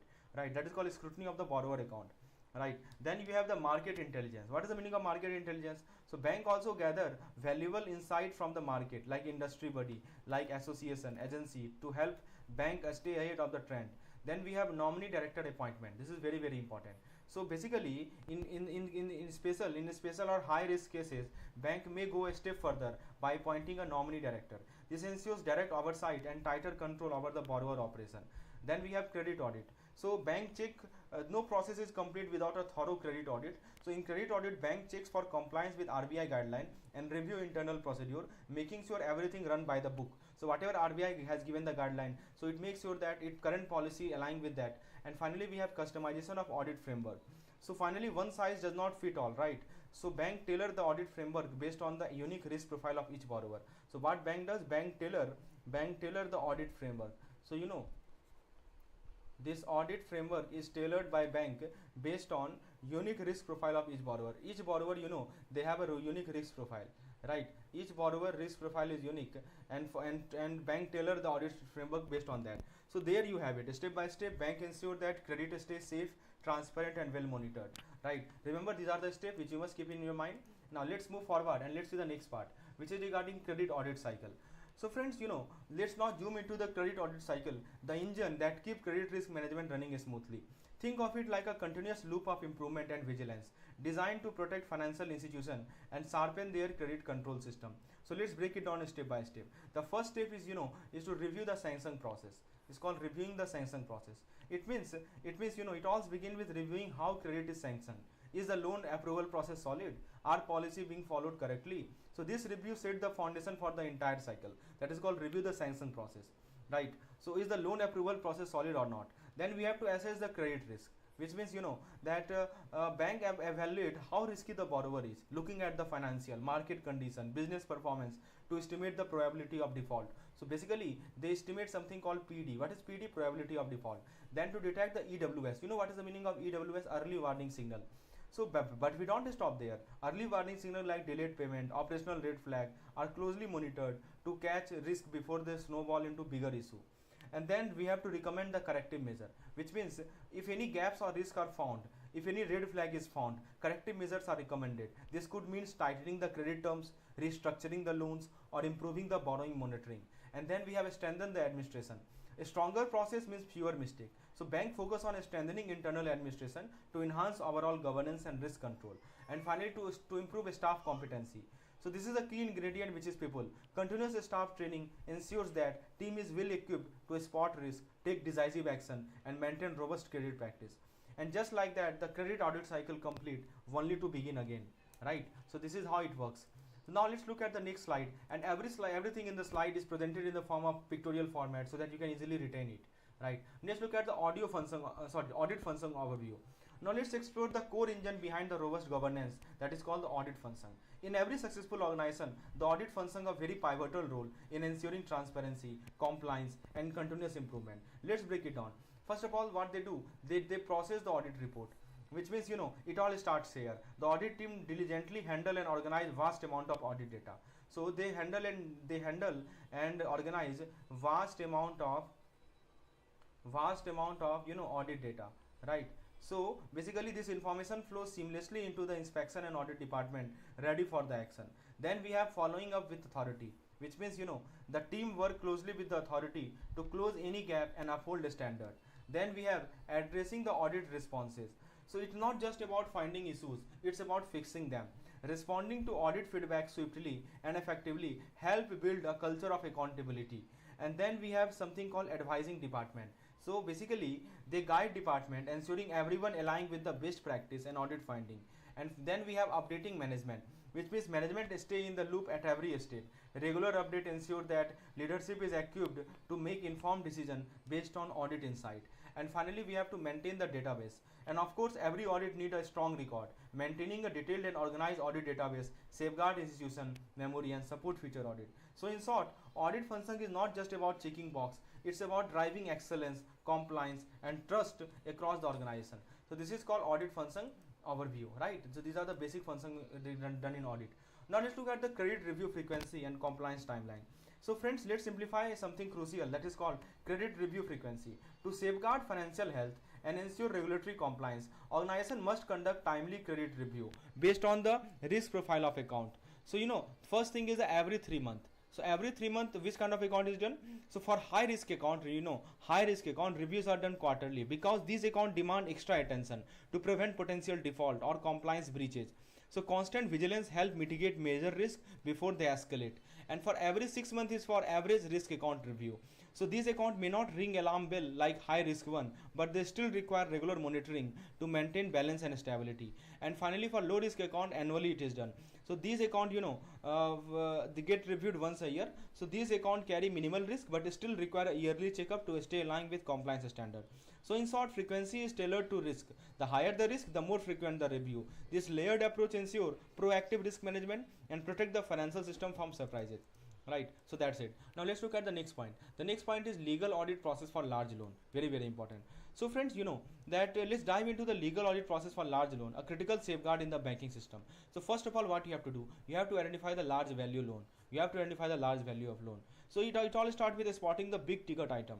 Big ticket item is loan of 5 crore and above, right? So these large exposure carry more risk and demand heightened security. Then we have to maintain the legal audit. So next the RBI steps in with a mandate. The legal audit of the title document become essential. So this is very, very important. Legal audit of the title document. This is called legal audit. Then why it is done? Because to ensure that security backing this loan is legally sound and enforceable. So every loan there is a security backing, and the security backing is legal and enforceable. So remember, for every loan of 5 crore and above, we have to identify such kind of loan. We have to mandate the legal audit, right, to ensure that security backing these loans are legally sound and enforceable, right? And then we have periodic title deed verification, which means that the journey does not end there. Banks are required to periodically verify title deed all the way up to the final repayment. This is like keeping your seat belt fastened for the entire ride. And then you have to ensure the document authenticity. To avoid any surprise, concurrent auditor are tasked with cross-checking document authenticity. No room for forgery or tampering paper here. And then we have to submit quarterly review note. So banks submit quarterly report to the board or audit committee, presenting their finding and red flag if any. So this regular feedback loop ensure that transparency and keep everyone accountable. So in short, we can say that the topic which we are talking about, legal audit process, is a step-by-step process that fortifies system, making sure every large loan is backed by solid verifiable documentation.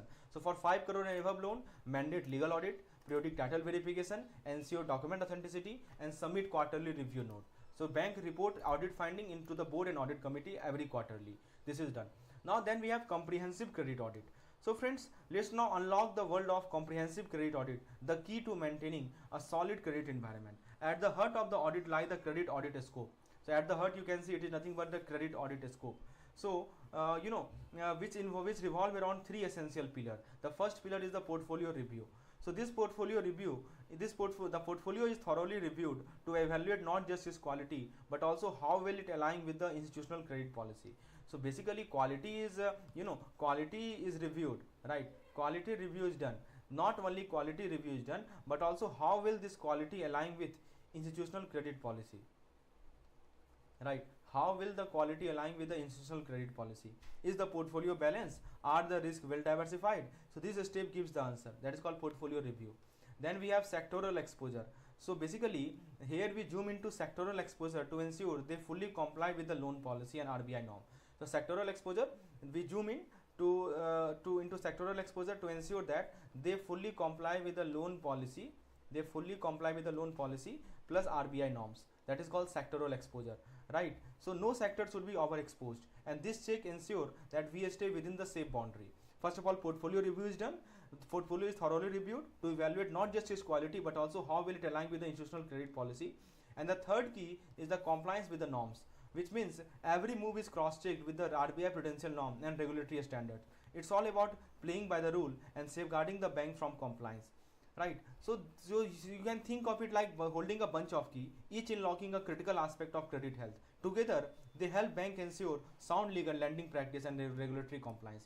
Portfolio review, sectoral exposure, and compliance with the norms. So what is the meaning of sectoral exposure? Just now I told you that no sector should be overexposed. That is what we ensure by sectoral exposure. And the final thing is loan review process. How it is done? Let's see. So let's now take a journey through the loan review process. Each step on the road is crucial for maintaining a healthy credit portfolio. First of all, you have to identify which are the account which you have to review. Identify the account for review. Right. First of all, identify the account for review. It all begins with a carefully selecting account based on set criteria. Not every account makes it there. Only those flagged as important or high risk. Then you have to review the fresh proposal and renewal. We dive into fresh proposal and recently renewed note loans, which usually within 3 to 6 months of sanction. So suppose some loans have been renewed within 3 to 6 months of sanction. So that is what we do. So this ensures that no fresh sanctions slip through the crack without proper scrutiny. Then we have to review the existing account above, which means focus shift to big ticket loan, right? That is called high limit loan, big ticket loan. High limit loan need extra attention to ensure they continue performing well and remain within the acceptable risk parameter. That is called high limit loan. And then there is something called random sample review, which means but we don't just stop at the big account. A random 5 to 10% of the other account are reviewed as well. This keeps the review process fair and comprehensive across the board. And finally, we have to address the related group concern. So we zoom out and check for any group level concern. Are there interconnected account within the same corporate group that could trigger bigger risk? So this step makes sure that we catch them. So there you have it, our roadmap to solid loan review. It's systematic, thorough, and designed to keep the portfolio safe and sound. Right. So basically, what is the process? First of all, you carefully select account based on set criteria. You review. We dive into the phase proposal and recently reviewed loan, usually within 3 to 6 months of sanction.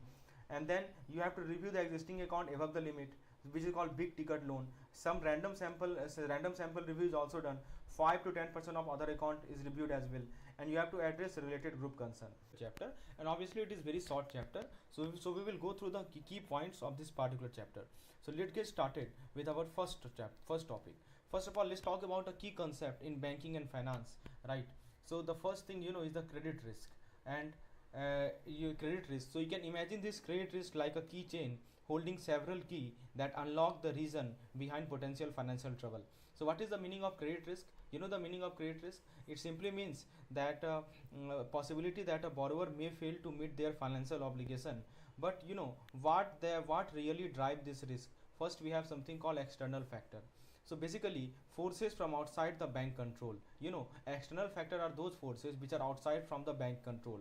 And these include some factors like economic shift, exchange rate, interest, movement in the exchange rate, movement in the interest rate, political instability, right? So these are some of the reasons behind this external factor. For example, if a government suddenly changes its policy or a major currency devalue, so borrower might struggle to repay loan, raising the credit risk, right? And the second factor is called internal risk. So these are within the bank control. So external risk means outside the bank control, which bank cannot control, right? Outside bank control. And if we talk about the internal factor, which is within the bank control, right? Like example, poor credit appraisal, right? Suppose the bank has done poor loan structuring, inadequate credit appraisal, right? Excessive exposure to a specific industry, or a weak loan monitoring system, all highlighting the risk. So even lending too heavily to one sector or region without diversification can be dangerous. So mastering credit risk means understanding both the external storm and the internal crack. Only then a bank can safeguard itself and its client, right? So these are the two kinds of credit risk: external risk and internal risk. External factor, internal factor. Now let's let's see the classification of how this external environment and internal environment goes about. So friends, when we break down credit risk, it is split into two broad categories, like two distinct branches of the same tree. First form the external environment, and the second form the internal environment. So external environment here is what we call portfolio risk. This is about the bigger picture, and two major type stands out here. Concentration risk, which means when too much credit is concentrated in one particular sector or borrower, making the portfolio vulnerable. Or industry risk, suppose which depends on how industry perform. If industry face a downturn, all loan linked to it might be at risk. On the other hand, there is something called internal environment, the bank on operation, right? And here we face the transaction risk.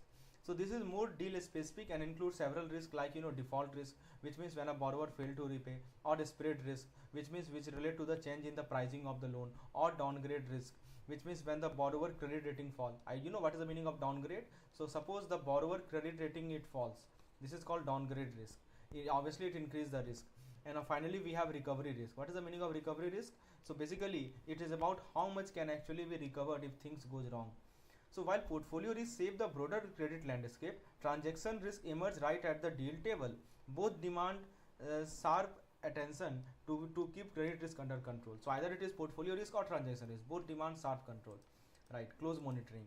Now let's switch our focus to our next topic, which is credit rating agencies and RBI regulation. So the peculiarity of this crash course is that in this crash course you get everything in pictorial format. So at the time of revising this particular chapter, you only go through this picture and everything is clear. No need to go through that book, because this is a kind of mind map. It remain in your mind for a longer time, and this is what we provide in this crash course.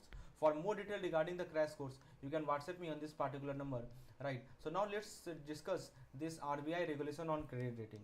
So friends, let's dive into the world of credit rating agency and how the RBI keeps them in check. Credit rating is very vital in assessing the financial health of a borrower. But who gives this rating?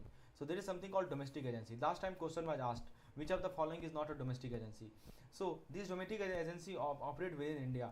So this includes CAIIB, CRISIL, Indian Rating, ICRA, Brickwork and Acute.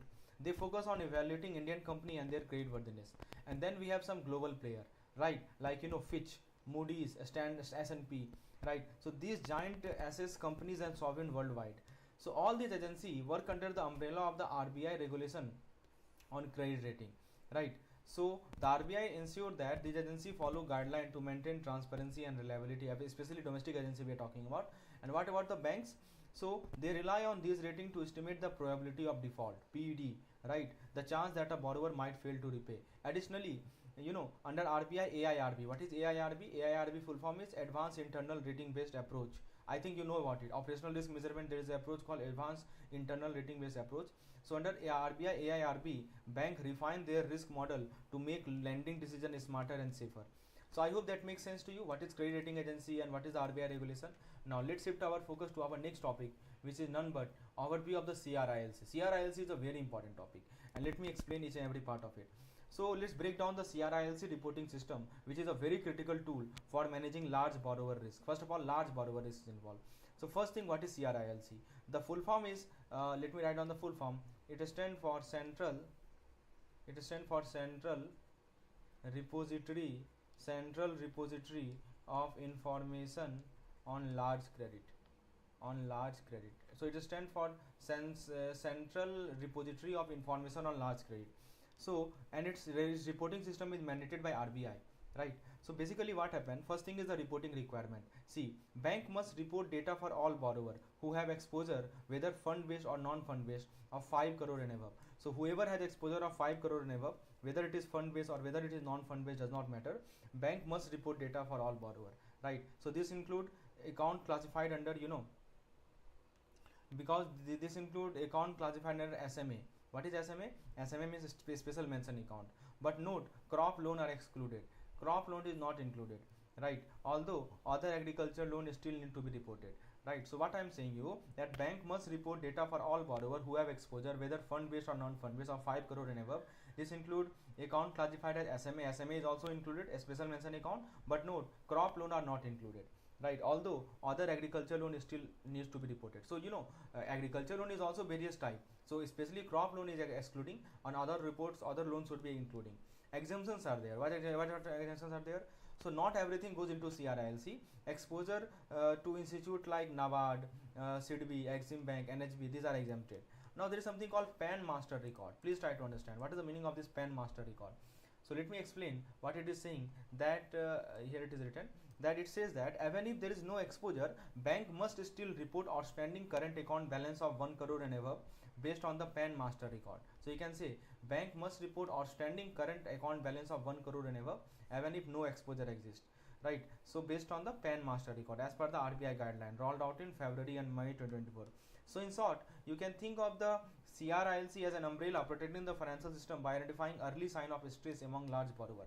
So basically it deals with a large borrower because the full form itself says, right? But okay, so what is the full form of CRILC? I already told you that basically it stands for Central Repository of Information on Large Credit. So LC means large credit. So that is why it deals with the large credit only. Now let's go through the history of this establishment and regulation of CICs in India. So friends, let's walk through the journey of how CIC, how credit information got organized and regulated in India. It all started back in 1999, right? So when RBI formed a working group, so there is a WG which is called working group, which is formed by RBI. Why? So why this working group was formed? So this working group was formed to study the credit information system in India. So basically the main purpose was to study the credit information system in India, how it works. So this group does not stop at the research. They went ahead and recommended the creation of a formal credit bureau. They recommended the formation of a formal credit bureau to strengthen the financial transparency, right? Then comes civil, right? Then civil was established. You know what is the meaning of civil, right? So basically civil was the India's first credit bureau, which was set up by SBI and HDFC in 2001. But that was not the end. Soon after, India saw the creation of three more CIC. The first civil was established, remember, civil and as SBI and HDFC, and three additional CIC were established, right, to widen the credit information network. Fast forward to 2005, right, the RBI introduced a landmark regulation mandating that all financial institutions must be the member of at least one CIC under the Credit Information Companies Act. So basically there was an act which says that every financial institution should be a member of at least one CIC. Now RBI did not stop there. They also issued a directive asking bank and financial institutions to join all CIC to ensure seamless data sharing. To join all CIC further. Earlier they say only one CIC, later they say all CIC. Now lastly, speaking of membership, RBI put a cap on fee, which is rupees 10,000 for joining and 5,000 annually for reporting, making it affordable and consistent. Lastly, bank and financial institutions were instructed to actively report defaulter with exposure of 25 lakh and above, right? So these are the points as per RBI directive. Now let's understand the credit default swap. So friends, let's decode the concept of CDS, which is called credit default swap. It's like an insurance policy for lender. First we have the protection buyer. The first we have is the PB. In short, we call it the protection buyer. Basically, this is typically a lender or an investor worried about a borrower defaulting on a loan. He is worried that a borrower will default on the loan, right? So this is an investor or a lender. So they seek protection against this risk. On the other hand, we have the protection seller. So basically, usually an insurance company or a financial institution that agree to provide coverage if the default happen. So this will provide the coverage. To whom? To the buyer if the default happen. So this brings us to the premium payment, right? A regular fee paid by the buyer to the seller, like just you pay premium on insurance policy. Now question is, who or what is this protection about? So what is this protection about? So that is where the reference entity comes in. It could be a company, it could be government whose bond or loan are at risk of default, right? It could be a company whose bond is at risk of default. It could be government whose bond is at the risk of default. So basically, if the reference entity default, the protection seller compensate the buyer, which means underlying asset which is under default condition, right? Who protect the buyer? Protection seller protect the buyer. And tying it all together are the ISDA terms, basically, which are a standardized rule and agreement that govern how this swap work, ensuring clarity and consistency globally. So you can think of this CDS as the key financial tool that unlock risk management option in the lending world. I hope that makes sense to you. Please hit that like button if you think that this information is really useful and it is presented in such a lucid way that you can easily revise at the time of examination. Now the next point we have is called CLN, credit link note.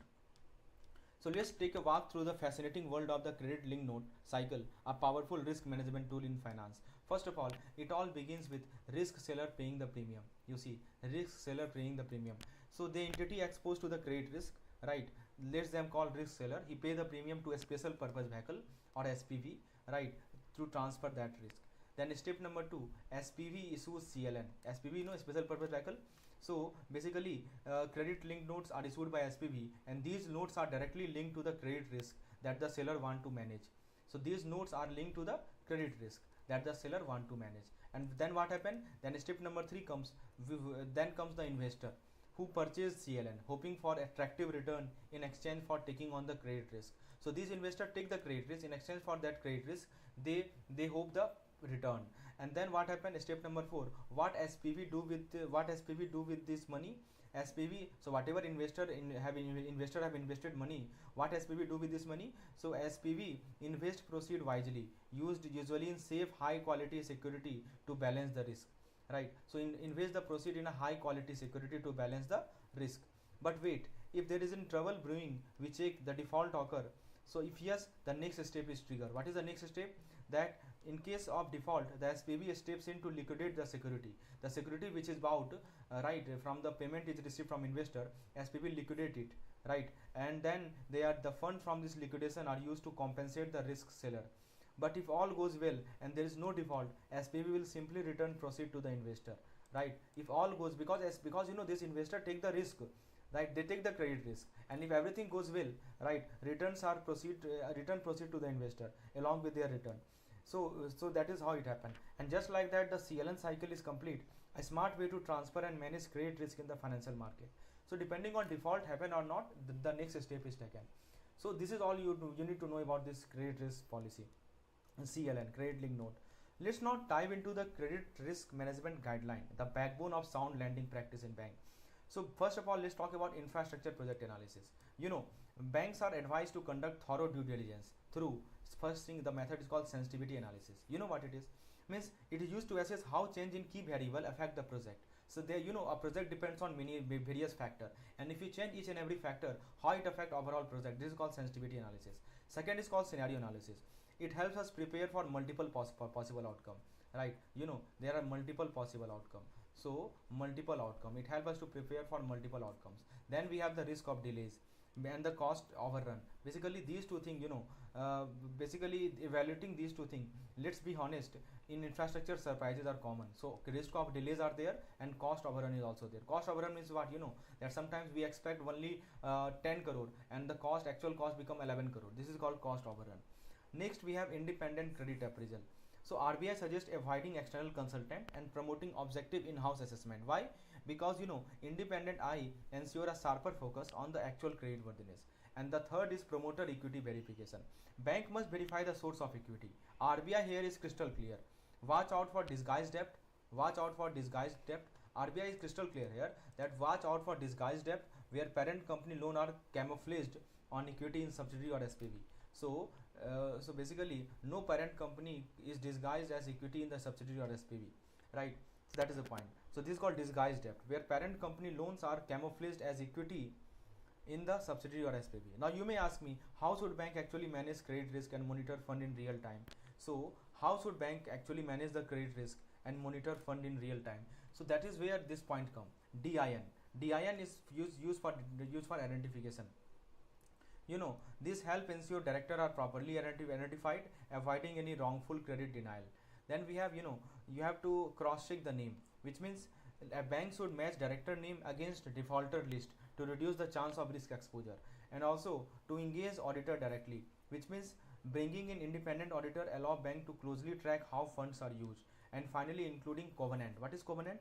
Basically adding a smart clause in the loan agreement ensure tighter control over fund utilization. So in short, the RBI guideline help banks stay vigilant, make informed lending decision, and protect themselves from the hidden risk. So that is the point all about it. Now let's talk about the last slide, that is the credit risk management cycle. So friends, let's explore the credit risk management cycle, a continuous loop that safeguard a bank's financial health and promote responsible lending. First thing is called strengthening risk management. So at the heart of it all, the bank must constantly refine and enhance their credit risk management framework and policy. A stronger system means fewer surprise down the line. Then the second thing is improve the asset quality, right? Which means next focus shift to building a portfolio of high quality asset. HQLA, high quality asset, right? HQA. So remember, healthy asset means healthy balance sheet. The next thing timely recognize stress. So here is the third point, that the timely recognize stress asset. So basically what happened when asset starts showing sign of stress? So bank must quickly identify and address stress asset to prevent deterioration. And then regular CAIIB reporting. I told you about this CAIIB, right? So basically transparency is the key. Banks are required to consistently report to central repository of information on large credit, keeping regulators in loop, right? And finally, review borrower classification. So banks should regularly assess the classification of borrower. Are they performing? Are they slipping into default territory? Are they in SMA1? Are they in SMA2? Whatever it is. Or who have the money still manage to escape payment? So let's break down the sequence of willful default, right? This is called willful default action that lead to massive financial loss. So step number 1 is the capacity to pay. The borrower has the capacity to pay, right? So what it means, that the borrower has enough money to repay but choose a different path. This is called intentional default. This is called intentional default. Means instead of fulfilling obligation, the borrower deliberately stop making payment. Why? Because they have other plan. Or they can, this is called the misuse of fund. You know, the money meant for repayment is redirected to unauthorized purposes, maybe luxury, maybe risky investment. That is called misuse of fund. And the next is siphoning of fund, which means, you know, that now things get serious. Fund are moved away from their intended use. So basically, you know, there is something called intended use of the fund, like, you know, this is called hidden, or we call it you know, transferred. So fund has, so when I say siphoning of fund, what it means, that fund are moved from their intended use. So you know, every fund has their intended use, but where it is used, somewhere else, right? Like hidden, transferred, or funneled somewhere. And step number 5 is the disposal of secured asset, which means the borrower sells secured asset. What is the meaning of secured asset? You know the meaning of secured asset? Secured asset means which were collateral for the loan. So secured asset just means the collateral for the loan, right? So borrower sells secured asset without even informing the lender, right? So this is called disposal of the secured assets. So borrower, once who had availed the loan, they sell secured asset without informing the lender. So he has total breach of trust. So these are the effect of this willful defaulting. So it may be intentional default, it may be the misuse of fund, it may be the siphoning of the fund, or it may be the disposal of the secured asset. And just like that, the bank suffer huge loss while the borrower walk away scot free. So friends, if you want to know how bank tackle and track this willful defaulter, right? So let's stay tuned. Let's move to the next slide. And the next slide we are just going to discuss the same. So there is something called financial management, diversion and siphoning of fund. So ever wondered how companies secretly misuse fund? So let's uncover the two biggest trick in financial mismanagement. The first is called diversion of fund. What is the meaning of diversion? See, money meant for one purpose is redirected elsewhere. How? So for example, using short-term capital, you are using short-term fund for long-term need. This is one way. You are using short-term fund for long-term need, or you are transferring money to a group company, or you are sending fund to unauthorized bank, or you are making investment without approval, and finally, and worst of all, failing to account for the money. So these are the different way of diversion of funds. So question may be asked, which of the following represent the diversion of fund? So you must know that these are the diversion of fund example. Like again I am repeating that you are using short term fund for long term need, or you are transferring money to group company, or you are unauthorized, or you are, so suppose you are sending fund to unauthorized bank, or you are investing without approval, and worst of all is failing to account for the money. So these are called diversion of fund. And the second part is the siphoning of fund. What it means? So this is where things get shady. So when I say siphoning of fund, this is where things get shady. So fund go into unauthorized activity, right? Fund goes into unauthorized activity. The company financial health takes a hit, and you know, even lender assessment get manipulated. Lender assessment get manipulated. This is called siphoning of fund. So siphoning of fund, under siphoning of fund, things get shady. Fund goes into unauthorized activity, right? The company financial health takes a hit. Even lender assessment get manipulated, and just like that, investor and bank suffer massive loss while the culprit walk away free. So understand the difference between diversion and siphoning, right? So friends, question may be asked that which of the following represent the siphoning of fund? So suppose fund goes into unauthorized activity, the company financial health takes a hit, lender assessment get manipulated. So these are the cases of siphoning of fund. I hope that makes sense to you. So how this diversion and siphoning works, so this can be clearly understood from this particular slide, and this is how we represent the data in our entire crash course, right? So if you want data, if you want to revise the content very shortly, very effectively, if you want to remove the scrap and only remember the important point, you can enroll in our CAIIB crash course program. For more detail, you can WhatsApp me on this particular number to get detail regarding this particular crash course program, right? So this is a sample PDF, just I am showing you. You will get PDF for every unit like this. Only important thing that matters from examination point of view has been represented in the pictorial format, so that you can cover, you can remember them for a longer amount of time. So now let's shift our focus to our next slide, and the next slide you can see is a very good important question. Let's answer this question. Imagine a borrower. So the question is, when is a borrower considered non-cooperative, right? Imagine a borrower deliberately blocking the recovery process. So should they be labeled non-cooperative? Let's find out. So first thing is that withholding information. Try to understand withholding information. What it means, that you know that some borrower refuse to share crucial financial data, making it harder for bank to recover dues. So no transparency, no trust. First point, the second point is denying the asset access. What is the meaning of denying asset access?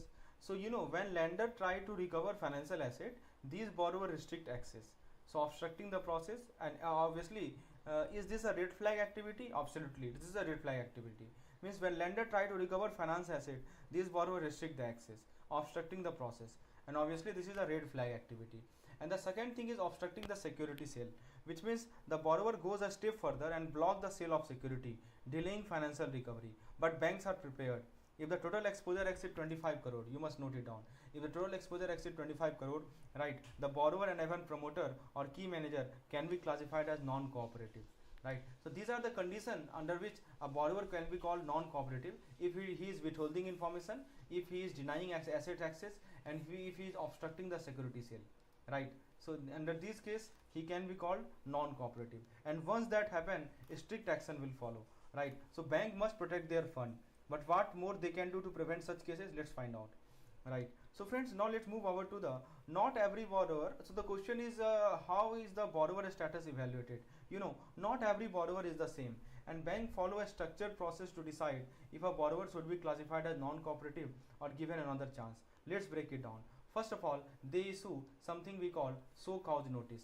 So a formal notice is sent to the borrower, giving them a chance to explain why they defaulted.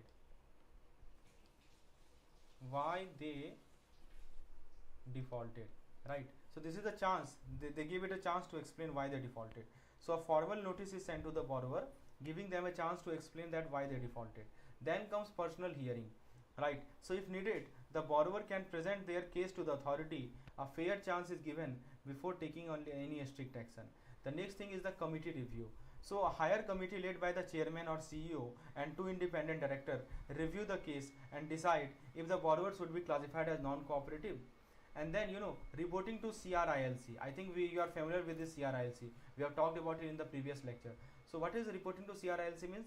So once a borrower is declared non-cooperative, bank must report them to CRILC. What is CRILC? CRILC stands for Central Repository of Information on Large Credit. What is the full form of CRILC? Central Repository of Information on Large Credit. So this is called CRILC, right. Central Repository of Information on Large Credit.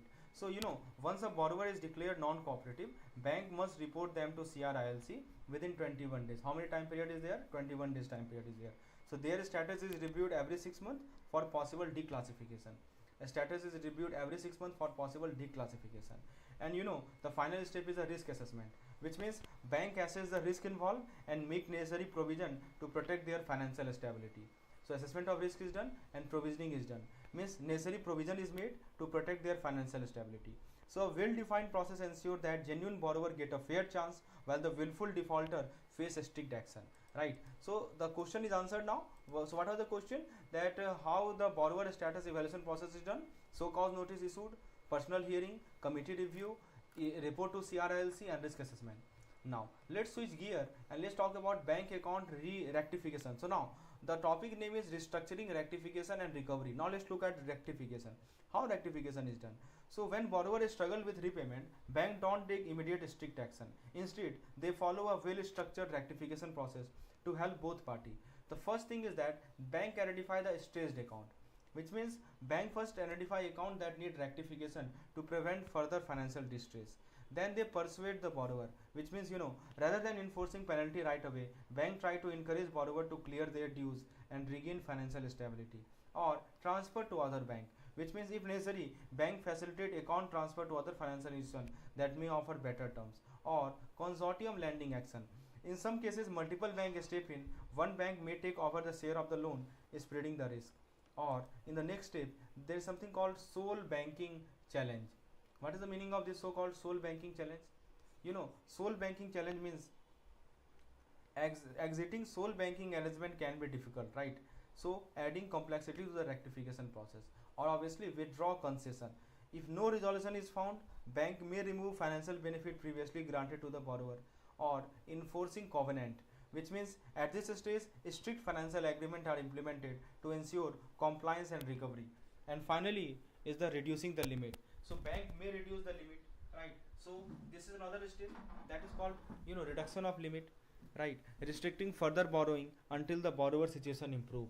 So these are the steps that the bank can take, right? Reducing further limits.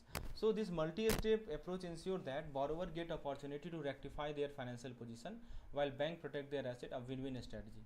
This is called the rectification stage. So let me summarize the fact. The first is transfer to other bank or identify stress account, persuade borrower, consortium lending action, sole banking challenges. These are the main points which you have to go through. Now let's look at the restructuring. What are the steps to restructuring? So ever wondered how a struggling business get back on track? So financial restructuring is the answer. Let's explore its 6-step process that help business regain stability. First of all, you have to identify the viability. What is the meaning of viability? Means is to assess whether the business has the potential to bounce back. If it is viable, restructuring can begin. So first of all, you must check that yes, if it has potential to bounce back, then only you begin this restructuring process. If it is not, don't begin. Then you have to demonstrate the commitment, which means the borrower must show seriousness toward repaying the loan and cooperating with the restructuring process.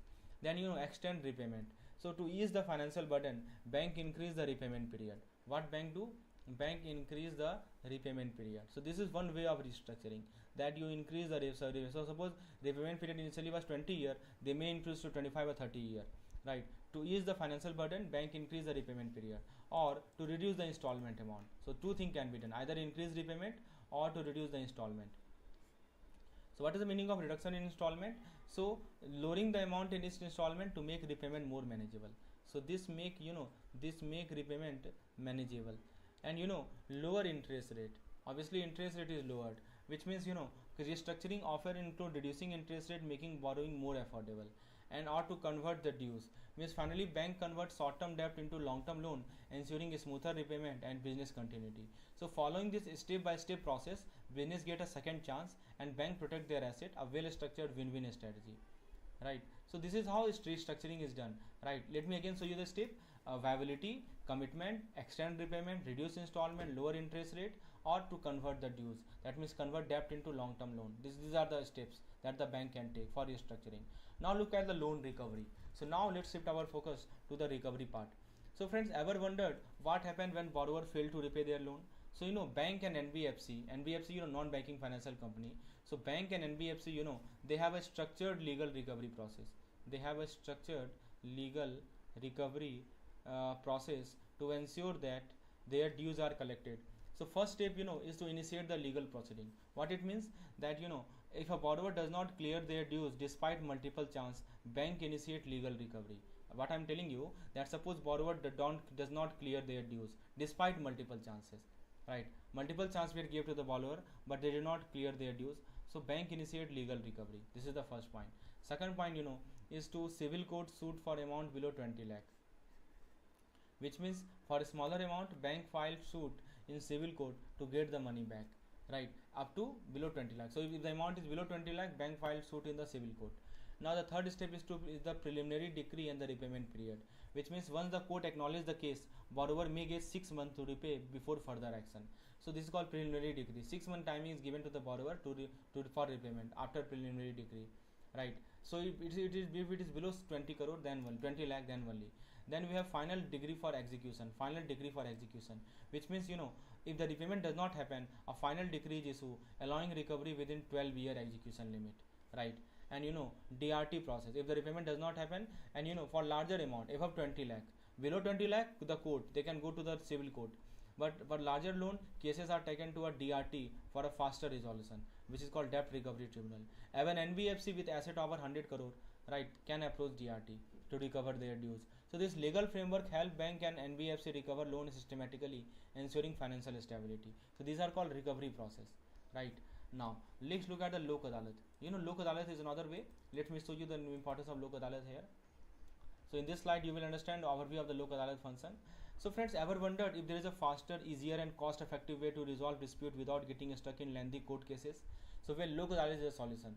So it is a unique dispute resolution mechanism under the LSAL, right?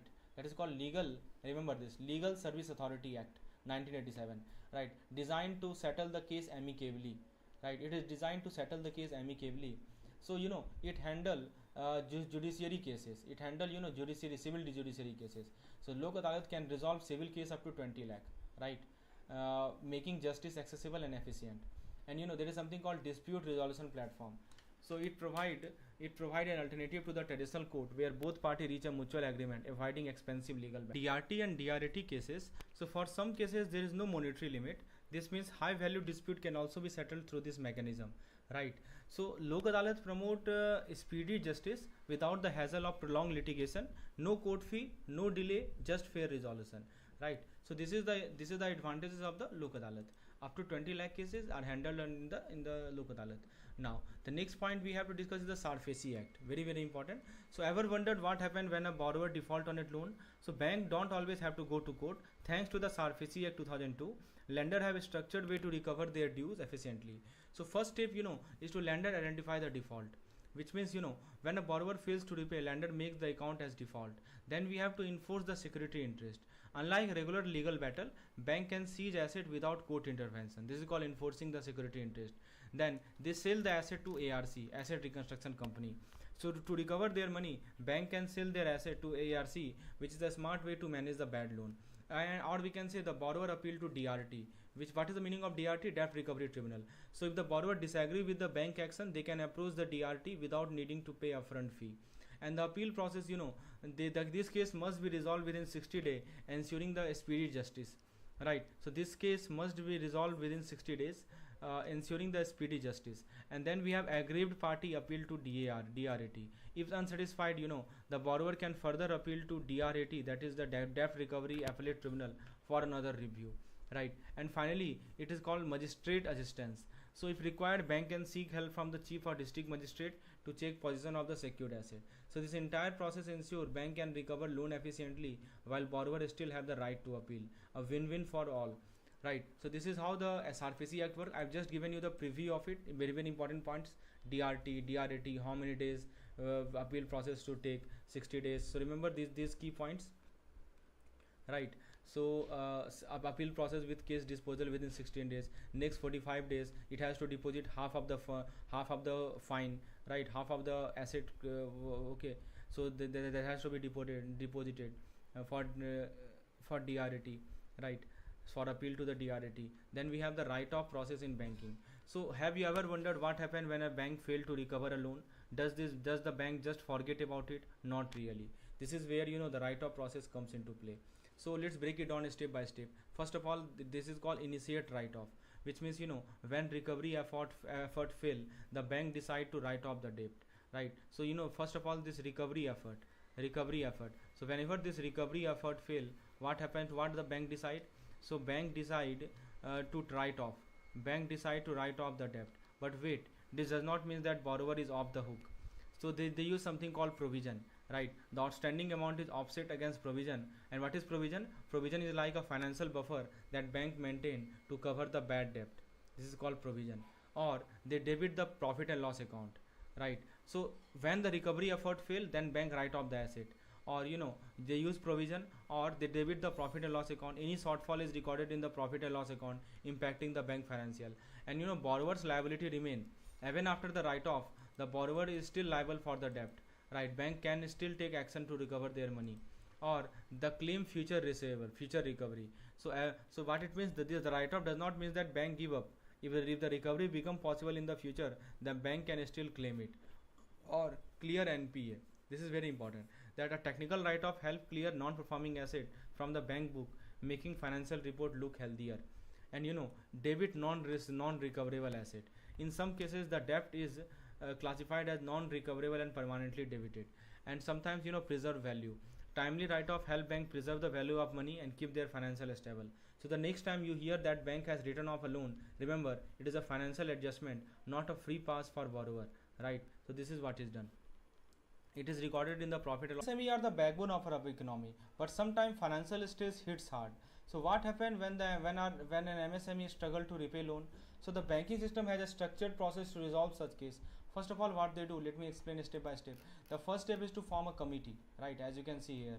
So a team of experts, including bank official, MSME representative, and government officer, is assembled to oversee the resolution process. So the regional or zonal head acts like convener. Then they have to refer the account. What is the meaning of referring account?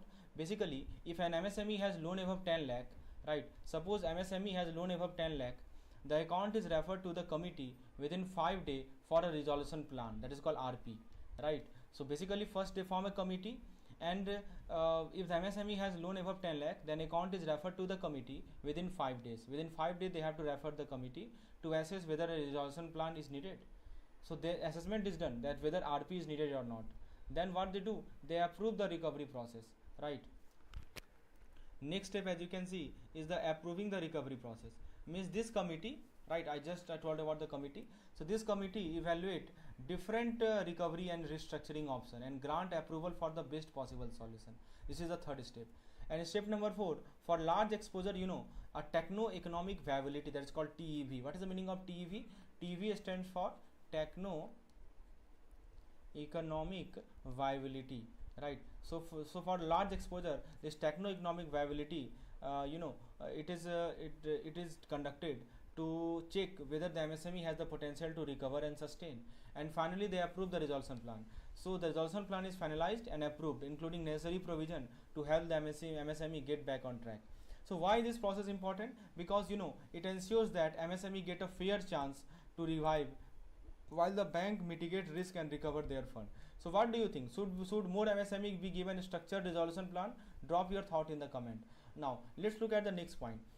So friends, when a bank restructure a large loan or changes ownership, an independent credit evaluation, that is called ICE, right? So whenever, two things I'm telling you, whenever whenever bank restructure a large loan, so either they are restructuring a large loan or they are changing the ownership, or they are changing ownership, an independent credit evaluation is mandatory. But how many ICE are actually needed? How many independent credit evaluator are actually needed? Let's simplify it. So question is, how many credit evaluation are needed for large loan restructuring? So again, I'm telling you, for large loan restructuring we are talking about. So suppose for the loan that is less than 100 crore, right, just one ICE rated RP4 or better is required. For loan of 100 crore or more, right, one ICE with at least require one ICE rated RP4 or better is mandatory, right? And for massive exposure of 500 crore and or more, 2 IC are needed and both are rated RP4 or better, right? So this is the point you must keep in mind, right? So basically, why this is important? Because these evaluation ensure that restructuring decisions are based on expert opinion, reducing risk for both the bank and the borrower. So ICE full form, independent credit evaluation. This is called ICE. So you must know how many ICE are required for the resolution process involving restructuring or ownership change with 100 crore or more. You must know it. Now let's talk about achieving restructuring plan implementation. So friends, a successful restructuring plan is not just about approval, it's about execution. Let's walk through the 5 crucial steps to ensure smooth implementation. So the first thing is that the borrower must not be in default with any lender by the 180th day after the review period. This is the first major checkpoint in the process. So there is something called review period. After review period, within the 180th day, borrower must not be in default with any lender. Second thing is to complete the documentation. Means all necessary document must be prepared, signed and recorded to reflect the restructuring term in both lender and borrower record. Third thing is the security creation. Any collateral, any security requirement must be finalized as a part of restructuring process to ensure financial protection for lender. And finally, the loan term modification, which means all agreed change in the loan term like interest rate, tenor must be properly documented and accepted by all party. And finally, we have no default post implementation, which means even after restructuring is complete, the borrower must stay compliant with all lender to avoid falling back into financial trouble. So because proper restructuring can revive business, prevent bad loan and ensure a win-win for both bank and borrower. So here is a question for you. Should bank allow multiple restructuring for the same borrower, or should it be one time chance? Please answer it. So this is how restructuring plan is implemented. Now let's switch our focus to lender provision timeline for a borrower default. So let's talk about it. So friends, when a borrower failed to implement a valuable resolution plan on time, so suppose a borrower is failed to implement viable RP on time, right? Lender must follow a strict provision timeline to safeguard their financial. First of all, the thing is review period end, which means the initial review of the borrower financial condition is implemented. If the issue remain unresolved, lender must set aside 20% of the total outstanding, which is the funded plus non-funded, right? as provision after the 180 day from the review period end. So suppose review period end in Jan end. So after 180 day, 180 day means Feb, March and April. After April end, right? So after ending of April, so initial review of the borrower financial is completed. If the issue remain unresolved, lender must set aside 20% of the total outstanding as provision after 180 day from the review period. So if after the 180 day of the review period, if the issue remain unresolved, then this much provision is to be done. So lender must now assess the borrower financial situation and allocate provisioning accordingly. This is the first major financial buffer to avoid potential loss. Then we have 365 day provision deadline. If the default still persists, lender must increase their provision by another 15%. So earlier it was just 20% and now it has increased to 35%, right? So this step ensures that risk is properly accounted for in the bank's book. So lender calculate the necessary provision based on the outstanding amount. So it's all these are done on the basis of outstanding amount, right? The amount set aside is capped at 100% of the total outstanding, depending on the asset classification and existing provision. And then some additional provision apply. At this stage, all lender with exposure to the defaulted account must make an additional provision, reinforcing financial discipline and risk management. So this is called additional provision is applied. So basically this timeline ensures that bank remain financially stable despite borrower default. So here is a question for you. Should lender have a strict timeline, or do borrower need more flexibility to avoid default? Please answer it. So these are the steps: review period ending, 180 day provision deadline, 365 day provision deadline, provision calculation. So how do you calculate the provision? So lender calculate the necessary provision based on outstanding amount, and the amount is capped at 100% of the total outstanding. Try to understand. These provisions are over and above the higher of the existing provision, and those required by the asset classification capped at maximum it can go to 100% of the total outstanding. That is the maximum provisioning can be done, right? 20% and 35% are the deadline. Now let's look at DCCO, very important part. So friends, have you ever wondered what happened when the borrowing entity delay the commencement of operation? So bank follow a structured process for classifying such loan, ensuring financial discipline, right? So first of all, when operation begin, that is called DCCO start, right? DCCO start. So what is the meaning of DCCO? DCCO means date of commencement of commercial operation. Date of commencement of commercial operation. This is called DCCO. So the DCCO marks the official start. From here, interest capitalization stop. Interest capitalization stop. What it means? That interest capitalization stop and all expense start reflecting in the profit and loss account. All kind of expense are started reflecting in the profit and loss account, right?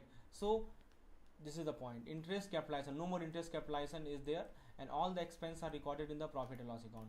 Now the question is that is there any need to defer the DCCO? At this stage, bank assess whether the project need a DCCO deferment. If yes, then the loan undergo restructuring, means leading to asset downgrading or riskier classification. And if no, if deferment is not there, the bank check whether the revised DCCO still fall within the permissible limit. So the bank check whether the revised DCCO still fall within the permissible limit, and lender allow deferment within these limit up to 2 years for infrastructure project and up to 1 year for non-infrastructure project. This is the maximum deferment that the lender can allow. And if the revised DCCO remain within these limit, the loan is classified under a standard category, right? So if the deferment was no, yes, then restructuring is done. If it is no, then it is a standard category, right? And what if it exceed this limit? So if it exceed this limit, if the deferment exceed the permissible limit for 1 year for infrastructure project, or 2 year for 2 year for infrastructure project and 1 year for non-infrastructure project, if it exceed it, then then further deferment lead to additional provisioning. Then further deferment is done and additional provisioning is there. And what if it exceed this limit? If the deferment exceed the permissible limit, further deferment lead to the additional provision. Because the process ensures that bank properly classify loan and account for risk, preventing financial instability. So should bank allow more flexibility in deferment, or would that increase financial risk? Please answer. Now this is a very important chart table from where you will understand this deferment. Very important. Case study is asked. So did you know that when a project face delay, bank don't just wait. They reclassify loan and adjust provisioning accordingly. Let's break down how deferment in DCCO work. So the step number 1, as you can see, is the first deferment. For first deferment, so if it's infrastructure project, 2 years is allowed, I told you earlier. And if it's non-infra project, then 1 year is allowed. And these loan remain classified as a standard asset, and 0.40% provisioning will be done. Step number 2, deferment due to reason beyond promoter control. And if the infrastructure project extra 1 year is added, right, extra 1 year is added, this means T plus 3 year. And if it is non-infra project, then 1 year is added, that is T plus 2. But here is the catch, the provisioning requirement jumps to 5%. Earlier it was just 0.40%, now it is 5%, right, applicable for 2 year or till revised DCCO, whichever is later. Step number 3, what if deferment due to arbitration in or court case? Suppose some court case is there, because of which deferment is happening. So if it is infra project, then additional 2 year, that means total T plus 4 year is allowed. And if it is non-infra project, it is limited to T plus 2 year only, like in this case as above. And if the deferment, if the promoter is changed, what will happen to the deferment? So it can go up to 6 year, and for non-infra project, it can deferment capped at 4 year. So bank carefully regulate project delay to balance financial stability and ensure loan don't turn into bad asset. That is why this deferment is done, right? So and that is how provisioning is done. Now let's look at the last topic of this particular chapter. So have you ever wondered what happened when the bank struggled with the bad loan? Well, RBI has a structured framework for selling financial asset, ensuring a balance between recovery and financial stability. First of all, you have to identify the financial asset. This is the first step. You have to identify the financial asset, right? So this process begins when the bank evaluates their asset. Is the asset an NPA?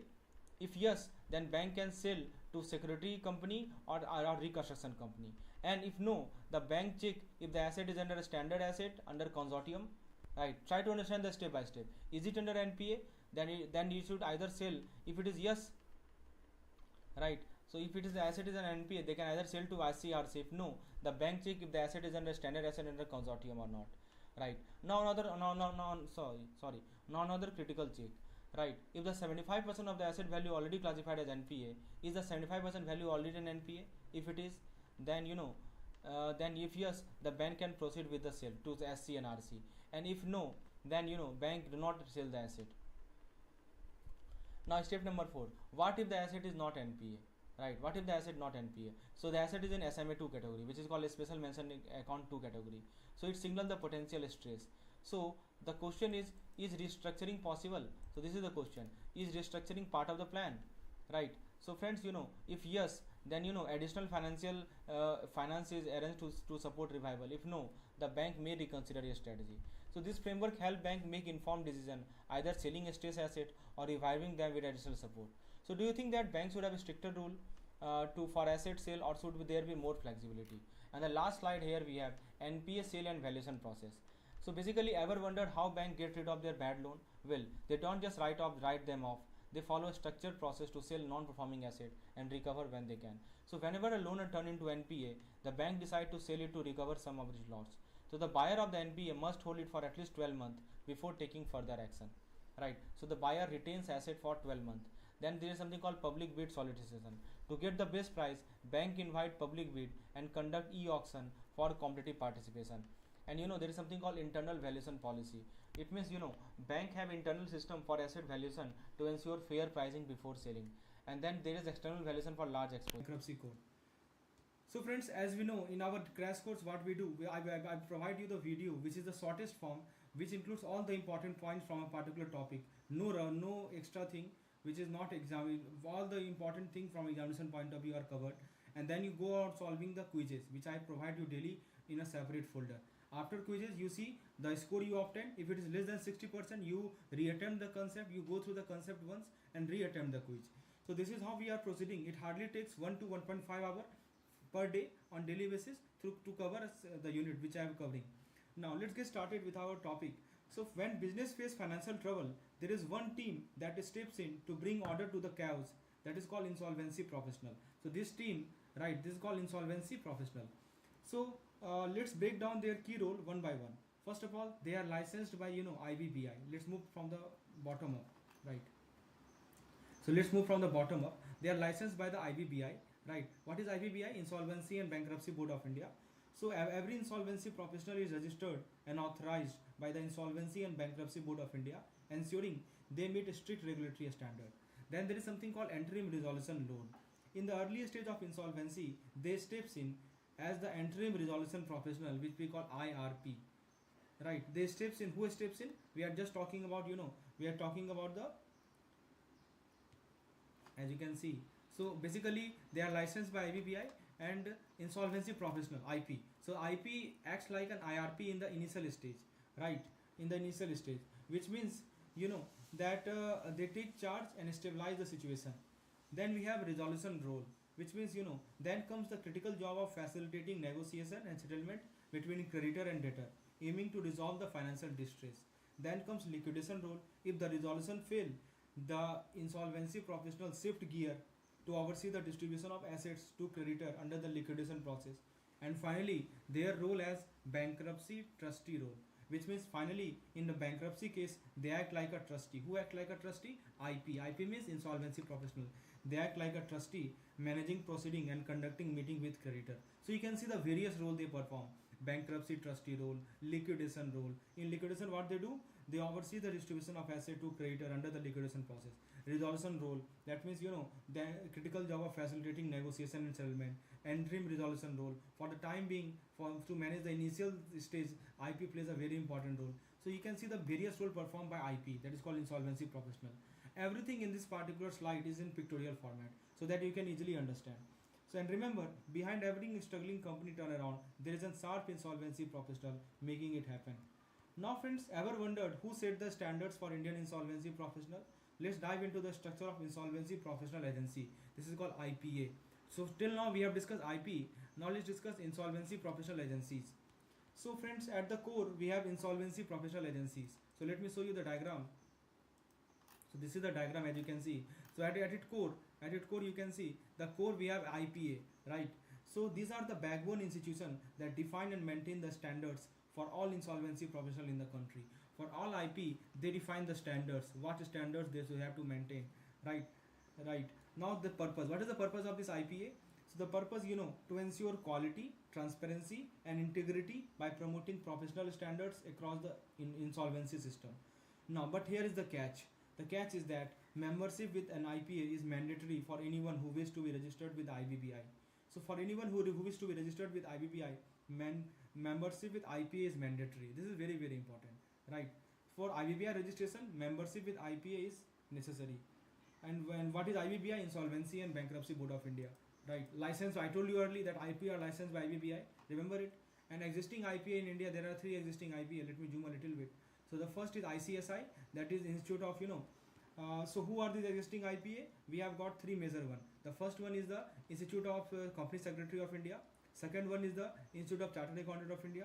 And the third one is Institute of Cost Accountant of India, ICMAI, right? So together these agencies act like a pillar shaping how insolvency professionals operate under the India's legal and regulatory framework. So the next time you hear about insolvency case, remember these IPA are silently ensuring everything run by the book. These are called IPA, insolvency professional agencies, right? Now let's look at the next point: existing component and function of information utilities. So what is information utilities? So friends, let's break down a crucial piece of insolvency puzzle, that is called information utility.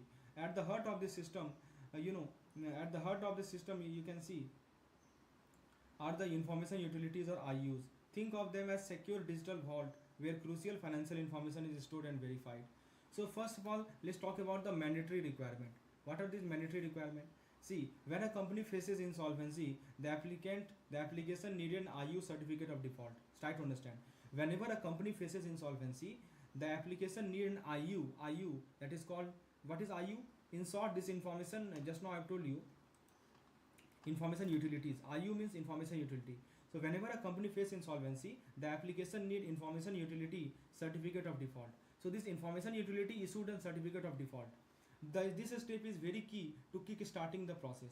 Next come the data source. See, information utility pulls information from various channels like bank, FIs, NBFCs, asset reconstruction company, corporate, firms and individuals. Then we have the data function. Data function, means IU handle everything from pulling, authenticating and certifying data to make sure it is credible and trustworthy. And finally we have the access mechanism. Thanks to the central application program interface, which we call CAIIB, Central Application Program Interface. This information is easily accessible to our shareholder. So that is the beauty of this crash course. In one single slide, you are able to understand 4 different things. If you go in the book, you will see number of lines which is written, and you have to filter out what is important for me and what is not important. And this crash course ensures that if you go through all the content which I am providing, this ensures that you can easily revise the main points, and this will help you in the examination to revise in the short time. So if you want to get avail of this crash course, you can enroll by getting more detail on this WhatsApp number, or in the description section of this video you will get the link to the crash course. So this is the beauty. In the short time, if you want to revise everything, this will help you. So you can see the mandatory requirement, data sources, data function, access mechanism. Thanks to CAIIB. CAIIB means Central Program Interface, Central Application Program Interface. Now let's look at the next slide. Remember this 4 point, very important regarding the information utility. Now friends, but who takes decision once insolvency starts? That is where, you know, creditor and their committee, that is called COC, that is called creditor committee, committee of creditor, right, comes into play. Here is how voting works. So quorum, right, quorum needs 33% attendance. Routine matter needs a simple majority at 51%. Critical matter needs a strong 66% by backing. And for withdrawal under section 12A, a whooping 90% agreement. So the COC is formed by the interim resolution professional. Remember, COC is formed by IRP, and it is made up of entirely of financial creditor. Its member are FCs. It is made up of financial creditors, right? Okay, what about operational creditor? They don't vote, but they play an observer role. So this operational creditor, you know, they don't vote, rather they play the role of observer. So together, information utility, and you can see the creditor, a financial creditor and operational creditor are there. So together, information utilities and COC ensure that insolvency proceeding stay fair, transparent and efficient. I hope that makes sense to you. Alright, let's now simplify how legal disputes are resolved in under insolvency laws in India. How legal disputes are resolved. So friends, this is where adjudicating authority, adjudicating authority and appellate body comes into the picture. Think of this as the two separate route. One for corporate entity, as you can see, one for corporate entity, another for non-corporate entity. So corporate entity, you know, like LLPs, like, you know, companies, these are called corporate entity, right? So their insolvency cases go straight to, you know, their insolvency case go straight to NCLT, that is called National Company Law Tribunal. And if any party is unhappy with NCLT decision, they can appeal to NCLAT, right, which is National Company Law Appellate Tribunal, simple and streamlined. And what about non-corporate entity? So when you talk about partnership, right, when we talk about, you know, a proprietorship and individual, these are called non-corporate entity, right? So their case go to DRT, Debt Recovery Tribunal. If needed, appeal from DRT goes up to DRAT, right? So DRAT means Debt Recovery Appellate Tribunal. So friends, two parallel track, both designed to ensure speedy resolution and justice. Corporate matter to NCLT and NCLAT, and Appellate Tribunal is NCLAT, and non-corporate matter to DRT and DRAT. A well-organized system that keeps insolvency and debt recovery running, right? So this is all about adjudicating body. The corporate insolvency resolution process step by step. So first of all, you can see that it all start at the if a default of 1 crore or more, whether full or partial non-payment, this is a red flag. This is a red flag that kicks off the process. Then after step number 2, initiation by creditor. So you know who raised the hand? It could be financial creditor, it could be operational creditor, or it could be corporate debtor themselves. So all of them can raise the hand. Now step number 3 is the NCLT application. What it means? So friends, you know, then they can file an application before the National Company Law Tribunal, the NCLT, to officially initiate the resolution journey. Then step number 4 is the IRP proposal. An interim resolution professional or IRP is proposed to steer the ship. For financial and corporate debtor, this is a must, and for OC it is optional. The IRP proposal is optional for OC. And then the next point is IRP appointment. The NCLT appoints the IRP to take charge of the resolution process and bring some order to the chaos. And the final step we have, as you can see, is the IRP takes over. Finally, the IRP assumes full control, replacing the power of the CEO and the board. The IRP ensures that corporate debtor continue as a going concern while the resolution unfolds, right? So there you have it, 6 clear steps that set the stage for saving or restructuring a struggling company. Want to know what happened next after IRP? Stay tuned for the next slide. So in the next slide you will see what happened next. after IRP appointment. So what exactly happened after the initial step in the corporate insolvency resolution process? So let's take a ride along this resolution highway. So this is a resolution highway, right? First stop is the interim resolution professional or the IRP, right? So it is officially appointed. The IRP job is to take charge and manage the corporate debtor right from day one. Then moratorium is declared. So NCLT pulls the brake. A moratorium is declared, which means no fresh legal action or recovery against the debtor until this entire process is completed. A pause button for creditor. Then COC appoint RP, which means the committee of creditor. They now appoint a permanent resolution professional, also known as RP, who take over from IRP and drive the process forward. Now it's time to draw up a solid resolution plan. The plan will ensure CIRP costs are paid, and most importantly, operational creditor get at least the liquidation value. Right? Operational creditor get at least the liquidation value. Priority matters here. Finally, we have plan implementation. So we hit the execution phase. The plan is implemented and the IRP takes the wheel officially. Keep in mind, the corporate insolvency resolution process should wrap in 180 days, right? But maximum can be extended to 330 days under a specific condition. So from appointment to implementation, this roadmap help revive distressed company and protect creditor the interest. So I hope that makes sense. This was continuation of the previous slide which we have just gone through. Now let's come to the next slide and let's talk about the CIRP process and IRP appointment. Some more point. So let's climb step by step through the corporate insolvency resolution process and see how the interim resolution professional or IRP comes into play. So first of all, first step, as you can see at the bottom, is the applicant. I think it is at the top here. So first of all, CIRP applicant proposes IRP, which means the applicant, usually a financial creditor, proposes a name for IRP. This kick-start the process officially. Then NCLT appoint IRP, already told you. This NCLT give the green signal by appointing the IRP. Now, no ongoing investigation, but wait, it is mandatory that IRP has a clean record. No ongoing investigation or disciplinary action should be pending. Now, OC does not propose IRP. So suppose here is a key point that if the operational creditor does not propose any IRP, right, then in that case, right, if there is a confusion or there is a special circumstance, NCLT may consult with IBBI to appoint an IRP, that is insolvency resolution professional. Then NCLT appoint IRP within 14 days, right?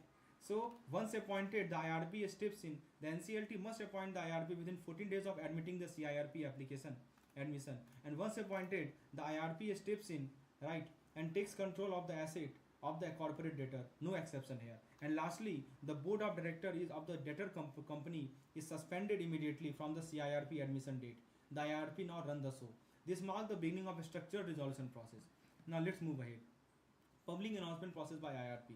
So friends, alright, now that IRP is on the board, what is next? It's time to take this process public. First, the IRP is officially appointed to the case. Once in charge, they need to act quickly. Within just 3 days, you can see, within just 3 days, right, IRP must make a formal public announcement. That is called public announcement, right? Now, where no delays is allowed. Now, where does this announcement go first? It goes first to the IBBI website. That is the official platform of the Insolvency and Bankruptcy Board of India. Then what happened? Corporate debtor website publication. That means this is the classic touch. The IRP must also get this announcement printed in 2 newspapers. And also, the same announcement is also published on the corporate debtor on website, which means transparency is the key. And now, the IRP must also get announcement printed in 2 newspapers, one in English, another is the local language, original language. So the question is, what is the purpose of this announcement? The goal is simple, to invite creditor to step forward and submit their claim. The resolution process starts with knowing who or what. So this multi-channel approach ensures that no stakeholder is left in the dark. It's about fairness and openness. The next point, the next step we have, as you can see on your screen, is the PIRP. Very, very important thing. Every year question is asked based on it. There are many things in between, but we are skipping those part. We are just moving to the PIRP. So ever wondered how MSME or micro, small and medium enterprise can resolve financial distress faster and smoother? Let's dive into pre-packed insolvency resolution process, which is tailor-made for MSME. It's all start here. Recognizing MSME facing financial distress or those defaulting up to 1 crore, right? You should recognize such MSME. Step 1 is spotting the trouble early. Then to submit the RPs, you have to submit the resolution plan. So the MSME proactively submit a resolution plan, a strategy to fix the distress and get back on track. Then comes adjudicating authority approval. The plan is then sent to executing authority. They will review it and give their official approval before moving forward. So this authority, this executing authority, review the resolution plan and give their finance approval, right? Then then they apply the PIRP criteria, right? Then they apply something called PIRP criteria. But hold on, eligibility check matter. Does the MSME meet the PIRP criteria? So if the dues exceed 1 crore, right, then CIRP or other option might come into play instead. So remember, the deadline is, the limit is 1 crore only, right? If dues should be less than 1 crore.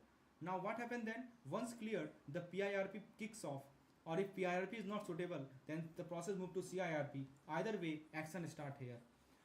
And one important note is that there is a cooling off period, right? Which means PIRP or CIRP cannot be reinitiated within 3 years of completion of previous one. So until and unless the previous one has been completed for 3 years, these two cannot be initiated. This ensures stability and giving breathing space. So this process is designed to give MSME a fighting choice, right? Helping them resolve issue quickly without losing business momentum. Now let's switch over and let's talk about the next slide. As you can see, in the next slide we will talk about which insolvency process should be pursued. So if PIRP is filed within 14 days of CIRP, it takes precedence, right? Or if PIRP is filed after 14 days, CIRP remains in control. So suppose initially what you filed is CIRP and just within 14 days you file PIRP, then it takes precedence, PIRP takes precedence. And suppose you file CIRP and after 14 days you file PIRP, then CIRP remain in control. And PIRP model when debtor manage asset. So that is called debtor in possession, right? Now let's switch our focus to the next slide, which we have, as you can see, a step to initiate PIRP, right? So what are the steps to initiate PIRP? So basically, there are some steps. The first step is to get the creditor approval. Achieve 66% approval from financial creditor to initiate PIRP. How much? 66% approval. Once 75% shareholder approval, obtain this much through a special resolution, that is called shareholder approval. How much? 75% means 3/4. Then file the application with the executing authority, and then court appoint an IRP, insolvency resolution professional, and then timeline completion. Complete the process within 120 days. So you can see in that case CIRP 180 days were there. Now it is just 120 days. Now let's look at the sequence. What happened in the sequence?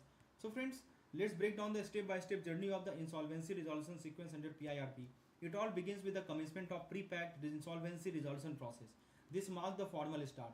Next up comes the BRP, which is called base resolution plan submission. This is the debtor initial solution, and this is a strict deadline to meet.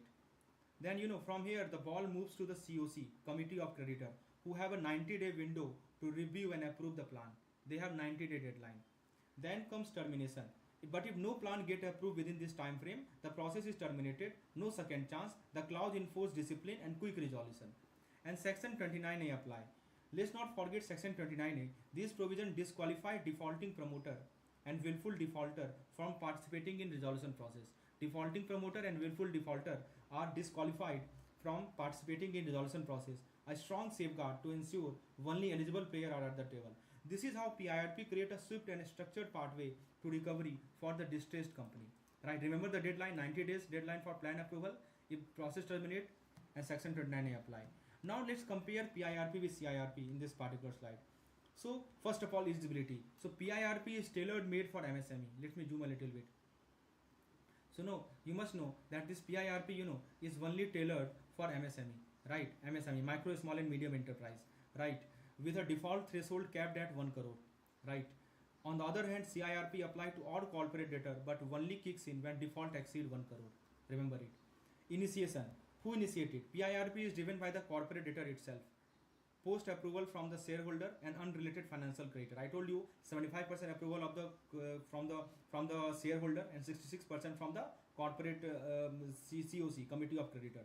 CIRP, however, can be initiated by anyone: financial creditor, operational creditor, corporate debtor. Anyone can initiate it. So timeline wise, PIRP offer a fast track, 90 days to submit RP with a maximum of 180 days overall. But in CIRP, in the contrast, can stretch up to 330 days with extension.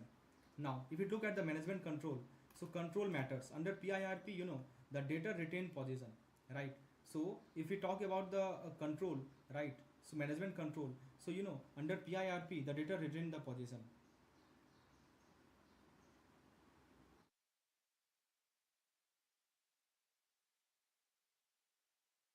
So friends, what it means that under PIRP the debtor retain possession, right? The debtor retain possession but creditor are in control.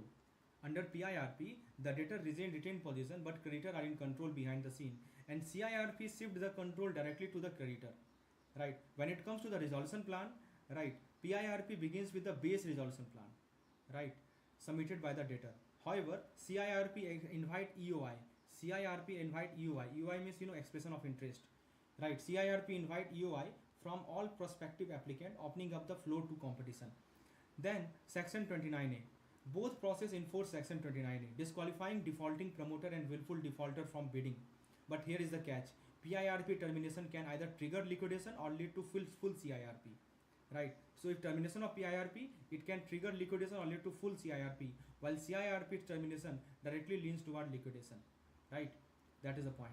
Now moratorium, a moratorium in PIRP starts from date of commencement, right, from the very beginning. In CIRP, it activates upon filing. For termination, PIRP needs 66% COC approval, right, while CIRP follows section 12A with 90% vote to withdraw. And lastly, PIRP have some extra layer, that if promoter that no parallel running with CIRP, first point, a mandatory 3-year cool off period between PIRP or any other PIRP, and if promoter don't dilute equity as part of the resolution, the COC must record the reason for it. So whether it is speedy and flexibility under PIRP or the broader scope under CIRP, both routes are designed to tackle insolvency with precision. So that's all for this topic. Nothing extra to learn. If you cover this much, more than enough. That is sufficient to get 3 to 5 marks question, which is asked every year from this chapter. For more detail regarding the crash course, you can WhatsApp me on this particular